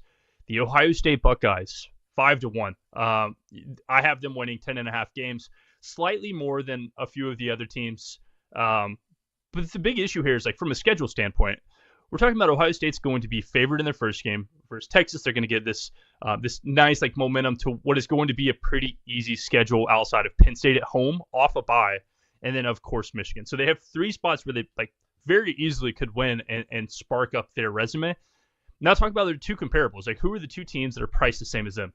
Notre Dame, who is a pick'em on week 1, basically. I think they're a 1.5 favorite versus Miami, and then literally after week 3. They played nobody. I mean, they're going to beat everybody, but we've seen like some bias in this fact that like when you don't play anybody, nobody wants to put you as the number 1 team. And then the second comp at 5-1 as well being Texas, who would have a loss head-to-head versus Ohio State. So Ohio State 5-1, getting the same price as everybody else makes not a ton of sense to me. So I'm going to play that 5-1 with the Buckeyes. Yeah, that makes sense. The road games in conference, of course, you go to the last game of the year with Michigan. Like, where are the tough ones? People are high on Illinois this year. Camp Randall's never easy to play there. But, yeah, I see what you're saying with the schedule, especially the non-conference to get things going. All right, that's a good look. We're with Corby here, Bet Sweats, BetMGM Network, looking ahead to the college football season. All right, this one you identify as a season-long bet at fair juice, -115. Explain. Yeah, like inevitably, I was joking off air. No one wants to lay some juice for something that you're going to be sitting on all season. But if you're looking at win totals and that's what you want to bet, you're usually going to lay a lot of juice. It just kind of happens. We're gonna start. We've got 2 season wins for you guys. The first one is just going to be a respectable -115. If you want to put your money in a savings account for the rest of the college football season and enjoy rooting against somebody, I'm going to root against Arizona State. Season wins is at 8.5. Give me the under -115. Arizona State, a great story last year. It was just incredible to watch. They played Texas great with Scadaboo throwing up on the sidelines. Awesome to watch. But we have to remember, this team played in a ton of one-possession games. I mean, they beat Texas State by 3. This wasn't a team who, just dominated all season. It was a team who had a lot of issues. And though I think their coaching is great, I know they have a lot of return production. Are we just buying into the fact that they're going to be a 9-win team now? I don't think so. I don't think their schedule is insanely hard, but I have them at 7 coin flips, 2 surefire wins, and 2 should wins. So you're basically saying they're going to have to go 5-2 on the coin flips. I struggle to get there. I think it's a pretty good price for a team who has all of the ability in the world to have some hiccups. We even saw them have hiccups last year with NFL grade players. So under 8.5, Arizona State -115 MGM.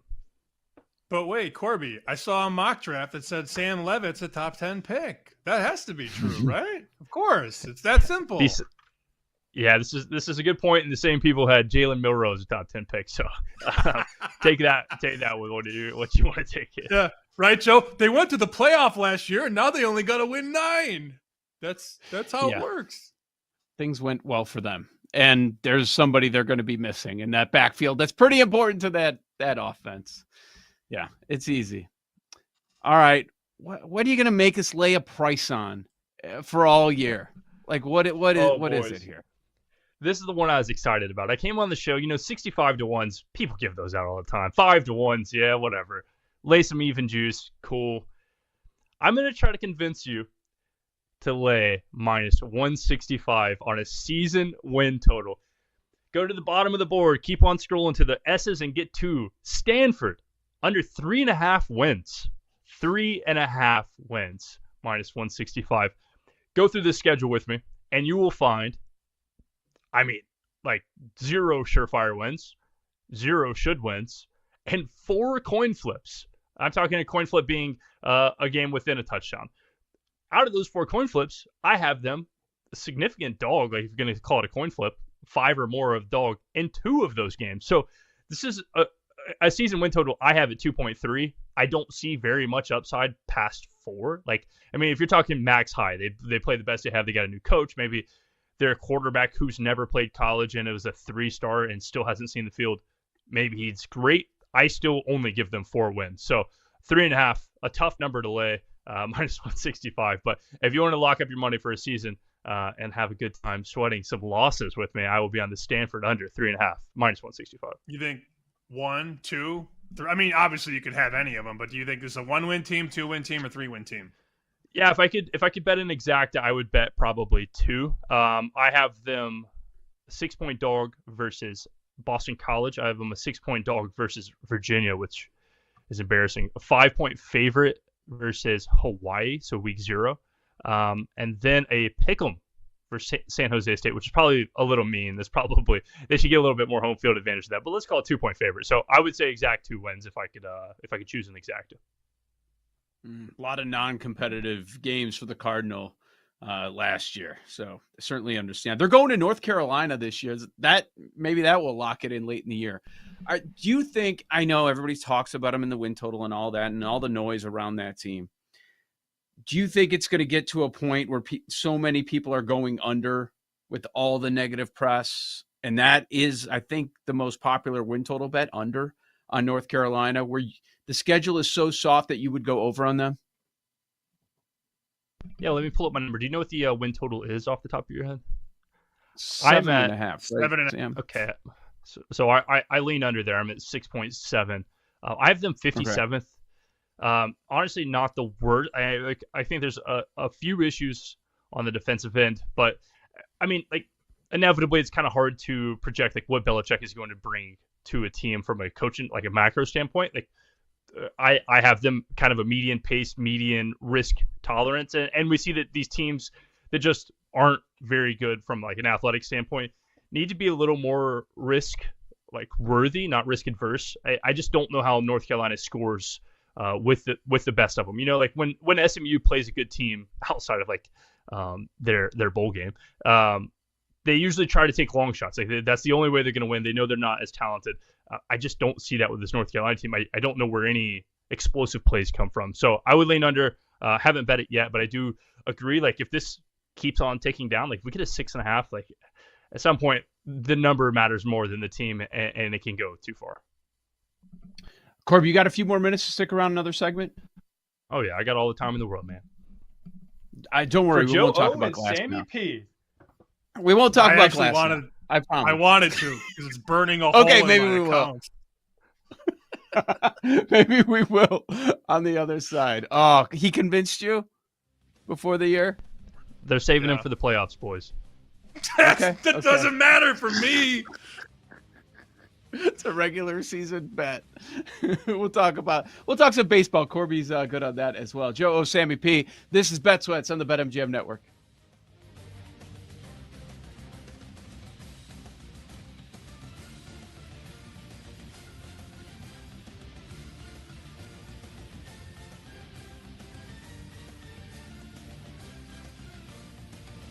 You're listening to Bet Sweats with Joe O and Sammy P on the BetMGM Network.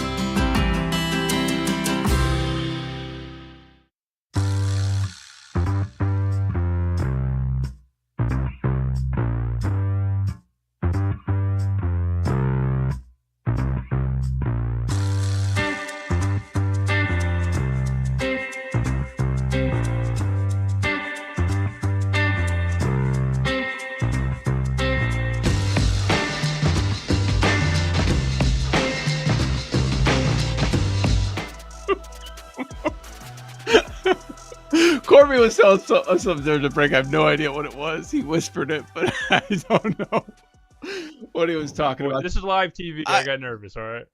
You hear the music hear and you don't know what's real and what's not. Trust me. Are we on? I just shut down. Are we not? Yeah. Are we on? I'm not sure. Corby is hanging out. It's just Corby at CorbyBO of Better Odds over on X. Make sure you follow him there. Sam, did you tell Corby about what happened recently with the restaurant that you took him to out in Vegas? Your spot? I did. I sent him the link of the story. Yeah, the owner's son. Not a good guy, Corby. I knew it was too good to be true, boys. That food was just too delicious. Something had to be up there. Can I just read the headline? Yeah. I'll read the headline real quick, and then we can get into the pre-dinner. So this is from 8 News Now in Las Vegas. Las Vegas restaurateur, son of Piero's founder, accused of loan fraud, shooting threat. So that's where I brought Corby and a bunch of other people for dinner when we were there in March. So it sold a week ago, right? Yes. That's what it looks like. New ownership now. Okay. The old man, Freddie Glusman, is almost 90, and he's been out of the day-to-day for a while. So his son was running the day-to-day, and that is no longer the case. But do you remember, Joe, we were there. Have you been before? Did we go together the year we were down there for the Super Contest sign-up? No, we did not. Oh, okay. I thought you were there because you were on the trip, but I didn't know because my dad and his whole business thing. They brought 80 people there, and me and the son got into a fight almost. So I'm not surprised by it. What? At the restaurant? Yeah. He wanted to fight me in the restaurant. We were watching the NFL game, and it was the game. Do you remember the game when the Redskins were playing the Chiefs? And I think it was a Monday night. And you and I had Redskins plus 6.5, and they scored a touchdown to cut it to 4. And then on the ensuing kickoff with a minute left to go, they tried some trick BS, and Kansas City returned it for the touchdown and won by 10. Mm-hmm. And that was when you and I started to slide one year in the contest. Chris Thompson was the Washington running back. He had a monster year out of nowhere. And then a bunch of us had Redskins plus 6.5 or whatever. They didn't cover the game, and we were upset, and I may have let some words loose that I maybe shouldn't have. And he said something like, "Watch your bleeping mouth," or something like that. And I looked at him and I was dude. He ended up being the owner's son. Yeah, I mean, probably my fault, but. And then you fought the magician on the same trip too. It's there was a lot. No, that's a different. Yeah, maybe it's a me thing. Maybe, but I didn't want to fight anybody when I was around Corby, so maybe I've matured. That was years ago. Apparently, I picked the wrong guy to mess with, though, given the recent developments. Yeah, you got lucky with that one. It was just pick a fight. It sounds like.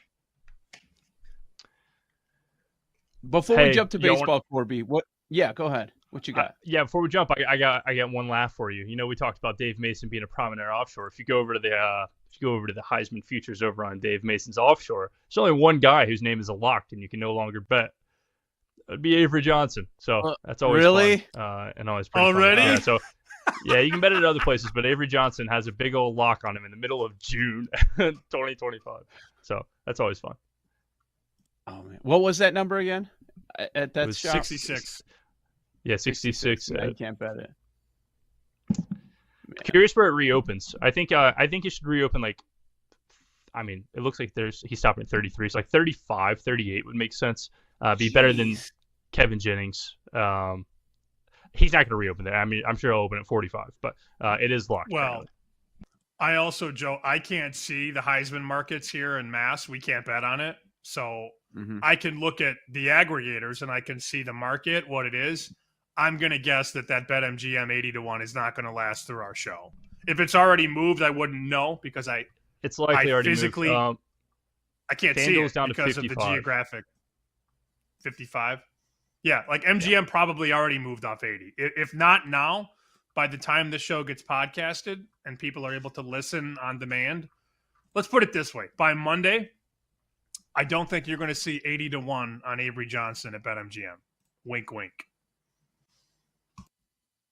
Yeah, you're probably right. Especially, it doesn't take a lot of bets there to move that number to get off of that 80. Before we jump to baseball, Corby, anything else? Any takeaways, or like if you want to do like your rankings that stands out that you think is worth mentioning here in middle of June? Yeah, I would say the only thing that I really have that's just like worth talking about is in like a fun standpoint. You know, I could always do these bad teams, but I'm like candidly always really high in Texas. It's just like one of those things. I think Sarkisian is by a factor of a lot the best coach that I have watched offensively in quite some time. And it seems like I'm actually lower than everybody else on Texas. Like it feels like everybody's kind of putting them in their 1 or 2 spot.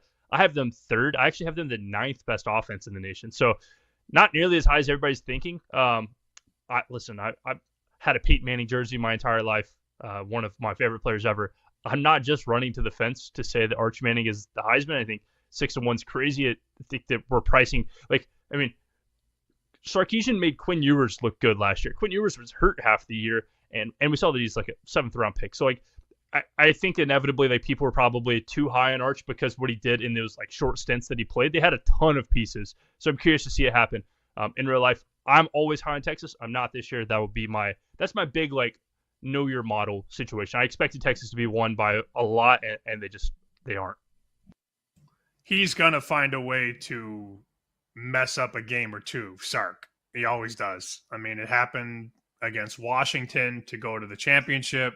Last year, I thought he was horrible against Arizona State. Now, does that translate into the win market? I'm not sure, but I don't know that I want to be laying a touchdown or 10 points in big games with Texas because of Sark. I could be wrong about that, but that's just how I feel. I had one more college football question.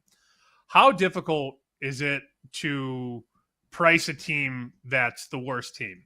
And you know what I'm going to ask you. It's Kent State. So I'm looking, MGM right now has Kent State's win total 1.5 over -190.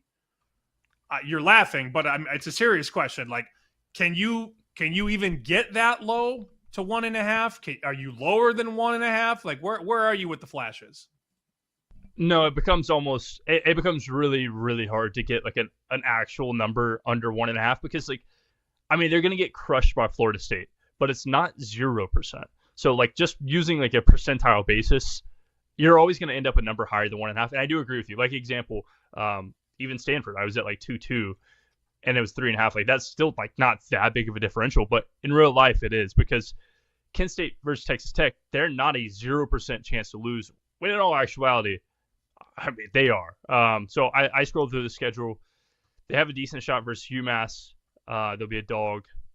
And then, like, Ball State Akron. So, I mean, I could see basically 3 toss-ups. So 1.5 feels probably right. I have them in dog on all 3 of those. So I would lean towards the under at plus money pretty nicely. I bet they're under 2.5 last year. So this isn't like I'm not scared to bet the unders on these really crappy teams.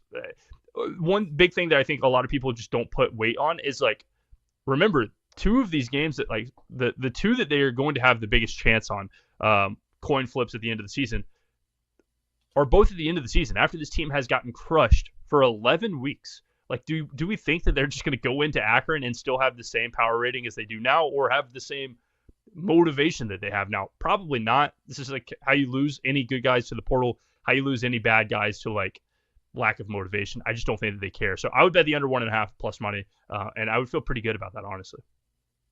With Corby at Corby BO over on X. Joe Ostrowski, Sam Panayonovich. This is Bet Sweats. You know, in Major League Baseball, we have our teams that we end up talking a lot about, whether because we're invested or we're really interested in what's happening at the time with those teams. For you right now, as we are entering the dog days of the Major League Baseball season, pre-trade deadline, what is the most intriguing storyline? Whether it's about a team, an award, a specific market, what has your eye? Yeah, I would say this is kind of like super nerdy and off the beaten path, but there is a lot of money who thinks that underdogs should not be big underdogs this year. Like we've seen any number that's just a significant number, the second the limits increase, getting nuked. Example, we can talk about it today. The Mets were 2-1 dogs at 7:58 Central, At 801 Central, they were 155. Like, there is someone just absolutely blitzing these big dogs. They bet the Rockies $1 every single day for like the last month. When people say that these markets in baseball are like some of the most rigid in all of sports, frankly, I disagree. I think when you get to close, probably, but there's a lot of question marks throughout the league. There's somebody who just thinks that everyone is probably closer to the median than price given. So if you see a big dog, bet it at 7:55 before it gets nuked at 8 a.m. Central. Yeah. You had talked about that last week on Chicken Dinner. You said there was Rockies money every day for about 10 days straight. They were just taking the 190 down to 160 or the 210 to 185, 180. And it's played out even to this point. Joe is picking off good numbers on the Rockies against the Nats. Joe's like, wait a minute. The Nats have lost 8, 9, 10 in a row and they're laying $2. That doesn't make any sense. And those got shoved. And I think the Rockies, 2 out of 3, Joe, they took. So if you were betting plus 150, plus 170, you're ahead if you take 2 out of 3. But that's a team that I think is difficult to price. But you also had a lot of wise guys early, April and May, say, all I'm doing is betting the Rockies and the White Sox and I'm getting killed. Eventually that does turn, and it doesn't take much at 150, 170, 190. Couple wins here and there, and you really cut into that deficit if you're able to stomach these big dogs. Here's another one today. Dodgers with Kershaw. I know how you feel about Kershaw. Kershaw opened $2, and I see some books at $1.95. I wonder if they're going to come in and bet the Nats with Gore at 180, 185, give or take. Yeah, some books have already taken it, but I mean, I don't imagine you laying $2 with Clayton Kershaw in 2025. I could be wrong there, but I don't think you're going to. No, this one didn't get hit. I was watching this morning. I have it on screen, expecting for it to get hit, and I was going to bet some Nats as fast as I could. Gore's been great. He's one of my favorite pitchers right now, and Kershaw, candidly, just had one of his best games. I made a pretty long thread about this, but I don't see many more of those in the tank for the guy. One of my favorite players ever, but he doesn't really have much to confuse anybody nowadays. So off of his best game ever, it makes sense for this line to open up a little high and maybe not see some juice, but probably should. The Nats have all the pitching in the world with Gore up.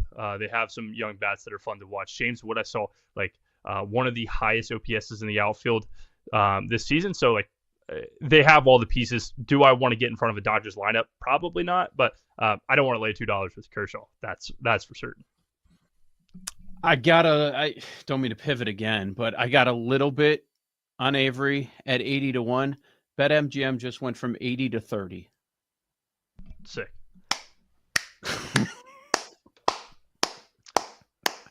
Well done. Well done, Damn. Corby. It's pretty good, huh? This is why we don't say your last name. This is why you're like Cher. You don't need a last name. Keep it under you're just wraps. Corby, because this is what you do. Yeah, don't let shout out GRPs watching the show, tracking what we do. Make sure if you're gonna price, make sure I get the 80-1 GRP and the what is this called? The tracking software you got. Make sure I get the 80-1. It was available. And make sure you bet Penei Sewell Super Bowl MVP before the playoffs get going, because you don't. Stuart Skinner, Conn Smythe, 500-1 with 3 games left. Gertz loves going to the hook. If you're watching on video, there's our guy with the hook. Yep. Incredible. So tell us where you are on the Braves. This is Sammy's favorite team. It's Sammy's favorite topic. Is it going to be one of those years where they turn it around in the second half for good? Yeah. I'm curious. Is it actually your favorite team, Sam? It felt like a little bit of I was about to say, it felt like a spite toss-up. But listen, the Braves the Braves have all the pieces. If it's going to work, it's going to work in the second half. Strider's good. Chris Sale, unbelievable. I don't understand how he throws 100+ every single game.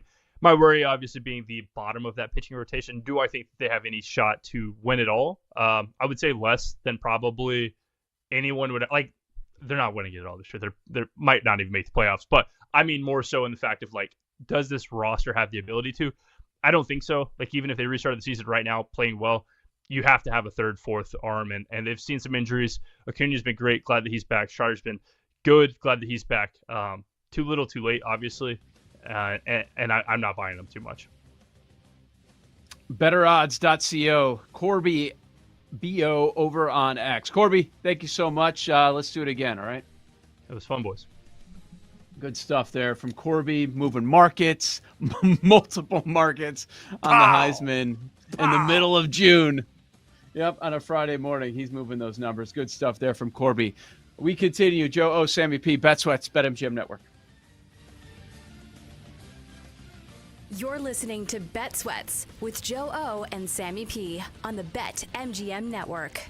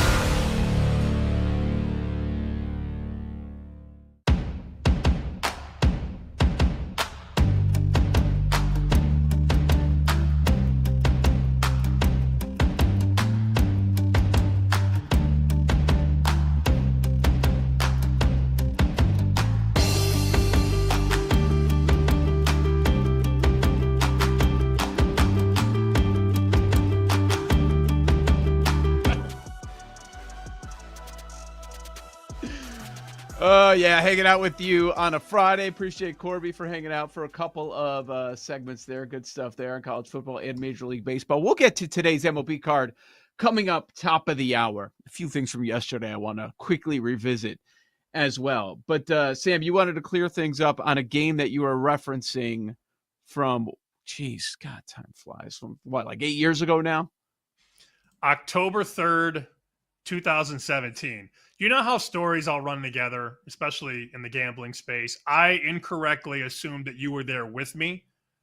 But as I got to the break, I'm like, wait a minute. We signed up for the contest in August, so Joe would not have been back in October. But there's a gaming convention every October in Vegas, G2E.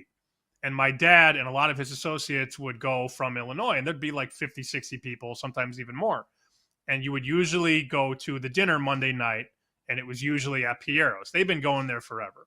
That's the restaurant in Vegas that's my dad's favorite and my favorite. So we're sitting there holding Redskins plus 6.5. And here, according to the Gamecast on ESPN, is how the game shook out. And mind you, I have convinced this room full of guys to bet the Redskins plus 6.5 because they're all asking me, what's the bet? What's the bet? So we're all watching the game on one of the TVs at Piero's, and Dustin Hopkins comes in with 47 seconds left to go. Chiefs are up by 3, 20-17. The line is 6.5. Hopkins drills the field goal, 20-20. There's 47 seconds left. Chiefs get the ball, and this is not Mahomes. This is Alex Smith.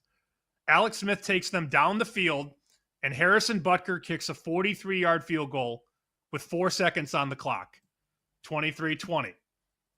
We're good. We're good. It's over. Yes. Game's over. That's what you Game's wanted. over. Yeah. We're holding 6.5. Well, Butker kicks off, and the Redskins do, trickeration, fumble-rooski, throwing the ball around the field. Eventually, Justin Houston scoops up a fumble and returns it on the kickoff into the end zone. Game's over, 29-20. Chiefs win. Redskins do not cover 6.5. They were tied with 47 seconds. They were down 3 with 4 seconds. Did not cover. And as you can imagine, this room full of people was not very happy. So we were all upset and we were saying things. And then that's when the other gentleman said, "Watch your bleeping mouths." And then that's how the skirmish started. But can you imagine losing that with a room full of people that all bet the same thing? What a joke. It goes to overtime, and you're still good because you have the 6.5.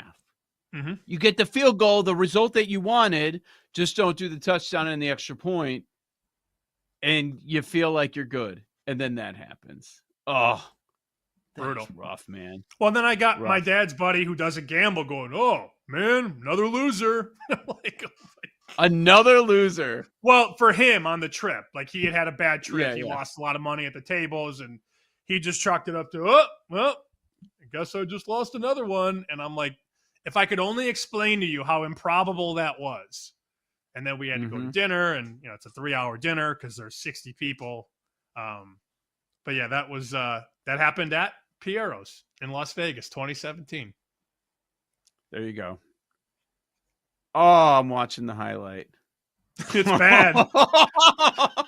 Go ahead, explain it to the people how bad it was. All right, outlet pass to the running back at their own 30. He fires it back to the quarterback at their own 20. Oh, my God. Fumble. They just gave up. The Redskins gave up on the play. That's got to be the infuriating part. Not only do you get it fumbles a couple times, I think nowadays this occurs, and we have the examples. You just fall on it. Nobody's picking it up to run, right? Like that game happens now. Somebody's falling on it, whatever. They're not running it in, but you must have hated Houston for a while after that. Oh, man, I hated his guts. Okay, so wait a minute. On the box score, it just says fumble return. I thought they fumbled the kickoff. They actually ran a play? They ran a play. Okay, so the kick must have landed into the end zone. Okay, got it. Yeah. Even worse. Even worse. He's actually going out of bounds, and then he fumbles it. It's brutal. Dude, I've never been so mad I've never been so mad watching a game in public because this whole room of people I have convinced to bet the Redskins at plus 6.5. And that's how it ended. Brutal. And that was when I started melting down in the Super Contest. That was the year that you and I were tied for 40th or 39th or something. And that was the game. I would have been 3-2, just kind of chalking up 3-2s, 3-2s, 3-2s, and then I collapsed. That game just ruined my whole mental psyche. Like I was cooked after that result. I was young. I mean, it was 8 years ago. So the running back has it going near the sideline. Then he realizes I have nowhere to go. So then he turns around and throws it backwards to the middle of the field to the quarterback, who doesn't get it. And then the tight end comes in, picks it up, runs about 2 yards, and then flips it back to that same running back. And then the running back fumbles it. And then Justin Houston eventually takes it. It's one of the worst. That's like Ohio State Northwestern bad. This one's worse, though. This one's worse because it's tied with 47 seconds to go, and it's a 3-point game with 4 seconds to go. It's even worse, but we've all had these beats. That might be worse. I was on Northwestern in that game.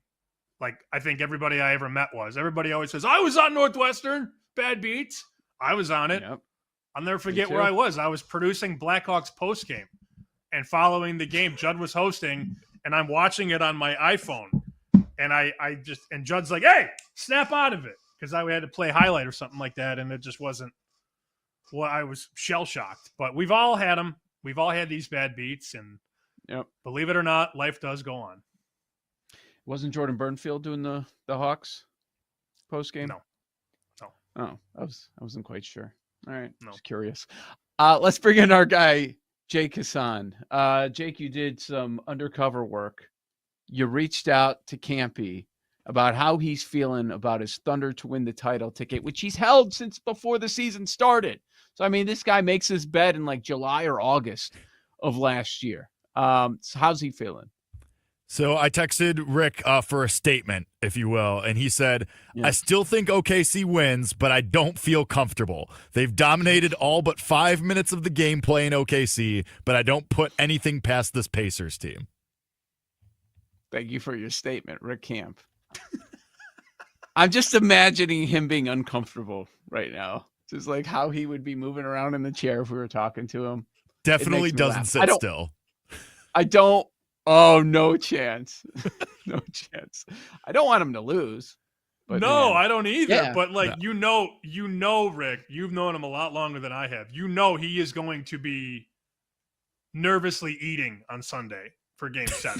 Like, he's gonna be so nervous that he's gonna just. I mean, the guy hosts a podcast called "I'm Fat." Like, let's not ignore. I know. Obvious. When I said pre-lunch, like Gertz is like, whoa. I'm like, dude, he's hosting the I'm Fat podcast. They've put their phone cameras on their dashboard of the car, and they will stop at a drive-through and give you an immediate reaction on a review. Like he's going to be subconsciously nerve eating. We're talking ice cream, bare hands out of the carton. Like that's what I envision. Game 7. Oh my God. That's what I envision. No Too shirt. far? No shirt. No shirt is crazy. I think we have a few minutes left here. Jake, do we have a book report? Do we have or do you want to save this for maybe later in the show? Yeah, we can save it and get more in depth later. It's great read. Highly recommend. Thank you again, Sam, for the lovely more gift. in depth. I think 3 minutes. 3 minutes is enough. I mean, it's a picture book. It's exactly it's funny. But it's a picture book. There's not really a whole lot to report on here. It's funny. I enjoy it. It's great for the backdrop. I appreciate the generosity from Sam, and it's great. It makes me feel like a child, kind of, but that is what I am. Can you remind people the name of the book? Not only will I remind you, we'll just bring it to the front. Yeah, this is what I got Jake earlier this week, and it finally arrived. All My Friends Are Dead. A picture book. Why did you Dinosaur get him this on the cover? Why did you decide? Okay, I need Because to get this look for him? how happy he is. You see how happy he is? That's why I got it for him. Honestly, the best part is the back cover. The back cover with the Grim Reaper, I think, is the best part. The Grim That's Reaper is lunging towards an old man, and there's a word bubble. There's a word bubble above the Grim Reaper. What does the word bubble say? It says howdy to this Howdy. old man. So Wait. this old man is clearly not long for this world. Who's speaking there? Who's that word bubble coming from? It's coming gotta from be the the Grim Reaper. Reaper. Yeah. Oh, okay. Okay. It'd be funny if the old man said that too. That's why I asked. That's true. Good bit. So the Grim Reaper hails from Lubbock, Texas, maybe, saying howdy. Yes. There you go. I was always very concerned at those studios. If you left anything, it would be taken by somebody at some hour. But that's when the Grobber was with us. Are you concerned that your backdrop that you've set up is going to be missing? Does anybody else, aside from you and Double D, go into that studio?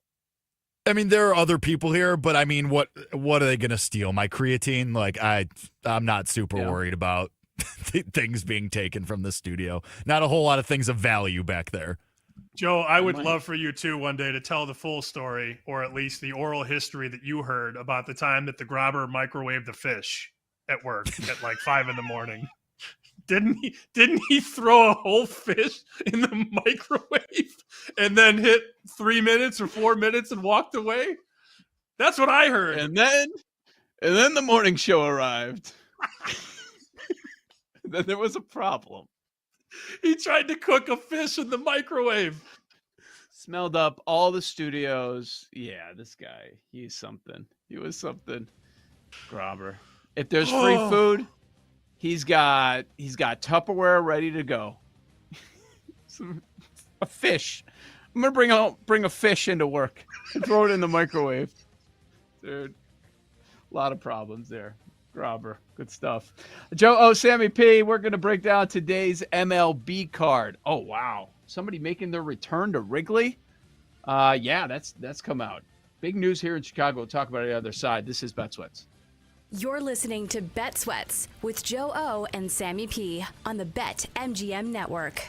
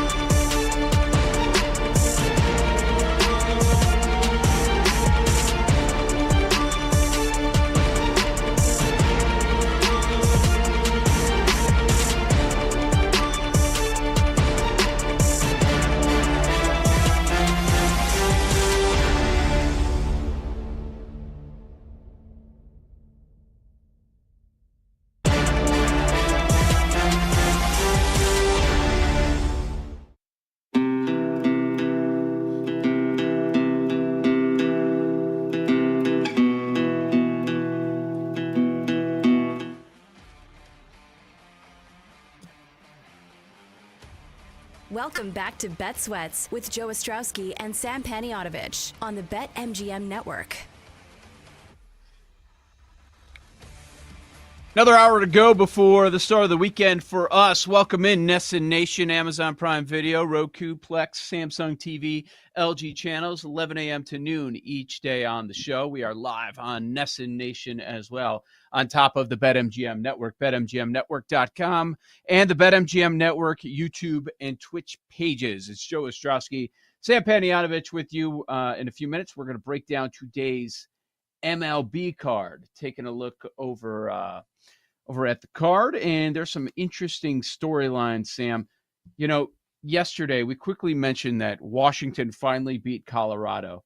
I had an awful day with my bets. Some of it bad luck. So I took Colorado plus money, obviously, because they're always plus money. 2 outs, 11th inning, Colorado up 3-2, and then Wood hits a 2-run homer to walk it off for Washington. It was one of those. And yeah. And then what did I also have? Okay, so I said take the Tigers twice. And the first one felt like a freebie with Scooball, and it was. The Tigers beat the Pirates 9-2. And the second one, more of a challenge, going up against Skeens. Skeens lasted 6 innings. They go to extras.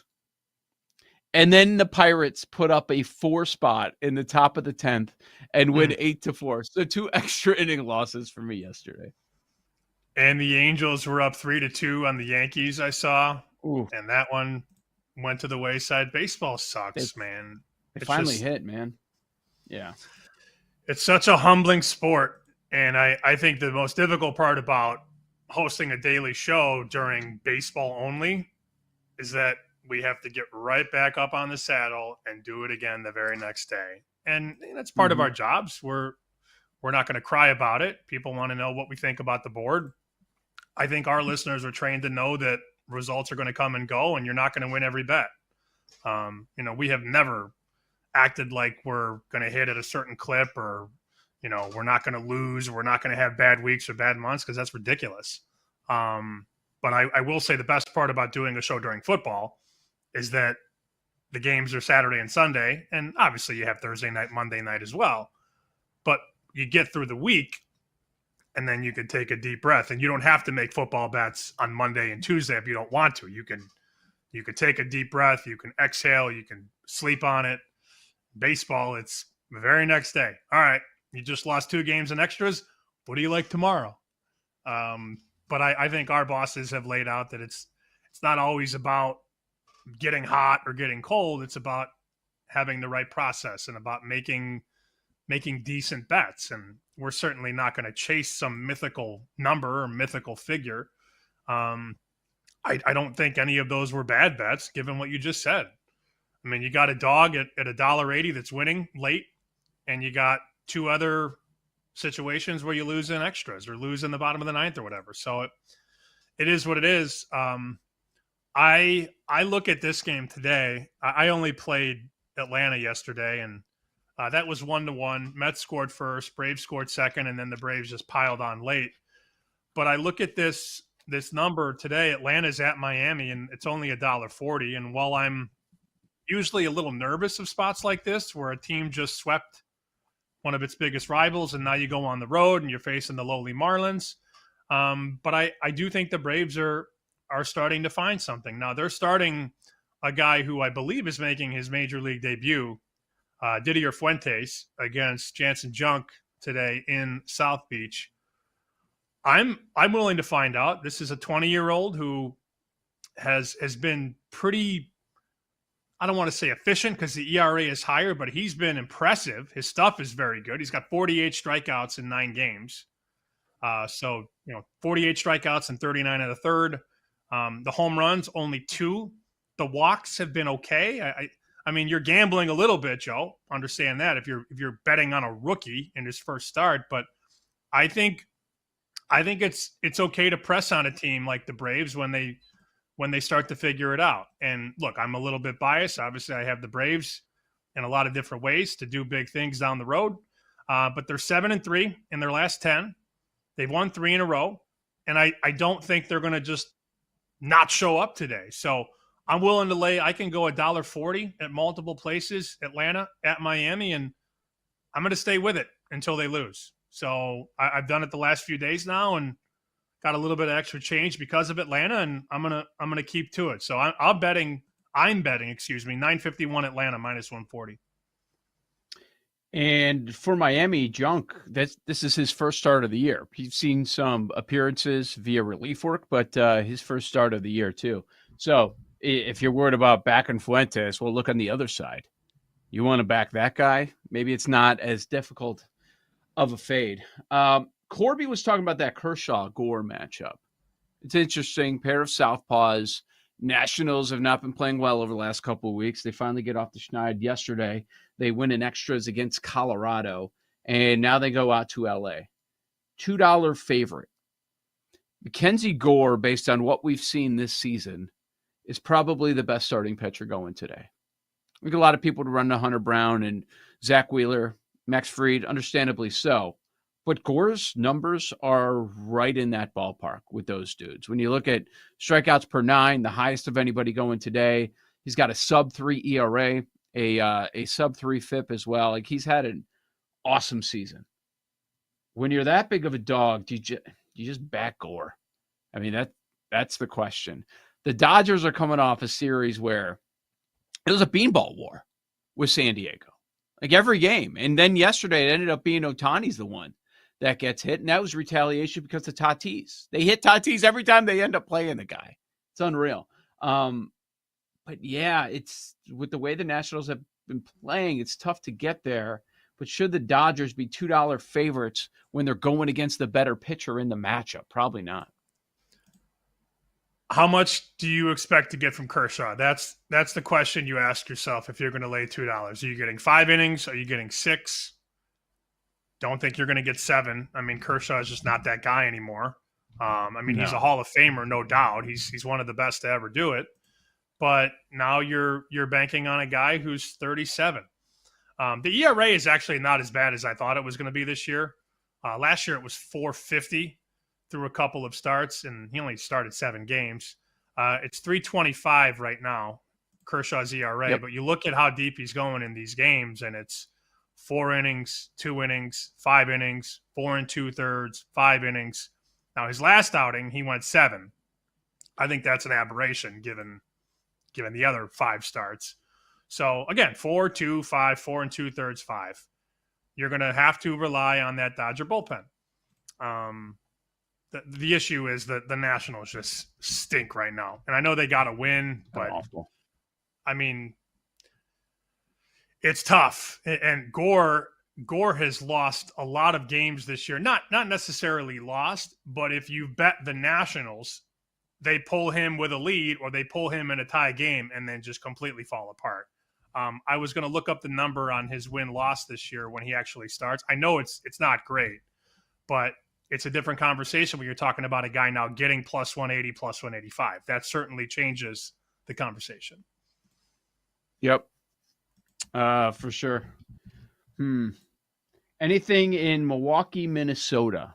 Like Minnesota, I think they won yesterday. They got Joe Ryan on the bump. They got their dude.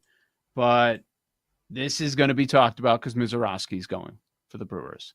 And people are very interested in this flamethrower. And they want to see what he does. Wouldn't surprise me, like if we were to do Where's the Room, like probably strikeouts maybe for Mizorowski. Not the same hype of some of the other rookies that we've seen, but I'm sure it'll get bet. It's 4.5 juice to the over. Let's call it minus 150 to the over. I would guess that that's going to be a very popular play. Before I get to my question to Jake, I did want to bring up that Gore with an ERA of 2.89. The Nationals are 6-9 when he starts. So not his fault. It's very similar to Skeens. Now Skeens has been more dominant, but it's not the pitcher's fault that they're 6-9 when he starts. And it's not Skeens' fault that record is what it is when he starts. Jake, what did you bet on Mizorowski? Was it last week?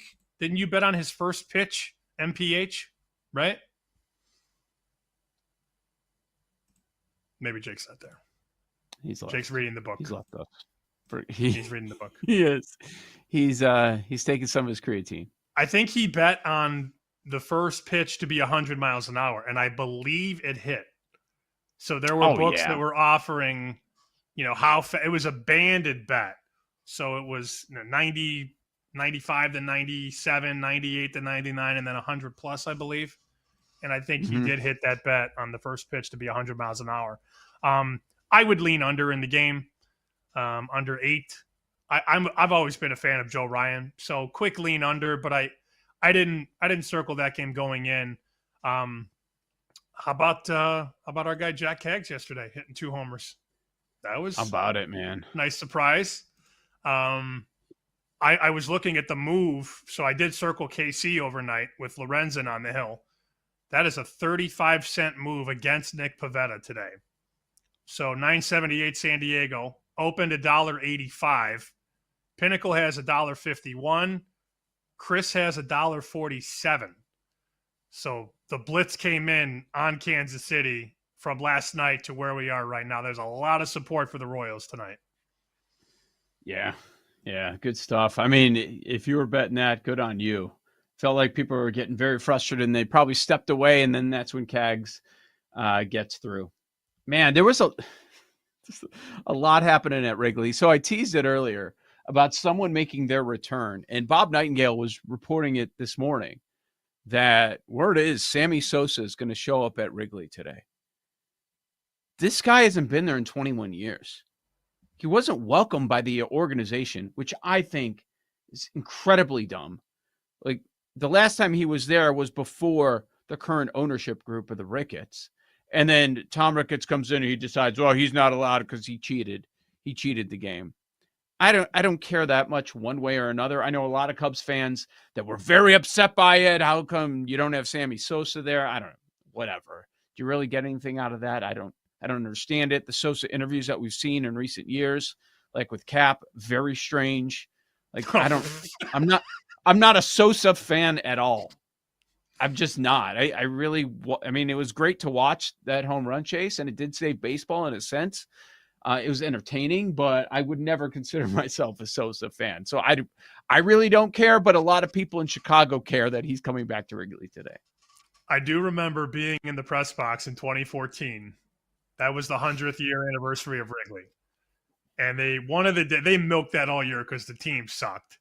So you're gonna do things like that. It's like the Red Sox in 23. They did a 10-year anniversary of the 2013 World Series team. You're like, all right. And then they really started to lean into it at the end of the season because I believe that Red Sox team finished in last place. Let's see. 2023 Red Sox were 78 and 84, dead last. But in July, August, September, they milked the hell out of the 10-year anniversary. Oh, Big Papi's man. Woo! They did that all year. The Cubs milked the 2014 100th anniversary of Wrigley all year. And one of the days, they brought everybody back. They brought the team of the century. And it was so funny because they're going down the line and Ryan, Terrio, Mike. Oh, the riot. Mike Fontenot. And you're like, why isn't Sosa here? This is ridiculous. Like, you're not going to bring Sammy Sosa here for the team of the century. I always thought it was ridiculous. Yeah. He cracked 60 homers 3 times in 4 years. It was crazy. It was nuts. But yeah, I disagree with a lot of things that he's done, but whatever. It doesn't matter to me. But hey, man, people were bowing down. What bothered me is like ownership acted like it didn't happen. Like Ricketts wasn't in the bleachers bowing down to Sammy Sosa when he would run to the outfield, like he was one of those dudes. And then, oh, no, not allowed. Okay. It's so silly. Yeah. Well, he's going to be back. Yeah. I mean, that's a different conversation for a different time. Yeah. I mean, we build all these players up, McGuire, Bonds, Sosa, and then, they cheated. Even though they helped bring the game back from the strike. I mean, that 98 season changed baseball, changed the future of baseball. And then the players all retire and you just cut their legs out. Remember 9/11? After 9/11, Sosa running out with the flag at Wrigley, with the American flag. I mean, I get goosebumps even thinking about it. So Yep. to ignore his impact with that franchise is ridiculous, whether you like him or not. And if you have 2 working brain cells, you knew he was cheating then too. I mean, look at him as a rookie with the White Sox, and then when he was hitting those home runs. I mean, look at Bonds. Look at all these dudes. Come on, it was Flintstone blind gummies, eye. Joe. Flintstone gummies. Just like Bud Selig turning a blind eye to all of it. Oh wait, now everybody's mad. Let me follow the crowd. Joe O, Sammy P. Bunch more coming your way. We'll get to lightning bets later on this hour. You've got Bet Sweats on the BetMGM Network.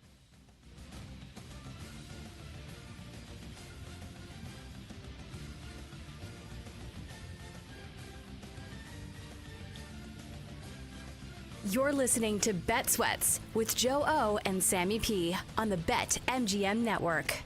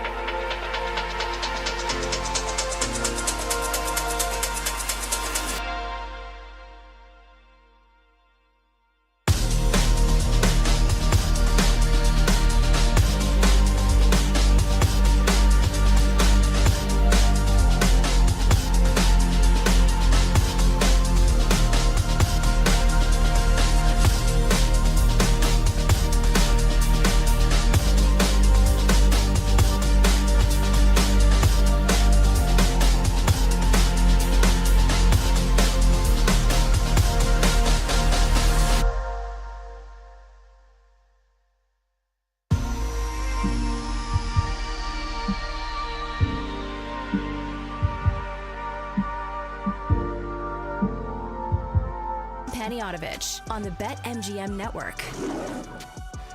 BetMGM's giving out bonus bets, $500 in bonus bets. If you want a chance at winning $500 in bonus bets, all you have to do is go on X, follow us on at BetMGM Network, and also follow BetMGM and tag a friend. You will have a chance at winning all of those bonus bets, free bets, good stuff there from BetMGM. Joe Ostrowski, Sam Panayotovich with you. Lightning bets coming your way in about 20 minutes. I'm sure we will hit on Sunday night's Game 7 in the NBA Finals, so we'll get to that, and today's MLB card as well. Pete Prisco. He is a guy that's very entertaining. He is not scared to give his true opinion on anything, and he doesn't care what you think at all. And I've noticed over the last week or so, and I talked to some people in Philly, and they're like, yeah, people are going crazy. I'm like, what do you mean? So every time there's a national story, like we're entering kind of the dead period in the sports calendar, and people are starting to talk a little bit of football, even though we're not in training camp yet. People love to talk about quarterback rankings. And if you have a what is considered a top quarterback, a lot of times you think he's better than the reality, unless you're in maybe one of 4 or 5 cities.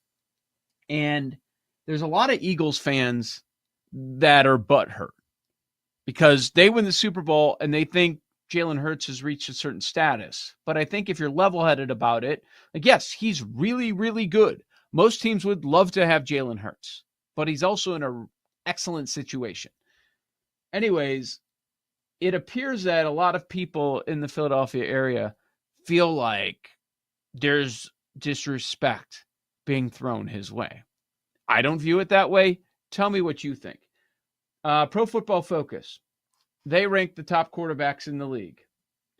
They go Mahomes, Josh Allen, Joe Burrow, Lamar Jackson, and Jalen Hurts. Up in arms. Ridiculous. How are all those quarterbacks ahead of Jalen Hurts? Sam, am I missing something? Is being top 5 quarterback in this era pretty damn good? I'm not moving him above any of those guys, Mahomes, Allen, Burrow, and Lamar. Are you? The disrespect to put him 5th best. Yes. Unbelievable disrespect. At least, let me just say this. My initial reaction is thank the Lord they didn't put Jaden Daniels in the top 5 after one season. Because I thought there was a possibility that Jaden Daniels could be ahead of Jalen Hurts on that list. Whew, deep breath. Because if you look at Fantasy Pros, here are the top 5 quarterbacks fantasy-wise. Josh Allen 1, Lamar Jackson 2, Jaden Daniels 3, Jalen Hurts 4, Joe Burrow 5, Mahomes is 6. So the fantasy respect is even higher for Jalen Hurts. He's been to 2 Super Bowls, 1-1, tremendous rusher. Don't know that he's the greatest passer in the league, but he doesn't have to be. Mm-hmm. I have no issue with him 5th. I wouldn't even fight to move him higher. Are they really that upset about this, you think? Or is this all a facade? No, I think they're upset about it. They look at him and winning a Super Bowl. They think he's turned a corner and he's an elite dude. And there are some people saying he's not an elite guy. This is why I brought up Pete Prisco to start. I decided to pivot and give the PFF ranking first. Here's Pete Prisco. He did his top 100 players ranking. Okay? Oh, man, I can't wait for this. These are the quarterbacks that Pete Prisco put ahead of Jalen Hurts. Mahomes, number 1 overall player.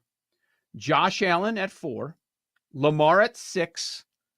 Burrow at 7. No issues, right? The exact same 4 that PFF mentioned. There's 2 more. He put Jaden Daniels above Hurts. Not Baker. Please do not say Baker Mayfield. He put Justin Herbert ahead of Hurts. Oh, no. Oh, no. Pete put Jalen Hurts outside of the top 50 players in the league. That's rage bait. That's all that is. There's no way he's serious. There's no You don't way. think? You know him when he has a take, he's not backing down. I think it's real to him. He's definitely not backing down, but do you think he believes that 100% that Jalen Hurts is in top 50? Well, he put him 7th quarterback listed. Because remember, this is all of the players in the league. And he's got Saquon as one of the top guys. And then he put Hurts 52 overall. So 7th, I think you're pushing it a little bit. I want to see it from Herbert. We know what he can do, but we're not at the point where we've seen it on a consistent basis. If you're starting a team, would you take Herbert or Hurts? Hurts. You would.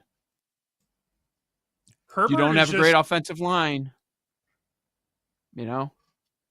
Yeah, right. I know. But if I had to build my team around a player, I would take Hurts. I think Herbert is a little overrated. But it's not to say I don't think Justin Herbert stinks. We're not hot takers. We've never tried to be or planned to be. I think they're very close. I would be okay with either one, but if we're on the playground and those other guys are gone and I need to take one of the two, I would take Hurts. I think the way that he has grown, remember at Alabama, they didn't even pass with him for the most part. So he has morphed into, he's a dual threat. I'm sorry. I'll just say he's a dual threat now. The accuracy has gotten a lot better. I think he has put the work in. Clearly, he's in the weight room more than maybe any quarterback in the history of the league. He puts in the work. He puts in the time. His completion percentage when he was a rookie was 52%. It's been in the league 5 years now. He's gone from 52 to 61 to 66, 65, 69 last year, 68.7. He has gotten better. I don't know that Justin Herbert has gotten better. Justin Herbert has better raw talent, clearly a stronger arm, more natural ability. But I think Jalen Hurts puts in more work. Okay, this is what I'm talking about with Philadelphia and how upset they are right now. This got into my algorithm, actually, on TikTok. I was scrolling, and then a BetMGM Network clip popped up, and it's Sunday Spread, Devin Caney and Sean Bell debating Jalen Hurts. Take a listen. What makes me mad is that Joe Burrow is better than Jalen Hurts, because what has Joe Burrow done recently? And also, if we're going to throw around the Jalen has way more help than anyone else, Joe Burrow has Jamar Chase and T. Higgins, okay? I don't want to hear it. I don't want to hear it. Joe Burrow's much better than Jalen Hurts. He's a better passing quarterback. Joe Burrow's much better. But we'll argue about that when we talk about Cincinnati. He's much better. Oh, well, when you have the top offensive line in NFL history, then of course Joe Burrow had that in a defense. And Saquon. Yeah, I know. He was just like, Joe Burrow's better. But this is how Eagles fans feel right now. And Devin, clearly a big Eagles fan, and I think she would admit she's a homer. But, yeah, I mean, no. Put Burrow with that line, with those coaches, not the clown that he has at head coach right now. I understand he has great receivers, but he'd still have great receivers with the Eagles and the best running back and the best offensive line and a killer defense. I'm not even responding to that. Come on, I want you to so bad. I was trying to rage bait you. I'm not rage baited. It's not even a conversation to me. Right. Joe Burrow completed 70% of his passes last year for almost 5,000 yards, 43 touchdowns, and 9 picks. Yep. Jalen Hurts couldn't do that in 2 seasons. I don't know. Now, look, Hurts can do things that Burrow cannot do. Jalen Hurts is able to get low and score touchdowns and run the ball. But in terms of a pure quarterback, a pocket quarterback, it's not even close. Yeah, being top 5 is not a bad thing. That's an awesome No, thing. it's not at all. I just said I would take him over Herbert. I mean, I'd be happy to have Jalen Hurts on my team. Yep. Jalen Hurts last year threw for 2,900 yards, 18 touchdowns, and 5 picks. So if you doubled those passing numbers, Hurts would have 5,800 yards, 36 touchdowns, 10 picks. I repeat, Burrow had 5,000 yards, 43 touchdowns. Nah. With all that said, we are fading Saquon this year, and we're looking forward to it. Are we anti-Eagles now? Here's a better question. Are we pro-Cowboys?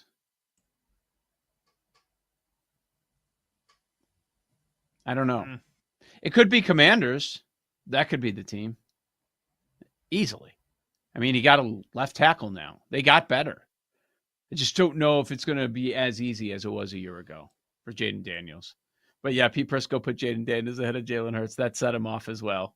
And Herbert. So, hold on. So, by that logic that we just heard, if the Bengals win the Super Bowl and Burrow gets a ring, does that automatically catapult him over Jalen Hurts in that logic, or what? I'm no, now they're even. Now they're even. Oh, they're even then. Okay. Yes. Well, So Jalen Hurts went to another one. Yeah. So Jalen Hurts is better than Dan Marino. Yes. Yes, that's how it goes. This is what I hate about NBA conversations, because it usually goes back to this. I don't feel it happens as much as it used to, but it was always about the rings.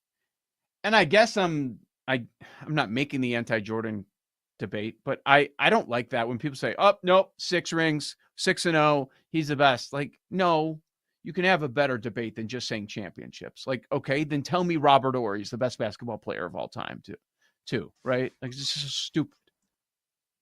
Yeah. I mean, I think if you polled people that were around the game and you asked 50 of them who they'd rather have, Burrow or Hurts, how many people take Hurts out of 50? Not many. And Burrow's going to get his MVP. It's just a matter of time. Yeah. It's also not his fault. I talk about this all the time. I'm going on today with our guys in Buffalo. Mm-hmm. They lost. I don't want to misspeak here, and I wasn't prepared for this conversation, but I have no issue pulling it up real quick.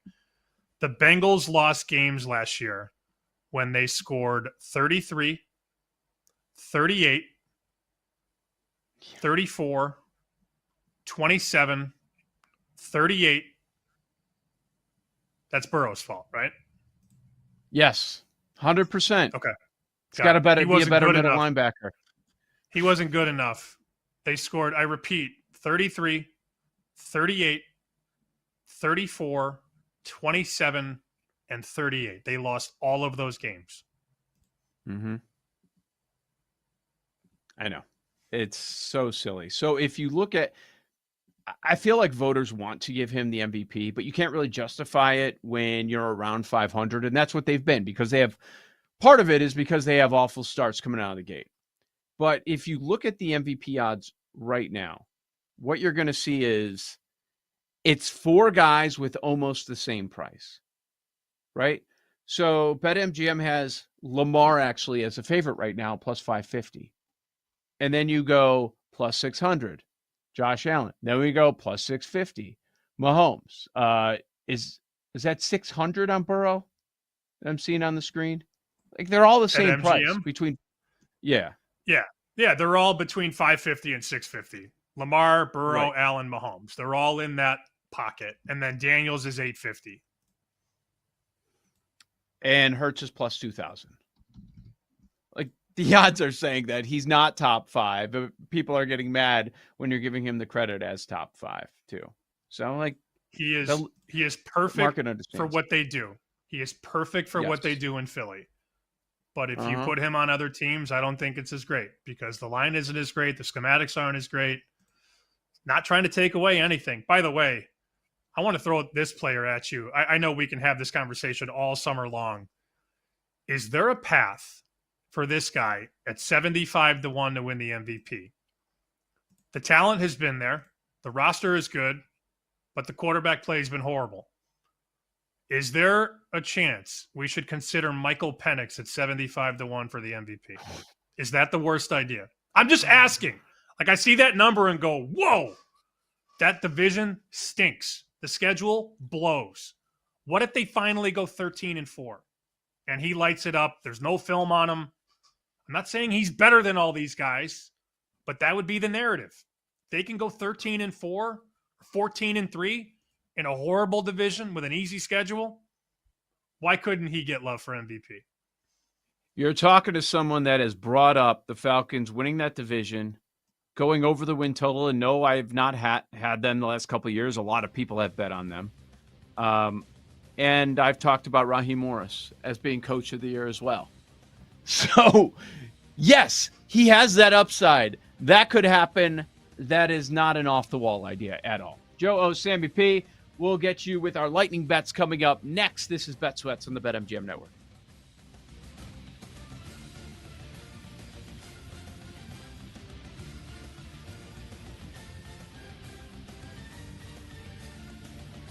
You're listening to Bet Sweats with Joe O and Sammy P on the BetMGM Network.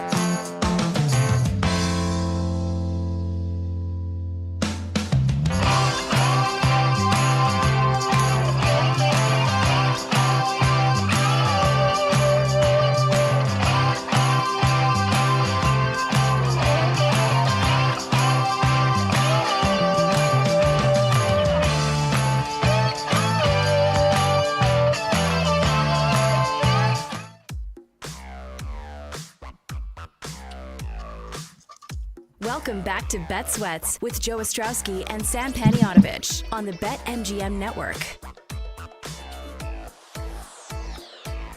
Lightning bets coming your way in just a few minutes. Joe Ostrowski, Sam Panayotovich. Appreciate you hanging out with us on this Friday. Man, I feel bad for people that listen via podcast with the Corby thing, because that was unreal. When he gives out something and BetMGM at the time, best price in the market, 80-1 for a Heisman winner. Go back and check out the segment. And then it goes 30-1 a few minutes after he had mentioned that. That was ridiculous. In the middle of June. Like, come on. But they saw a few bets come in because of you guys listening and watching. And like, oh, we better move that one. We're off somewhere on that one. The Bet Sweats Army did it again. Led this time by Corby. I'm taking no credit for that. I had nothing to do with it. It's all Corby. He comes on. He bets. People bet. I did tweet it out at SP Shoot. Corby just led a charge on Avery Johnson to win the Heisman live on Bet Sweats. It moved from 80-1 to 30-1 at BetMGM, 66-1 to 50-1 at Bet Online. He responded with a picture of a smiling Avery Johnson, the basketball player, the former San Antonio Spur, the former Alabama head coach. Big smile, big old smile. And a lot of people have responded to the tweet, and I guess there are some 60s still available in the market. But It doesn't take much, and I think you said it best. What you do at 80-1 and 60-1, it adds up very quickly in these markets. The team that you hear the most about in Major League Baseball, obviously due to the proximity of where you're at, is the Boston Red Sox. And I'm on the outside looking in, right? And I just see stuff, and usually probably it's after it's been in the bloodstream by you. But outside of Devers, it's every day there's something going on. The organization seems like a complete mess. And then you get the story with the scout the other day, and then the AI, the AI bot that's conducting interviews at very high positions, one of the most important positions in the organization. How much of a blank show is it over there? I love that we keep doing this in the Nesson Hour. It's the best. I had to. Surprised I didn't hear anything yesterday. So the story that came out Tuesday, the scout story, if you don't know what it is, Buster Olney reported on Tuesday that longtime scout Carl Moshe was fired after he said Breslow was, quote, a bleeping stiff during a Zoom call. I think he thought he was muted, and he was not. He thought the call was over, and it was still going, I guess. Yeah, I don't know what happened there. Apparently, the report says he was unaware his voice could be heard. And the Red Sox then parted ways with that scout. The AI stuff, that was... Who had that story? Was that... Yahoo, I think? I saw it. Okay, Yahoo had it. June Lee. June Lee had the report from Yahoo Sports. So that one is, he had an interview or heard about an interview. The Red Sox were trying to recruit a new person for baseball ops, and during the process, the entire interview was conducted with an AI bot where you would record the answers, and then the Red Sox would evaluate. It wasn't one round. It wasn't 2 rounds. It was 5 rounds of interviews where this person did not talk to anybody human-wise in the Red Sox organization. Okay. What? Okay. I don't know. I'm not there anymore. I was never there. I worked in the family, and you would hear rumblings and things would come across at work, and people from different departments would gossip, and that's how it works when you work in TV and radio. I don't have to tell you how the gossip works and how the meetings work and how the fallout from the meetings works. I don't know what's happening there. But it's been a strange 7 to 10 days in Beantown. Yeah, it certainly has been. Man, yeah, all the chatter about what do they really care about, cut money, and then you have this other stuff. Do you imagine on a Zoom call with your boss, you think the call's over, and you're so disgusted that you've got to utter something that you could hear, like, "You blanking stiff. Good job, Brez." I'm going to do that at our next Classic. BetMGM Network Zoom call meeting. Just going to call somebody a bleeping stiff. See what happens. Who would you call stiff? I The plead the donkster? fifth. Yeah. The donkster. It's the always a donkster way to coming avoid on? something. Yeah, just say the donkster. Yeah. The donkster said that he would annoy me and Chelsea and sit between us on the flight and just scream stuff the entire time. There's our guy, that chalk-eating There donkey. If you're watching on video, he is really the glue that holds just the Daily Tip together with Michael Jenkins and Chelsea Messenger. When the donkster makes his appearance at the end of every show, I am just fixated on Chelsea's reaction. And it's always just head in hand or eye roll or disgust. It's very, very entertaining if you're watching that from the outside looking in, I imagine. All right, lightning bets for this Friday. Where you going, Sammy P?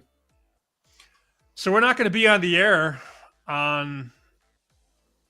I guess we're not going to be on the air before the game. Did you see the market for game number 7, by the way? Down to 7.5, Joe. 7 at circa. Game 7. And what have the games there been in the series?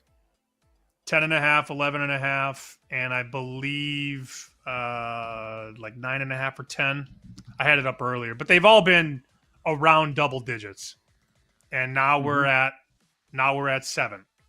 That is completely reflective of what happened last night. And now you're seeing all these bets come in, and that's fine. I don't even think 8.5 was the worst number to grab. But now we're talking about 7 and 7.5. It's too low for me, man. Here we go. The game 1 line was 10 on the close. Game 2 was 11.5. Game 5 was 9. And I remind you that the Thunder won game 5. Did I say game 3 or game 5? The third game in Oklahoma City was 9. And the Thunder won by 11. I'm going to lay right now. What's the best number I can lay? Circa has 7, but everybody else is 7.5. So let me go Thunder, minus 7.5 in game 7. I am not phased. I didn't like game 6. I like game 7, especially at this number. You know me, though. I'm always trying to buy the dip. So I'll go Thunder on Sunday, minus 7.5, and then I'm going to go with the Atlanta Braves today. Stay hot, boys. Minus 140, with Fuentes making his major league debut. I'm going total. Going under 215.5 for game number 7 on Sunday night. These are rock fights. They've dropped the total 15 points from the first game in the series. There's a reason. It took a 8 point dip from the game last night. This is how game 7s go. It's going to be low scoring. One of the teams might not even get to 100. That's what history tells us, that either both or at least one of the teams is not going to get to 100. So I'm going to play the under on that. It wouldn't surprise me if that continues as dip over the next couple of days before we get the tip-off on Sunday. I did do that Corby bet, but that's obviously no longer available. But you can find some 50, 55s out there. Listen to the segment to find out the long shot Heisman wager that we're talking about. I was going to give out Cubs at minus 125 when I was looking at it this morning, and now it's been bet up crazy. Like we're 145, minus 150. So it's hard to go there. I was looking at a Cub to homer. All the numbers stink. Like if you want to go narrative of Sammy Sosa's position, Kyle Tucker going yard, he's only plus 285, where, you know, that's a tough one to get to. I don't love a lot on this major league card. I got to be honest. So I'm just going to stick with the under on Sunday night for game number 7. Jake, got anything, including College World Series with everything starting tomorrow? Let's go LSU, please. God, please. Let's just do this in 2 games and not make so I don't have to be Rick Camp eating ice cream with my bare hands on Monday. That would be really awesome if we could avoid that. So go LSU. I wanted to throw this at you guys. Jack Caglione, after his 2 home run game yesterday, now has more home runs than all other Royals right fielders combined. They have 1. he has wow. 2. That was quick. That was quick. Now let's just keep it up. A couple more multi-home run games, and maybe this becomes interesting. I don't. Jacob Wilson, of course, hit a homer last night in response, so I don't know. Maybe we just lose. Maybe we just lose. I don't know. Yeah. But as far as the card, we'll see. I like the Rays at a pick with Shane Baz at home. The Rays are playing really good baseball right now. I'll back them. I'll back Joe Ryan and Jacob Mizorowski. I like the first 5 under in that Brewers-Twins game. And I like Hunter Brown strikeout ladders. 10 strikeouts is 4-1 against an Angels team that's terrible at home. He's a Cy Young contender, so I'll back him today. BetMGM moved Cags from 18-1 to 12-1 yesterday. I think we were very clear. We never said to bet him after he was called up. We never, ever said that. You could check the tape. We never said it. I think our last buy point was 40-1. I wouldn't be betting anything around 10, 20, 30. No way. We said not to bet it. I know. We flat out, as much as sure. we were talking about Cags, we said do not bet this at this number. You missed it. There will be something else that comes down the road. I had DMs asking if they should bet 9-1, 12-1. No. Horrible bet. It's FOMO. Complete FOMO. We're expecting to talk about the Thunder. Jake, do you think we'll be talking about LSU clinching it when we get here Monday morning, or are we going to get a game that night? I have a feeling we're going to get a game that night. This Coastal team, they scare me. They're really good. You also can't have nice things, Jake. Famously not. Lost in kickball last night, by the way. How bad? 5-3. Wasn't awesome. Ooh. Bad coaching. Bad lineup. Yep. Should have made some more changes. Ownership. All right. Yep. General manager. Get him out. Get him next time. That's Jake Hassan for Sammy P. I'm Joe O. We'll be back Monday morning right here on Bet Sweats. Thanks for listening to Bet Sweats. If you missed anything on today's show, make sure to listen back on the Odyssey app or wherever you get your podcasts.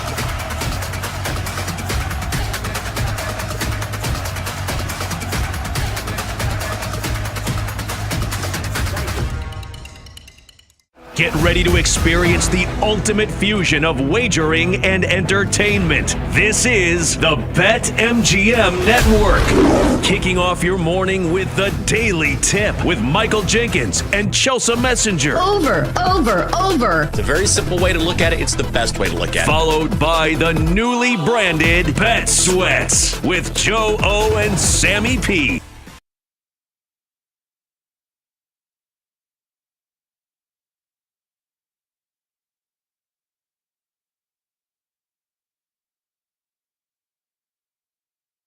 It's time to sweat. It's entertainment, education, information. A smarter conversation, a higher level betting conversation. With Joe O and Sammy P.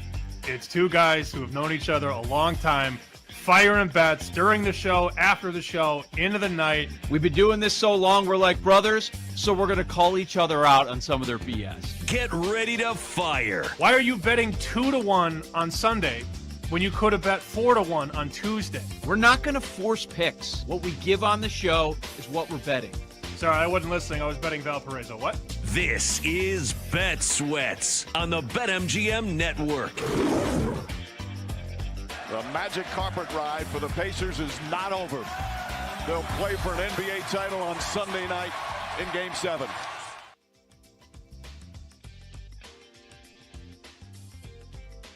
Not a lot of people had that one. Joe O, Sammy P with you on a Friday, getting you set for the weekend. And yeah, the Pacers win in convincing fashion, to say the least, and they're going to force a Game 7 going down on Sunday night. Welcome into Bet Sweats. Joe O, Sammy P. We're here the next 3 hours. We're here weekdays, 9 a.m. to noon Eastern Time. BetMGM Network, BetMGMNetwork.com, the BetMGM Network page for YouTube and Twitch to watch the show. And our show X account is Bet_Sweats, Bet_Sweats. Now, normally this is when I come out and I say, all right, this is the plan. I have a rough idea what the plan is. Do we have a rundown yet? I know Paul's outside of the country. I was looking earlier, and it was saying that Michael Felder was coming on again and previewing game number 6. Okay, we got it updated now. I think we do. All right, good. You good, Sam? It's Friday, buddy. We can mow the lawn on a Friday. Corby's on today. I do know that at 10 o'clock. He sent me. It says Nick Friedel's coming on again. There's a rough draft of what Corby wants to talk about. He's got a long shot for Heisman. He's got a value shot for number 1 seed. And he's got a season win total that he absolutely loves. I also feel like we have to ask him at some point about Kent State. Over under 1.5. How does one handicap that? What do the numbers say about Kent State? What is the true number for season wins? I will ask him that. Yeah, I'm looking forward to that conversation. Is Campy coming on? Because I think we talked about it. I don't know if he's on. Don't know. Do we know what's happening on the show today? It's Friday. I get it. We'll figure it out. You guys will find out when we find out. All right. Yeah. If you turned it off early, that's fine. We understand. No reason to really stay up that late. Not that it was up going on too late, but Halliburton, all that chatter about Halliburton, everything he's going through to get ready for the game, looked just fine. They didn't need him for the entire game. Your points prop gets over the number. It was pretty close. Good call by you. You know, if you get a full game out of him, it's much more. But just as the facilitator, he looked really strong. But so did a lot of guys. We always talk about those role players stepping up, the quote, others stepping up. There's a ton of them that did their job and then some last night for the Pacers. He came out firing, which was sort of the handicap, that he was going to be better health-wise than people thought. And the first point of the game was a Halliburton free throw, which made me very excited. He got to see the ball go through the cup right out of the gate. There was a dead ball foul away from the ball. They were trying to inbound the ball, the Pacers, and somebody on OKC just plowed like a football player right through the pack. So the officials called the dead ball foul. Halliburton goes to the line, and he sees that first one go through. And then he started chucking, man. He took a 3, bricked. He went to the lane a couple times, brick, but he never really stopped. Ended up taking 12 shots, made 5 of them, 3 of those from downtown. Finishes with 14, but he didn't really play in the fourth quarter. Right. So I don't know that, some people would say, well, you got lucky. I guess you make your own luck in this game. I didn't go over 16.5 or 18.5. I went over 13.5, and he lands with 14 in a blowout. I did turn the game off, though, at the end of the third quarter, or maybe beginning of the fourth quarter. It was almost a 40-point lead when I turned it off. Yeah. And then, of course, you get the garbage points at the end. OKC outscores them in the fourth by 13 to cut the final score 108-91. The deadest under that we've seen all series. Didn't even crack 200. Lands on 199. Awesome defensive performance from the Indiana Pacers. And a game that OKC didn't really show up in. SGA had 21. Jalen Williams only had 16. Chet was a freaking shadow out there. 4 points and 6 boards. Lou Dort made 1 shot from 3. Hartenstein finally had a nice game for his standards. He had 10. Nothing from the bench, really. Isaiah Joe had those late points in the fourth. But this was a whooping by Indiana. And, everybody said this was going to be an easy series. Me included. I didn't think this was going 7. I also didn't bet the series. I didn't lay $7. I didn't lay OKC minus 1.5 or 2.5. I didn't really feel like there was a bet to be made. I'm pleasantly surprised that we have a game 7 on Sunday. If you did lay $7, $8, as Hal Carlson used to say, tight sphincter right now going into game number 7. Even though you're going home where they play great, you're still concerned. First off, on the side and total, and you're right. Like, the final score doesn't do it justice, what we saw last night for 3 quarters. Like, okay, you got meaningless points at the very end. The 3-pointers end up looking a little bit better than reality for the Thunder because they had some meaningless scores at the very end. While the side and total have been pretty tight throughout the series, last night that's not the case. They covered by 22.5 at the final score. They should have covered probably by 40. They were at some point in the game. And the under hits by 24. And it's a low number. We'll get to the total for game 7, which is, whoa. The bottom fell out. Let's just say that after last night, and then you get that game 7 situation. But in addition to Halliburton, there were so many guys that deserve a piece of credit for that win last night for Indiana.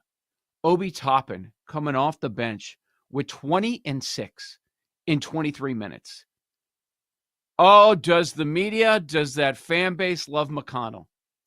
And that was a guy that we talked a lot about yesterday. Oh, do they love him? He just barely got over on the points also. Very similar to Halliburton, 12 points, but his impact was felt elsewhere. That dude grabbing 9 rebounds. That guy with 4 steals, 6 assists. He was everywhere. You've got to give him his credit. And I was going back and forth. Okay, which of these guards are going to step up? Which one will it be? Which one won't it be? Nembhard did. Has not over the last few games, but Nembhard pours in 17. And then the most popular player prop in this game when we wrapped yesterday was Mathurin. He was by far the worst player on the entire team. It wasn't even close. It was amazing that it was an outright domination, and he was minus 18 plus minus. How are they up by 31 at one point in this game, and Mathurin is negative 18 with only 2 points in this game, Sam? That was hilarious that he was so popular. We couldn't figure out why.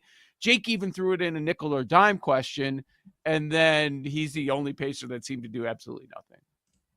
Very funny. I texted you last night and Jake. Mathurin has 0. And I think he got a couple. Yeah, he had 2 points because he's out there in the fourth quarter. I honestly don't even count the fourth quarter. Does it really matter? No. Does it matter when nobody cares? Not really. Nothing learned in that fourth quarter. Pacers were pulling all their best players, end of the third, beginning of the fourth. Very funny that the room comes out hot. Mathurin over. What was the number again? Wasn't it 20 and a half 10 and a or half. something like that? Oh, 10 and a half. Okay. They had a bunch of guys 10 and a half. Yeah. Didn't clear any of them. I mean, didn't clear 4.5. Didn't clear 8.5. Yeah, whatever. I laughed when I saw that one. But the McConnell one, he balled in the first half, to your point. And Mhm. remember, OKC jumped out to a 10-2 lead. And you're thinking, uh-oh, here we go. And then Carlisle made a couple changes substitutionally, and McConnell got that steal. That sort of swung the pendulum. He got that steal on the other side of the court, on the other side of half court, and then found Obi Toppin, who drilled a three, and then they started to get going. So I don't want to say that one play changes a game, but that steal into the three woke them up. And you give them full credit. I went back and looked at some of the numbers they've covered at so far. Not only covered, but won. Let's look at some of these numbers. So they beat Milwaukee as a 6-point dog, a 4-point dog, an 8-point dog. Beat Cleveland as an 8.5-point dog, 5.5-point dog, 5-point dog, 8.5-point dog. Beat the Knicks as a 4.5 and a 6-point dog, and then have now beaten Oklahoma City as a 10-point dog, a 5.5-point dog, and a 5.5-point dog. Just think about the money you'd be making if you were taking taking Indiana to win those games on the money line. And the truth is in the number. First couple games in OKC, 10.5, 11, 11.5. Here we are heading into game 7. BetMGM has 8.5, depending on where you shop. So the adjustments have been made. This team has been so profitable as an outright underdog. It's one of the greatest runs we've ever seen in the playoffs. Mm-hmm. And shockingly, OKC's been terrible on the road. ATS. Like, they've won games, but they're such a heavy favorite in these games that they're not covering the point spread. They end up losing last night, of course. Couple of big numbers on the OKC side that are pretty startling. 21 turnovers for the Thunder. That is only the second time in 104 games that the Thunder have had at least 20 turnovers. 21 turnovers, okay? So a rare occurrence for them. There's a lot of chatter about J-Dub being the MVP for the finals going into yesterday. A whole lot of chatter. And we were saying, no, the price is probably short on SGA. It's going to be SGA as long as the Thunder win the title. And Jalen Williams last night had the worst plus-minus in finals history ever since they started charting play-by-play data. Minus 40. That is the worst we've seen in finals history. He ain't winning the MVP. I don't care what happens in game number 7. No, he's not, and his number has floated accordingly. So according to our friends at BetMGM, SGA now minus 235, which has dropped pretty sizably from where it was before the game. So minus 235 on SGA, still the favorite, of course. Siakam plus 3.25. Jalen Williams 1050. Halliburton 15-1. There's your guy TJ McConnell 100-1. Oh my God! No, you can draw the line probably under Siakam. Maybe Bontemps. Halliburton at 15-1. Bontemps likes McConnell. I heard. Halliburton 15-1 question mark. Any interest or run far away? My first thought is Pacers win at Siakam. Of course. We thought that about Halliburton, though, in the Eastern Conference Finals. I know. So are we just kind of what?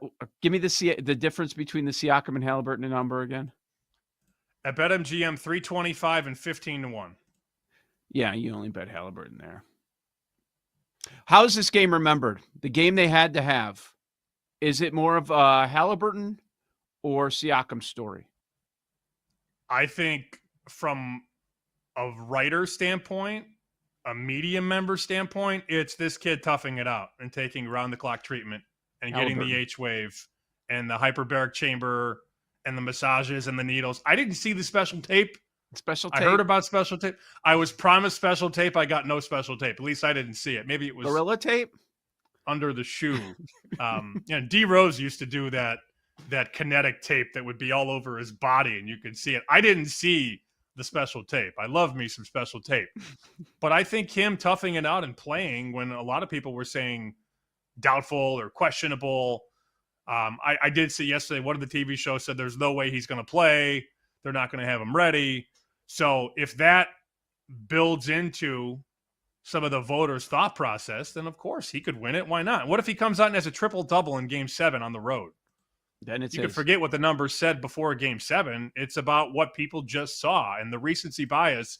If he balls out and has one of those 30, 15, 10 games, it's his. If. That's a big if. Yeah, I would make that number a lot closer. I mean, a 5x difference is pretty silly, and he's a star player of the team. That number is probably there because, well, he had the game with 0 field goals. But, I mean, if he balls out in Game 7, nobody's going to care. And they're just going to say, oh, he's a warrior. Look what he did for his team, put his body on the line, everything he went through to get back out there. Yeah, he's a star. He's the recognizable figure on that team. But you'd have to go there and win. 8.5. That's the number. 8.5. And the total, Sam, is 15 points fewer than where we were in Game 1. That's how low it is. 215 and a half. So we have time to certainly talk about that. Joe Sammy P, we'll keep it rolling here. This is Bet Sweats right here on the BetMGM Network.